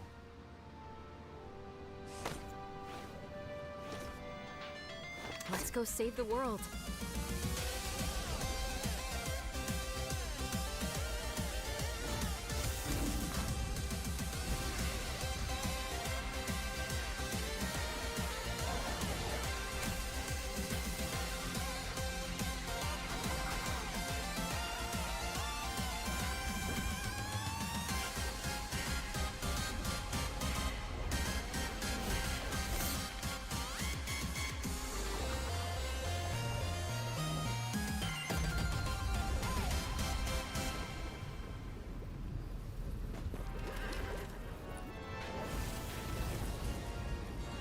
Whoa, Sharkano. Oh, for crying out loud, Snappers! That's Caboodle! Let's go!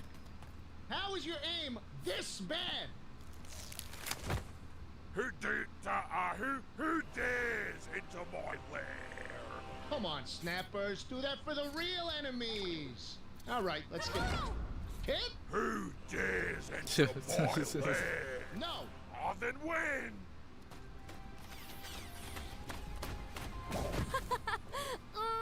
Come on, man. Have you been here this whole time? Yeah, basically. I figure if I can't find you, I might as well train the, arch nemesis over here. Whoa! Nice shot, by the way. Thank you. A floaty. Wait, you mean they followed you? Yeah, and it gets worse. They found... What? Snappers! Flappers, the super dolphin has arrived! Who dares into my lair? It's me, Flappers, the super dolphin. Huh? Kit and Gobbles? Mr. Paper was right! You were working with Snappers all along! I'm sorry, Flappers. I know it sounds weird, but we're trying to help. Mr. Paper! Yes, it is I, Mr. Paper. Anyway, don't listen to these traitors. Just follow the plan and take out Snappers. We've seen everything you've done to train Snappers, Farcade. There's no way Flappers will lose. Is that Mrs. Paper? No! I won't let you do this, Syntax scum! Deja vu!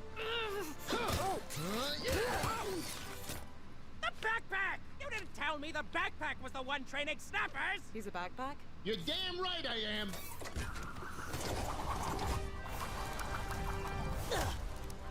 Get snappers! Right! I've waited 20 years to rip you apart! Flappers, no!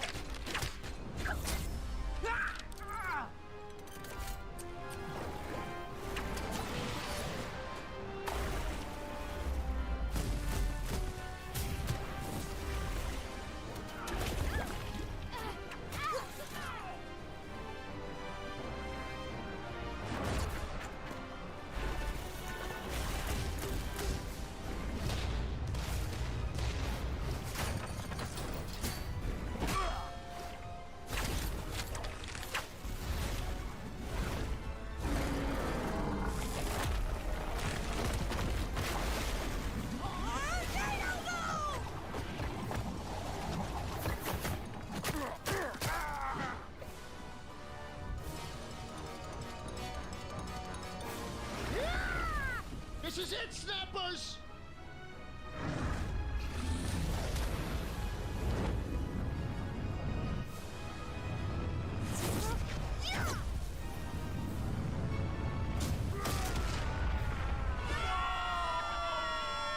Got him. I did it! I beat snappers! Hooray for flappers!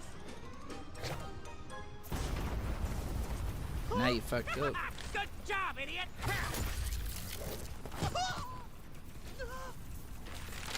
Enjoy dying, big heads! Wait! Mr. and Mrs. Paper! What's happening? Did I win? That's the problem, you stupid swolefin! Flappers, listen to me. I know it doesn't make much sense, but you have. Did they explain why the bad guys want to destroy the game worlds? Like, do they gain something? I know he had wanted to train Crab Girl in a, like, simple world like this, but I didn't get the sense of why they want to destroy the worlds. Did I miss that? Honestly, it took a long time for me to fully grasp what conceptually was happening in this show. You know, I got there eventually, but I was kind of like, oh, okay. You have to come with us. Your world, it's. But the village! My friends! I'm sorry, Flappers. There's nothing you can do. I wish there was. Please, Flappers, we're all done for if you don't swim us to the Oh, surface. see? We can Okay. save you, so maybe you could save others. Tick-tock, fish nuts! Did I do this? What? Is it my fault? Flappers, Triggered. you did what you thought was right. That's not your fault.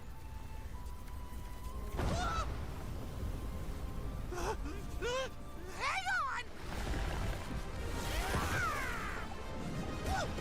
It'll be alright. Flappers didn't have any friends. Get him out of his planet. Repairs incomplete. I'm sorry, y'all. That's all I've got. Oh no! Flappers! Kid, What? we got this!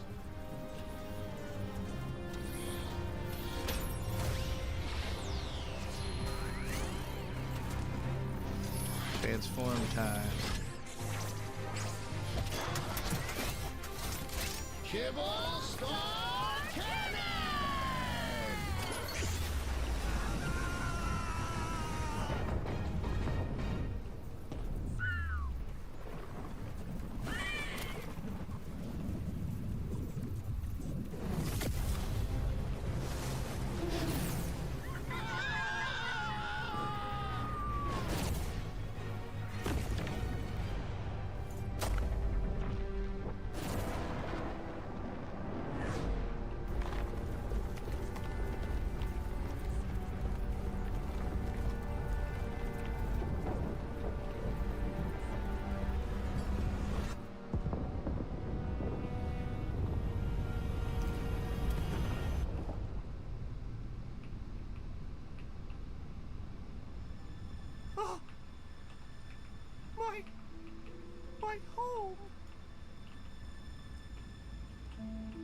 Failure. I'm sorry, Flappers. I know it's hard. This happened to all of our worlds.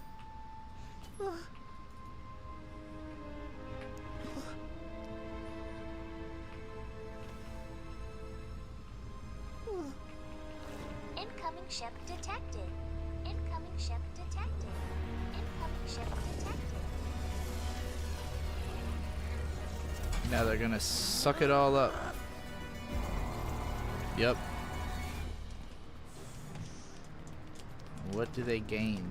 More pixels? I suppose I must commend you for successfully completing the game world and destroying the Farcade.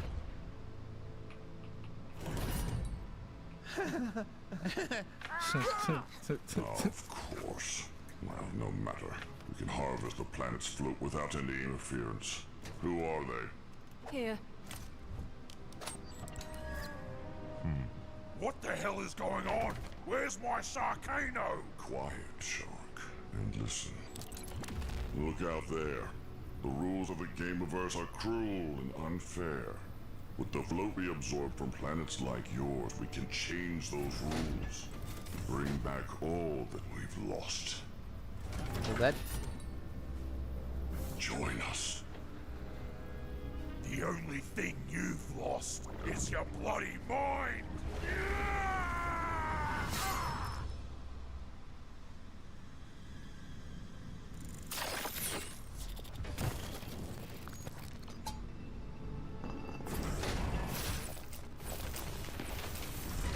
Well, you may just get your revenge after all.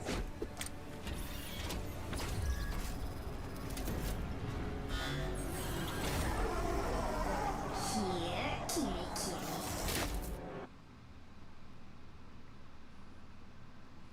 Dedicated to Monty Ohm, huh?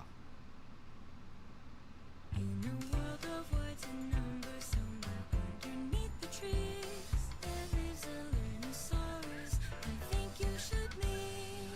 When things seem much too puzzling and you're run out of sense, my gentle, sturdy buddy is up to the test. Bubble up knowledge of gobbles and friends. This is a cool ending. Cute. Cute. Whoa.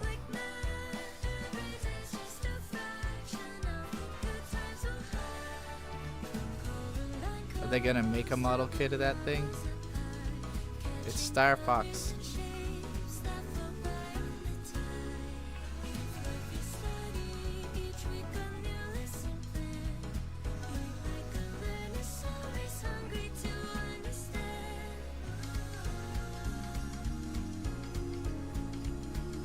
Objection.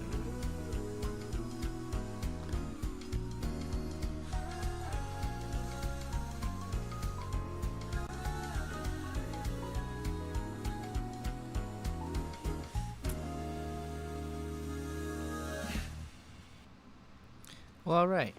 That was cute. That was fun. That was likable. I would say that it's a good concept. The execution feels standard, you know? Like, this feels like a TV cartoon. I feel like this could easily be a TV cartoon. It felt like something that either one of my little brothers when they were younger would have been, like, super into.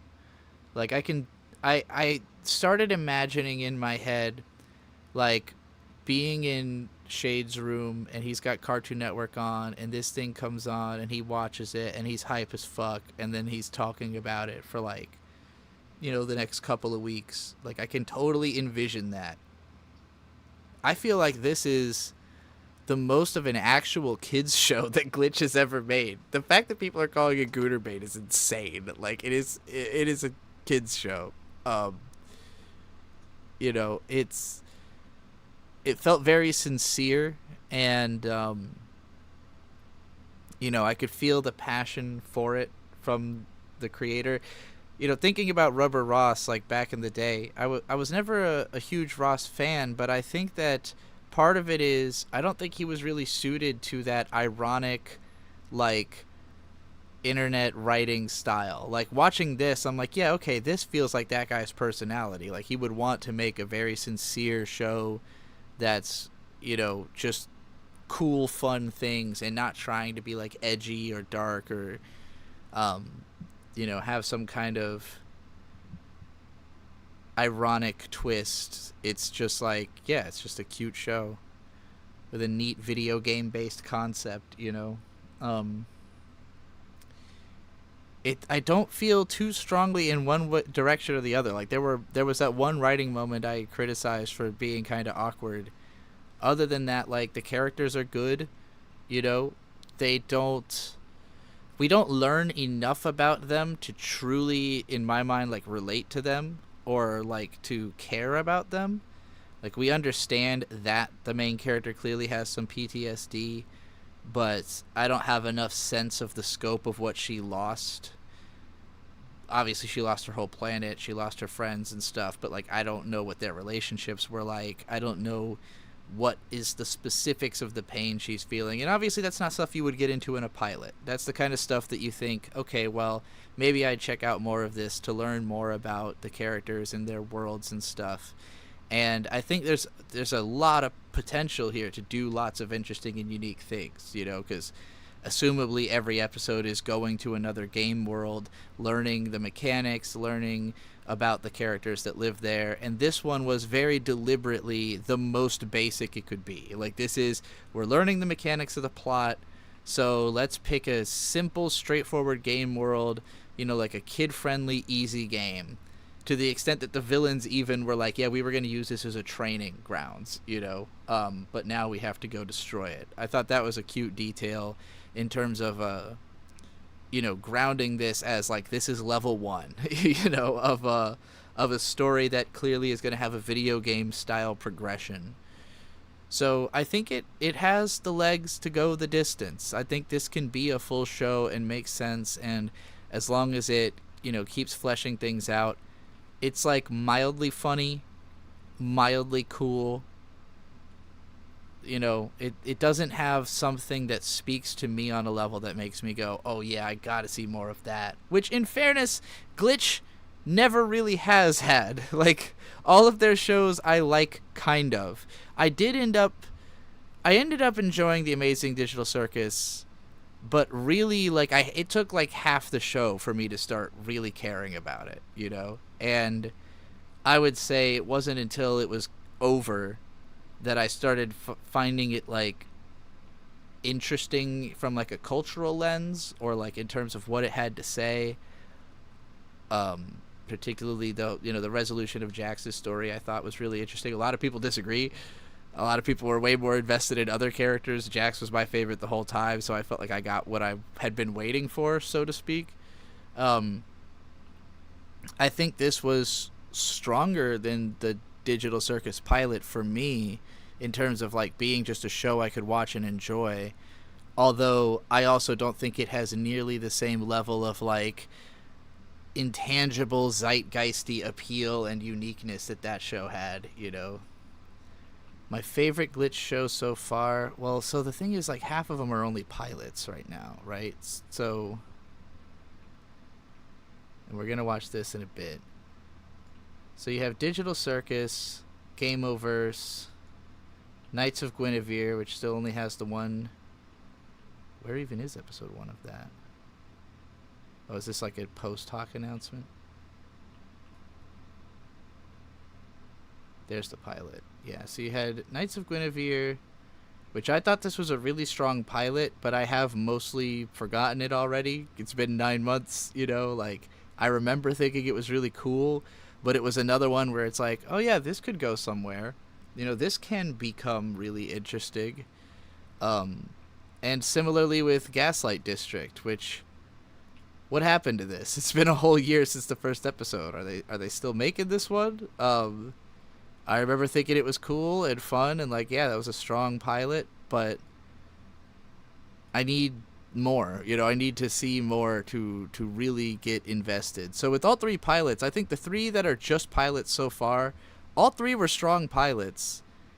but none of them made me think like, oh, this is my new favorite show based on just the first episode. They're all like, I hope this becomes something really interesting.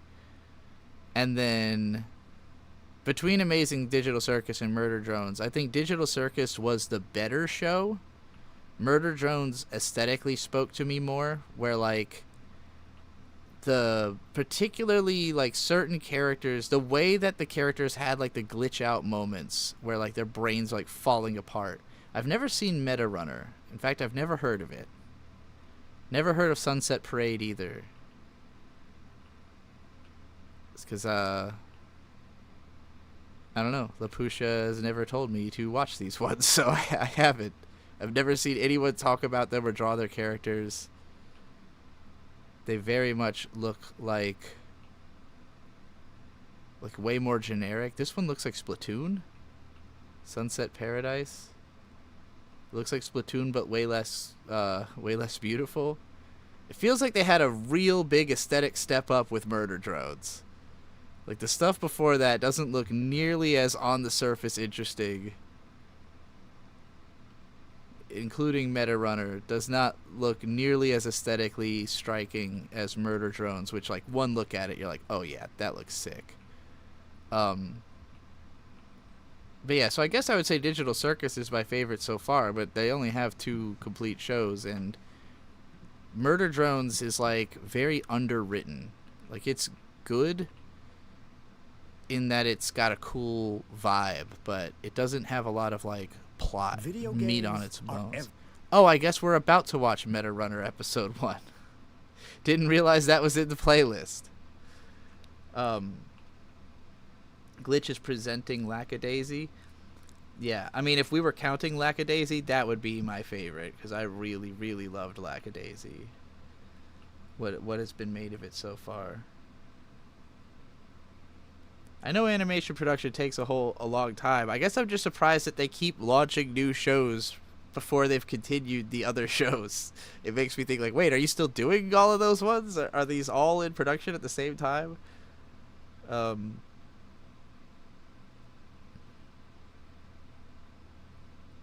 Okay. So, Meta Runner, but this is not on the Glitch channel, weirdly enough. Meta Runner has a new home. Subscribe to our new animation channel, Glitch. Okay. So, this is them before they were Glitch, I guess? How much stuff had they done before Glitch?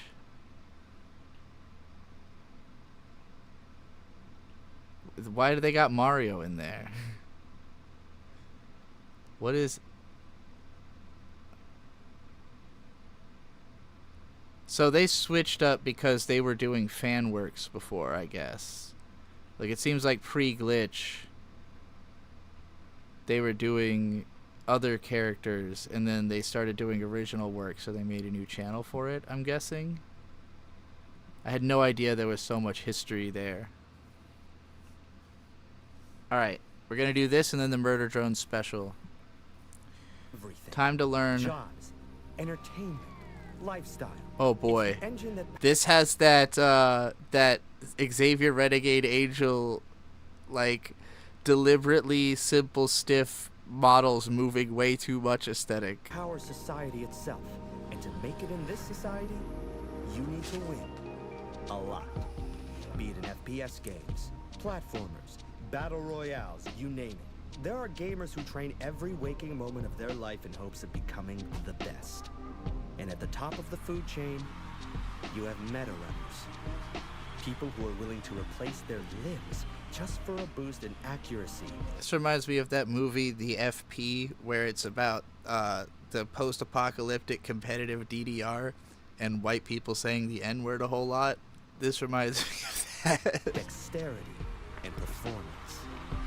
With legions of fans who adore them, Meta Runners are the best of the best. That is, until the world sees what I have planned. Until the world sees you, Tari.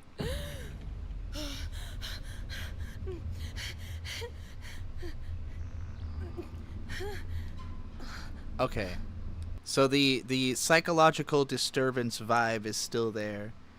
it's actually really funny how much Gameoverse, like, it has the PTSD in it, which is a very glitched thing, but like it's so underplayed in that compared to all of their other shows that are always like deeply mired in paranoia and post-traumatic stress.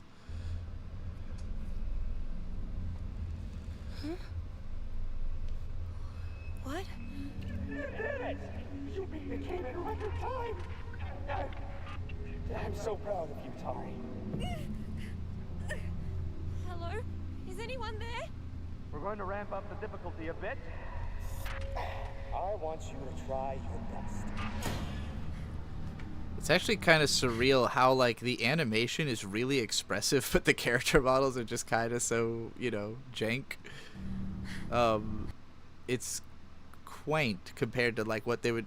It was such a good idea for them to find the designers that they eventually found. Oh God, no! No, no, no, no, no! Shut up! Shut up! Doctor! What the hell did I... Just hang in there! I'm trying to...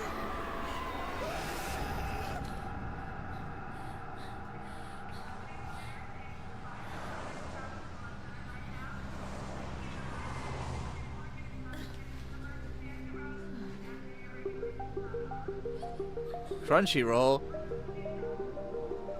I get the feeling that there might have been some AMD. Are these sponsors? Like, did AMD and Crunchyroll contribute money to this show or something? Like, you got Border Worlds parodying Borderlands, but then just out and out Crunchyroll ads.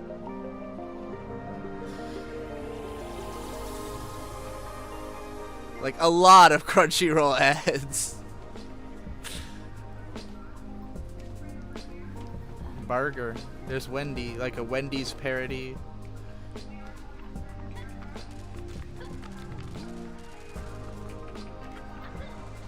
Oh, hey, did you want to sign? No, sorry. Just looking.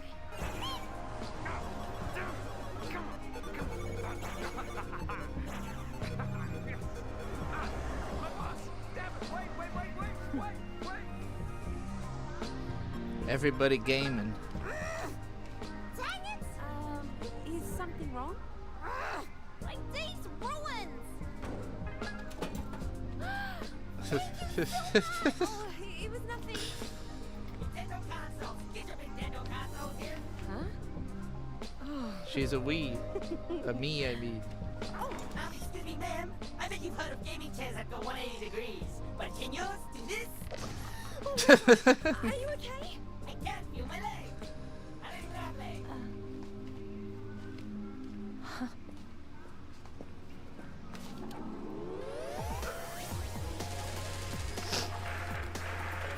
This is the real Game Overs.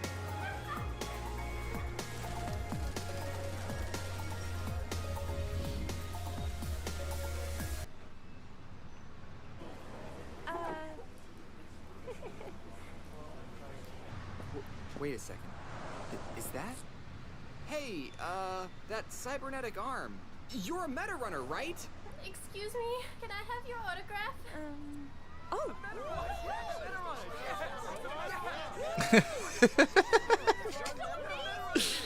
I can't believe I'm meeting a real-life meta runner! What?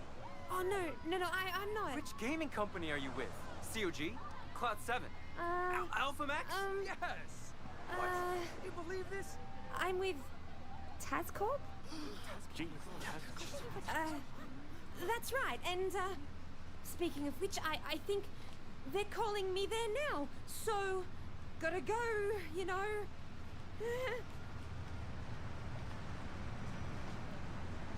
The new meta.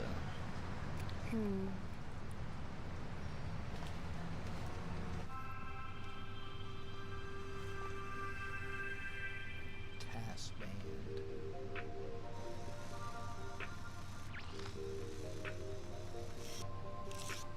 Oh.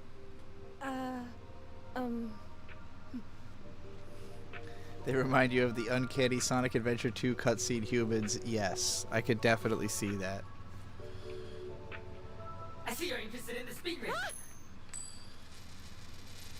One of our more popular gaming enhancement wearables. Equipment will make your finger button mash at an insane rate. No, thank you. That looks painful.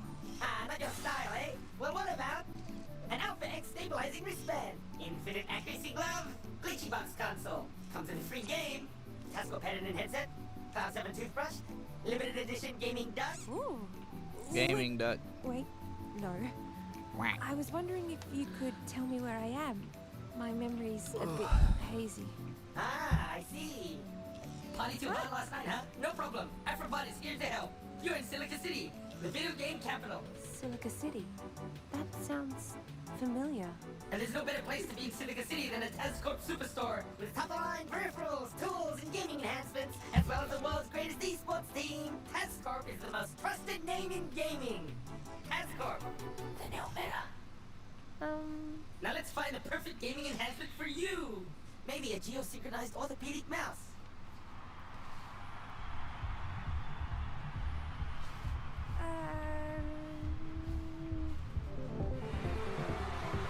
And after that amazing split, Tazcorp's meta runner Belle Frontier is on a world record pace. Will this be another speedrun world record under her belt? Look at her blaze through that final level. That jump dive precision is phenomenal. Another amazing split. Now all she has to do is get to the goal in under 60 seconds to officially hold the world record time. Hey, sorry, can you tell me what's going on? Look at that determination, ladies and gentlemen. Meta runner here. Determined face. Look at that determination. Oh my god, that frame-perfect precision. All she has to do now is execute the coconut burst jump, and the world record is hers. Is this GDQ? For those new here, the coconut burst jump is a newly discovered glitch that cuts this level in half, and we're about to witness it in all its glory. Remember now, the coconut burst jump comes in 2 parts. Here we go, the beginning of the glitch. It's all or nothing now.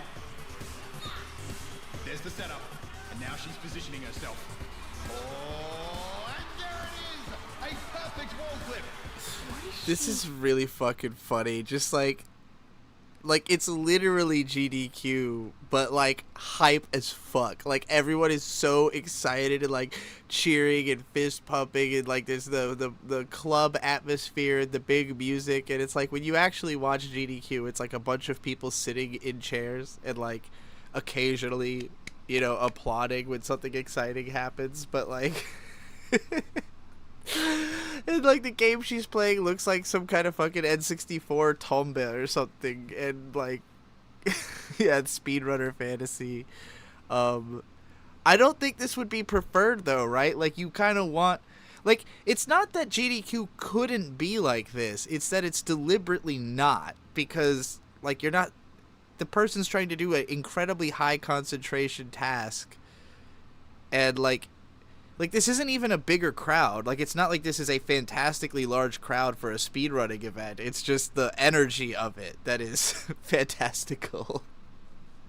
She's now glitched herself inside the wall, allowing for the final and hardest part of the glitch. Here it is, the coconut burst jump.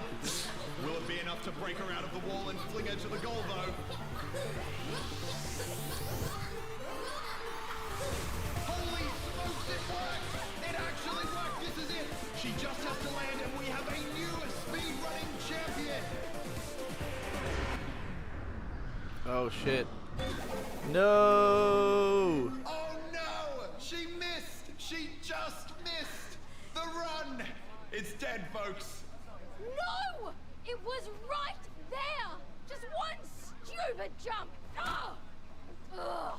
Rage quit. No idea what was going on. That too, like, I don't feel like you see a lot of that from speedrunners, because as a speedrunner, your mind is completely numb to the fact that you will have to do it a billion times, and like getting a world record at a live event is so unlikely because it's like a, you know, 1 out of 1,000 tries to, you know, if you are at that level where like, you know, you're pushing the game to the limit every time you play, and it's like a couple frames makes the difference between your best score and not your best score. Like, you know, like the crowd doesn't completely abandon and people don't throw their controllers when they don't get the highest score they've ever gotten at the live event, but it's funny. It's very like we made a sports anime out of speedrunning. That looked awesome. Yeah, Ultra Jump Mania.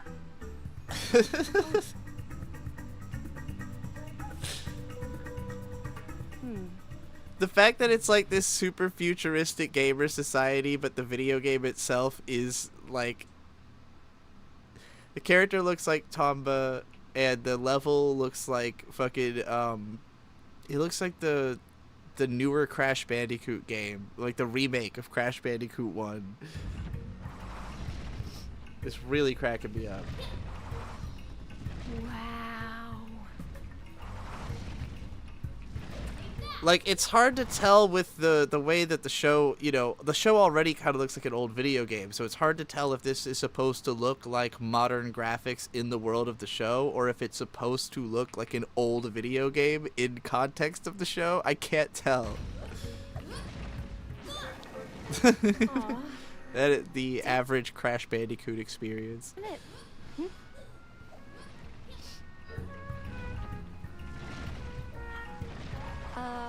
What do you think you're doing? This is the Speedrunners Arena.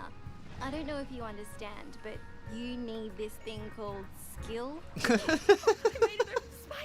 Yes! Oh! Hi. Don't suppose you could show me how to make Coconut Boy go as fast as you did? You want...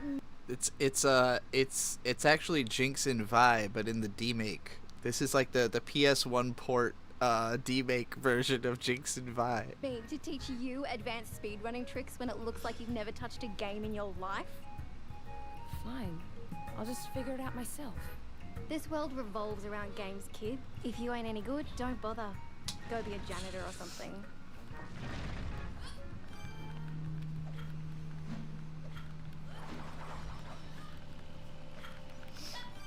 She's so intense. You know, button mashing ain't gonna get you anywhere. Walks away, thinks about it. She was cute. Maybe I'll coach her. Before. Oh, the jiggle physics. Am I winning?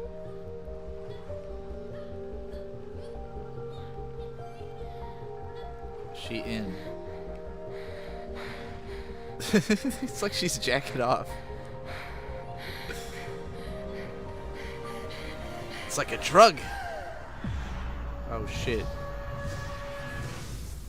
What the oh, she's in it. Oh, she's meta running, I guess. Huh? So meta running is like astral projecting yourself into the game. An island? Is this Is just this a being dream? very in the zone? Absolutely locked in. Literally locked in.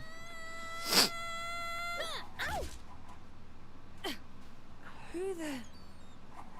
Wait, why does he... Okay. Foul beast! Wait, Coconut Boy? Is that his name? Oh, god damn. Well, that doesn't seem good. Yo, girl. You alright? Gee, her eyes are glowing and she's not moving. Are you... I don't... You might want to see this. I'll call you back. It's one of my meta runs. What is it, Belle? I'm extremely busy explaining to the press about your disappointing failure of a performance tonight. Hey! Screw you, man! You go and do better. Oh, wait. You can't play video games for crap. Damn. There's no need for language like that, dear Belle. Need I remind you who owns you, and who can decommission you in an instant? Jesus. Really? Intimidation? Come on, Lux. That might work on your other meta runners, but we both know you would let anything happen to numero uno here. Maybe You I fucking will lost your after game. today's performance.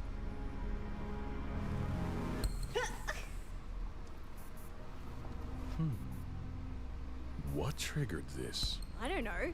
She just sort of freaked out and froze. I thought I broke her, you know, emotionally.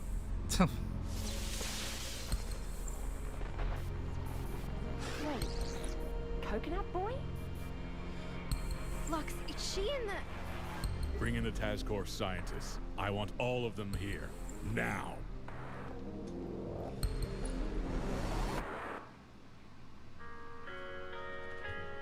Well, all right. That was. Oh boy, what is this song?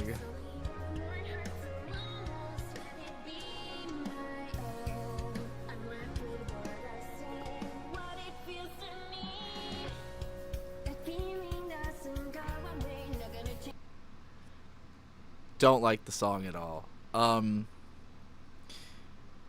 was cute, kind of funny. It was funny in a lot of ways where I was wondering if it was intentional or not. Like, I was laughing at stuff that I wasn't sure was meant to be funny, but you know, that's not a problem necessarily. It's very corny. Very much reminded me of Ruby. Like, I truly understood the Monty Ohm dedication after seeing that. Because I feel like this is the kind of thing where you watched Ruby and went, I could do that, you know. The concept is really cheesy but fun. The presentation of speedrunning was absolutely hilarious. You know, I appreciate that, like, in spite of how jank the character models are, the animation was very expressive. And this was like the epitome of thing that you can see the potential, and like it would be disappointing if it was always like this. You know, like if this was the best they had ever done, then it would be like, wow, this was kind of shit. But knowing what they will go on to do as Glitch, it's like, okay, I see this. I see how this is a stepping stone towards making something really good. I don't think I would watch more of this of my own accord. This is definitely not one where I saw the first episode and went, oh, I'll check that out, you know. Which all three of those Glitch pilots that only have one episode. Less so Game Overs. I would say that one... This one was like, I would watch more of this contextual to, like, maybe if somebody else I know likes it and wants to watch it, or if I get paid to watch more of it, obviously. Whereas, like, if they make another Knights of Guinevere or Gaslight District, I will definitely check that out. Like, I will make a point to watch that. Did not feel that way about the one we just watched, but it was quaint. It was funny. Now we're going to watch the Murder Drones special. I should have known there would be more Murder Drones, because even though I was pretty sure this show is over, the last time that Bird and I went to the mall, we went to Lynn Haven Mall in Virginia Beach, and we went into Hot Topic, and there was like a very large, prominent booth right by the entrance of mostly Murder Drones merchandise. Like, it was a Glitch booth, and I was expecting to find lots of Amazing Digital Circus stuff, because this was when Amazing Digital Circus was in theater for that, like, week or so. And multiple places that we went to, we overheard people talking about seeing the finale. Like, we walked into probably 10 different stores, all of which were shockingly dominated by anime, kawaii stuff, just generally Japanese culture product. And yeah, multiple times overheard conversations about seeing the Digital Circus finale. I think there were people at the mall to do that. Like, people were there to see the finale. No, not Murder Drones in cinema. The Digital Circus... I'm saying Murder Drones was in Hot Topic. Do you have Hot Topic in Australia? I don't know if that's like a cultural export we have, but in the United States... Hot Topic is a store that came out in, like, 2003 that sells goth stuff. Like, it is a goth punk themed store, and you can find it in pretty much any mall in the United States. And they're always playing, like, screamo and hardcore music, and, you know, you don't know what it is. All right, I'll keep explaining it then. So when I was young, Hot Topic was where you went to buy band merchandise, like, more than anything. Like, they would, the whole store is brick. Like, it has a brick face aesthetic. So you walk in and it's like brick walls, and all the clothes are like goth trash baby, you know, like black with some color. Brick walls is Spencer's. Hot Topic also has brick walls. They have on the exterior of Hot Topic always has brick exterior. Maybe not always, but I've seen a lot of Hot Topics with brick walls. Bird said brick walls is Spencer's. I'm like, it's both. They're both goth stores. But Hot Topic in particular is like a clothing store for goths, and really marked like the moment that goth became a mainstream style, because up until that point, to be goth was basically to be DIY. Like, people who dressed goth were making their own outfits out of whatever they cobbled together from that aesthetic style.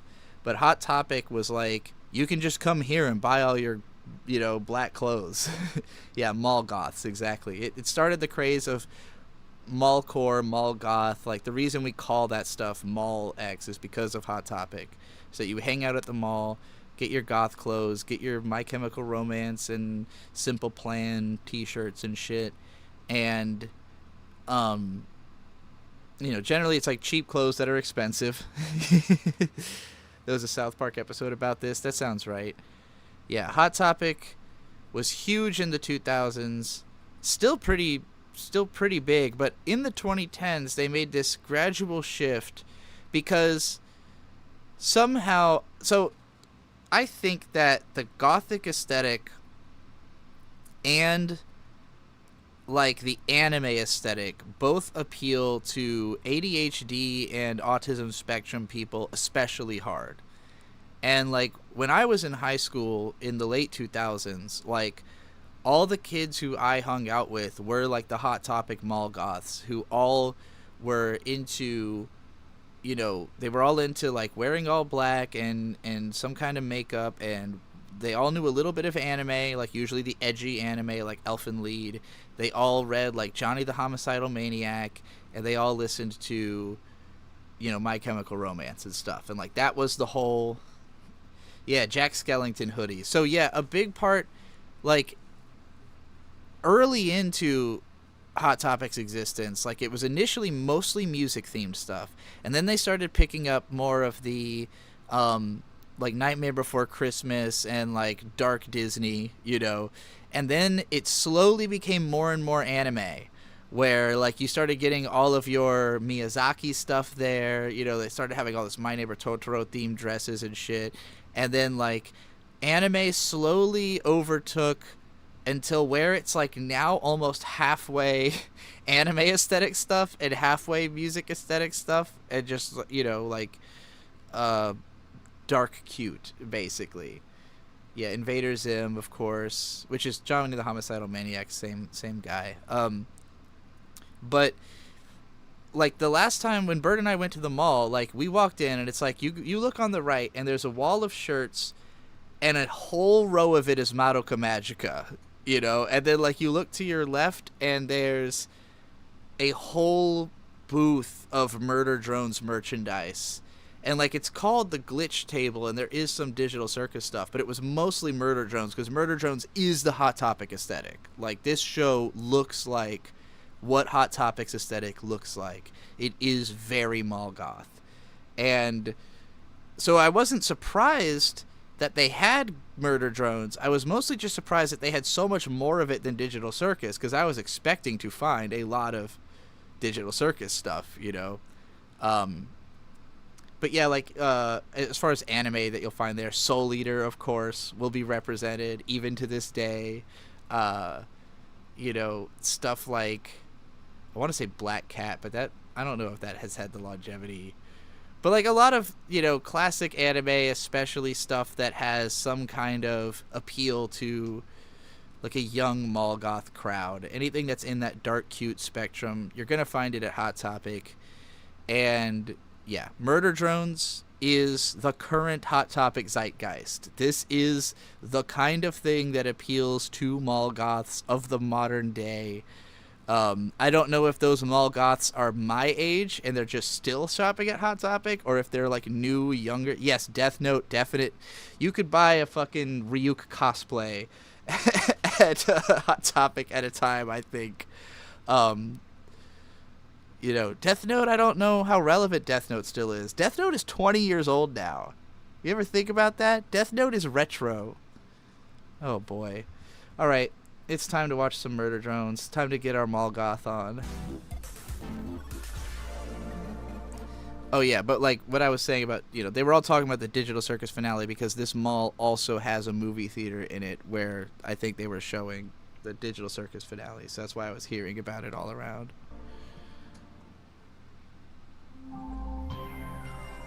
But yes, I literally read Death Note because one of the Molgoths I hung out with in high school owned it and loaned it to me. Hi, I'm Serial Designation J10X111001. What is a team? Like, that girl just there was definite. Like, every character in this really is like, this is the goal. This is what a Molgoth is hoping they will look like when they put the outfit together. The family. If the family had one clearly superior member, and my team maintains industry-leading metrics quarter after quarter, how do I do it? Well, that answer falls on one simple question. I should say there's two kinds of Molgoths that are both serviced by Hot Topic. If you are a hot goth, then you go in to look like a murder drone. If you are not especially hot, you're just into the aesthetic, then you just buy the t-shirt that actually has the murder drones on it. That's the two different types of Hot Topic customer. It's like, because they have the normal, by normal I mean like non-branded clothes that are just like sexy goth clothes. And then they have the branded clothes that are like, you know, I can't pull off a sexy goth outfit, but I want to dress like this. But I do think Digital Circus has caused a sort of like a bless you bird, says chat. I do think Digital Circus has spawned a kind of like new like clowncore goth movement. Like, I've been seeing more and more clown goth stuff on the internet, and I think it's coming. I think a clown goth wave is definitely approaching. Was I born? I had but simple thoughts when I first came online. Goo goo gaga, Hangi, what strategies can we implement to leverage scalable impact? Stuff like that. Yeah. Hey, Jay, totally fine, but hypothetically, if a random tummy were hurting, where might that tummy's owner find the tummy gummies? Copy that. I will just take the pain. V, what does a standard workday look like for my team? Tearing open skulls and slurping what's inside like a juice box. Yeah. Employee of the Get month, him. right here. Then, after a 30-minute lunch break, we transform the collected remains into these gorgeous vertical deliverables. V gets weirdly happy about these. The worker drone's hideout. Major blocker in our pipeline right now. The bottleneck? Those doors.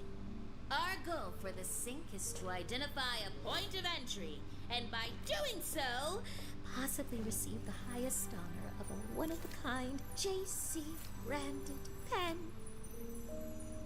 Any ideas? Oh! Santa! He's a master at getting into houses. We should ask him. Now, what are you, 5? Santa's busy and terrible idea. Horrendous idea. Couldn't agree more. Okay, what if we pretend we left the planet? Launch the pod into orbit, wait for the workers to think we're gone, and then... We've just gotta fix the pod and... No! We might, break a crucial thing. And then what? No way home.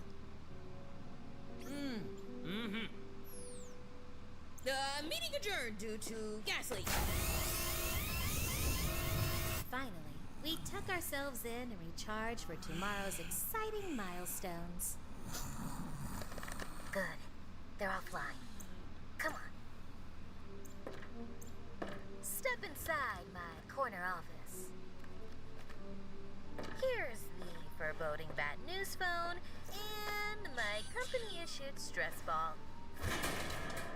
But that's not what we're here for. When you operate at my level of professionalism, maintain work-life balance becomes a necessity.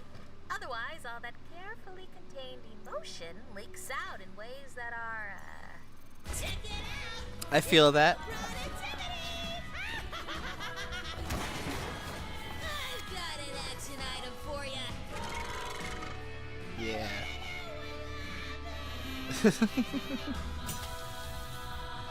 She drinking a battery? We so don't work for JC Jensen. I just tell them that. Yeah, see, what I like about Murder Drones is the characters are much more, have a lot more literally me in them. You know, I feel a lot more like these characters than the Digital Circus characters. I don't think the writing is as strong in this as Digital Circus, but the relatability is high.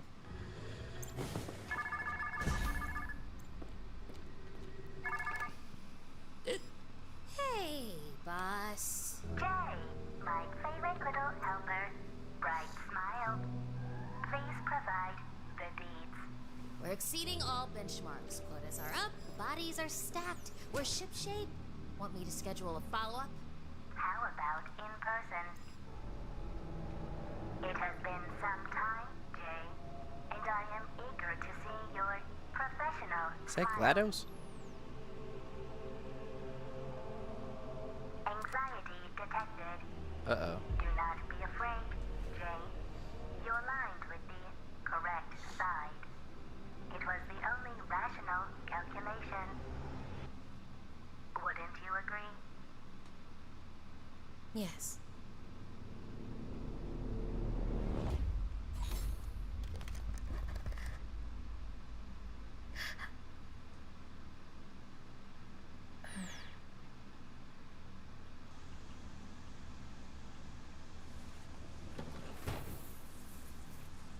Oh.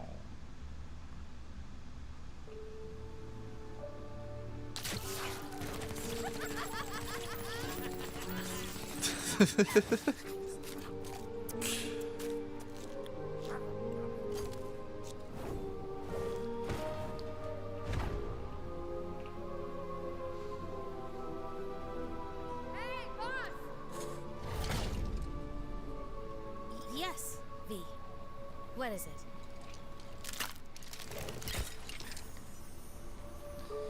Do they make Murder Drones model kits? I feel like I would buy a Murder Drones model kit. You get weirdly happy about these. Oh, that's... Yeah. Resource positive scavenging. Great work. Anytime, boss. Thanks to me, you now understand what it takes to build a high-performing team. The next question is, well, what's next?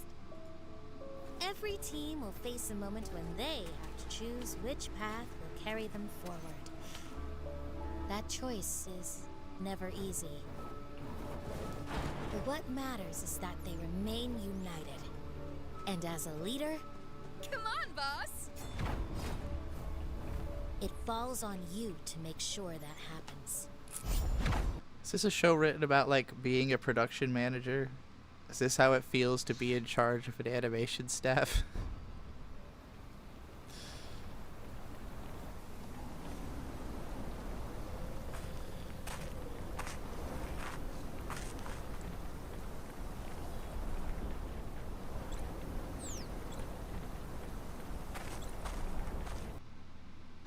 Come on, Jay, you've done hundreds of these.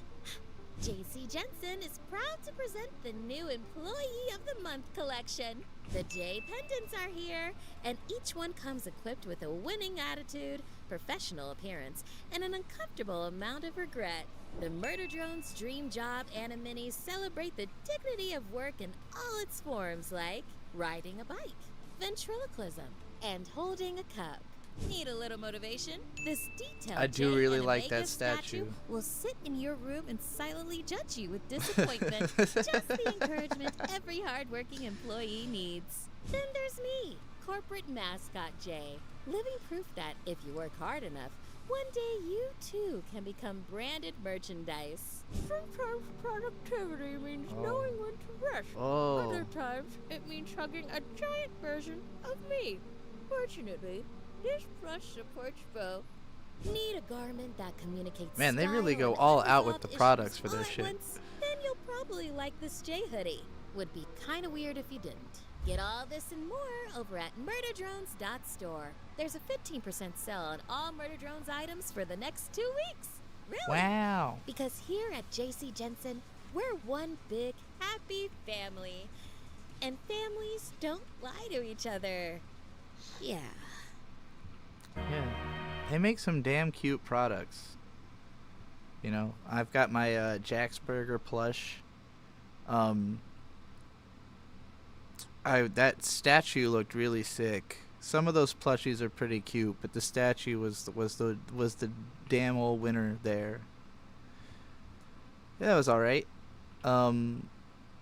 As usual with Murder Drones, the writing feels like very all over the place, but the vibes are super on point, and I can connect with the characters through the way they're presented psychologically, even when I'm not really sure what the plot is or what's going on.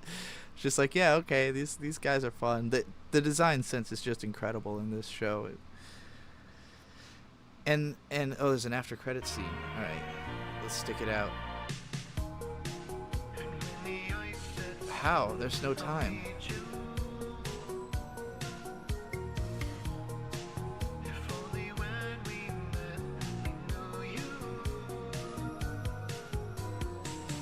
There's no after credit scene.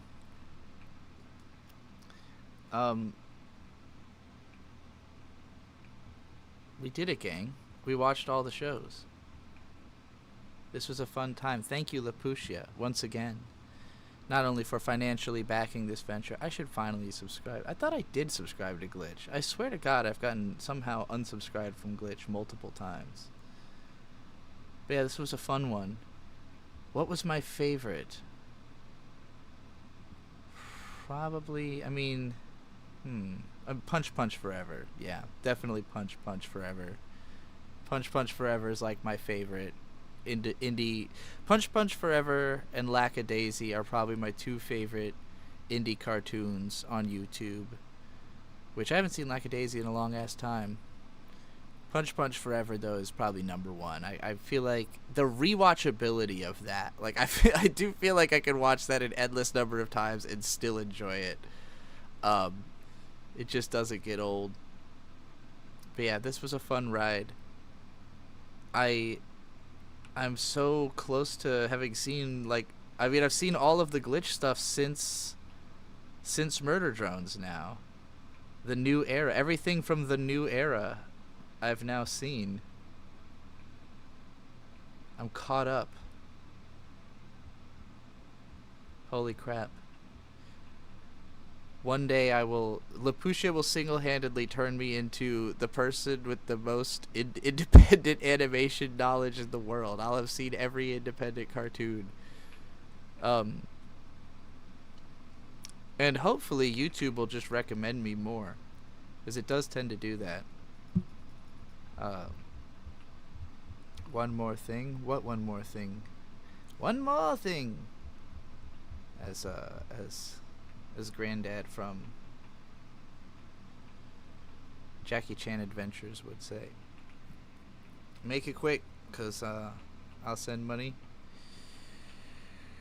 Let's just do another one, Lapucia. Let's do another one of these, maybe next weekend or something, because I've been going for 5 hours and 20 minutes. I think it's time to wrap. But we can definitely do this again. We'll organize it off stream. But yeah, no, I gotta close out. Thank you again. Thank you everybody who watched. Thank you to Trixie Clipsy, who I assume is going to cut this into a bunch of videos on the Trixie Clipsy channel. No, it's 1 minute. Okay, fine. Give me the 1 minute guy. What if it's 1 minute, but it's so dense with content that I have 1,000 words to say about it? You know, they say a picture's worth 1,000 words, and 1 minute of animation at 24 frames per second. Let's say 12. At 12 frames per second, that's what, 12 times 60, like 700 frames, right? And every frame a painting. So 720 frames of paintings would be 720,000 words. That's about 2 full fantasy novels. That's like 2 books of A Song of Ice and Fire or something like that. Worth of words. I actually have a channel that I think is launching like tomorrow, called Way More Than 1,000 Words. Let me look at my calendar of Tuesday.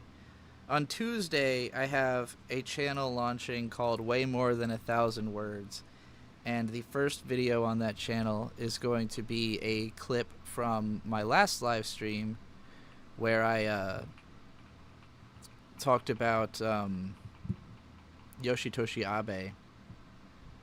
Check Discord. Where am I looking? I'm looking at Discord, but I don't see any new messages from Laputia. Oh wait, there it is. Never mind. It didn't give me a notification for some reason. Okay.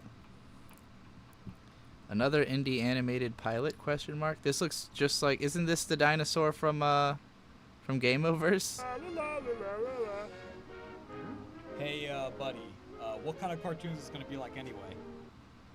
Oh, well, my name is Boggles, and I'll say video game characters with my friends. Oh, brother. I'm a learner. Another one of these. And we love to reference video games. Yep. Mario Brothers. Okay. Mega Man. Street Fighter. Whoa! Oh, God! Trust me, you would not have wanted to watch that pilot anyway. Oh, my dinosaur cock!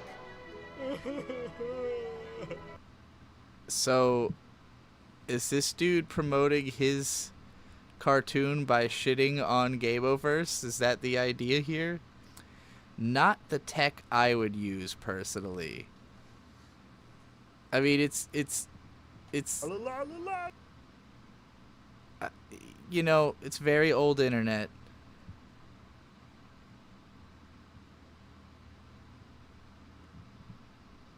Why didn't Glitch fund me instead of that guy ass pilot?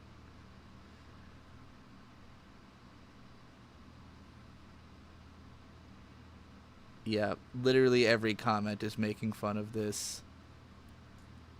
This is literally the I'm not like other girls of indie animation.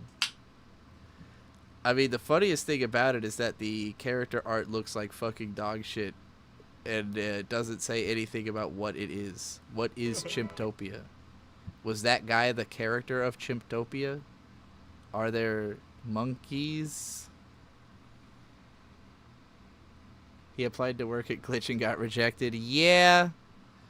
This is some real bitter shit right here. This is some deep bitterness cartoon. These characters look like fucking shit.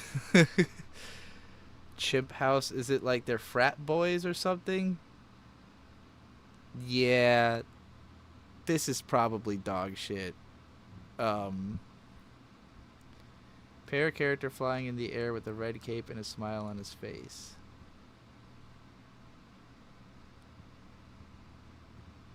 Is that what I just... Is that the name of a thing?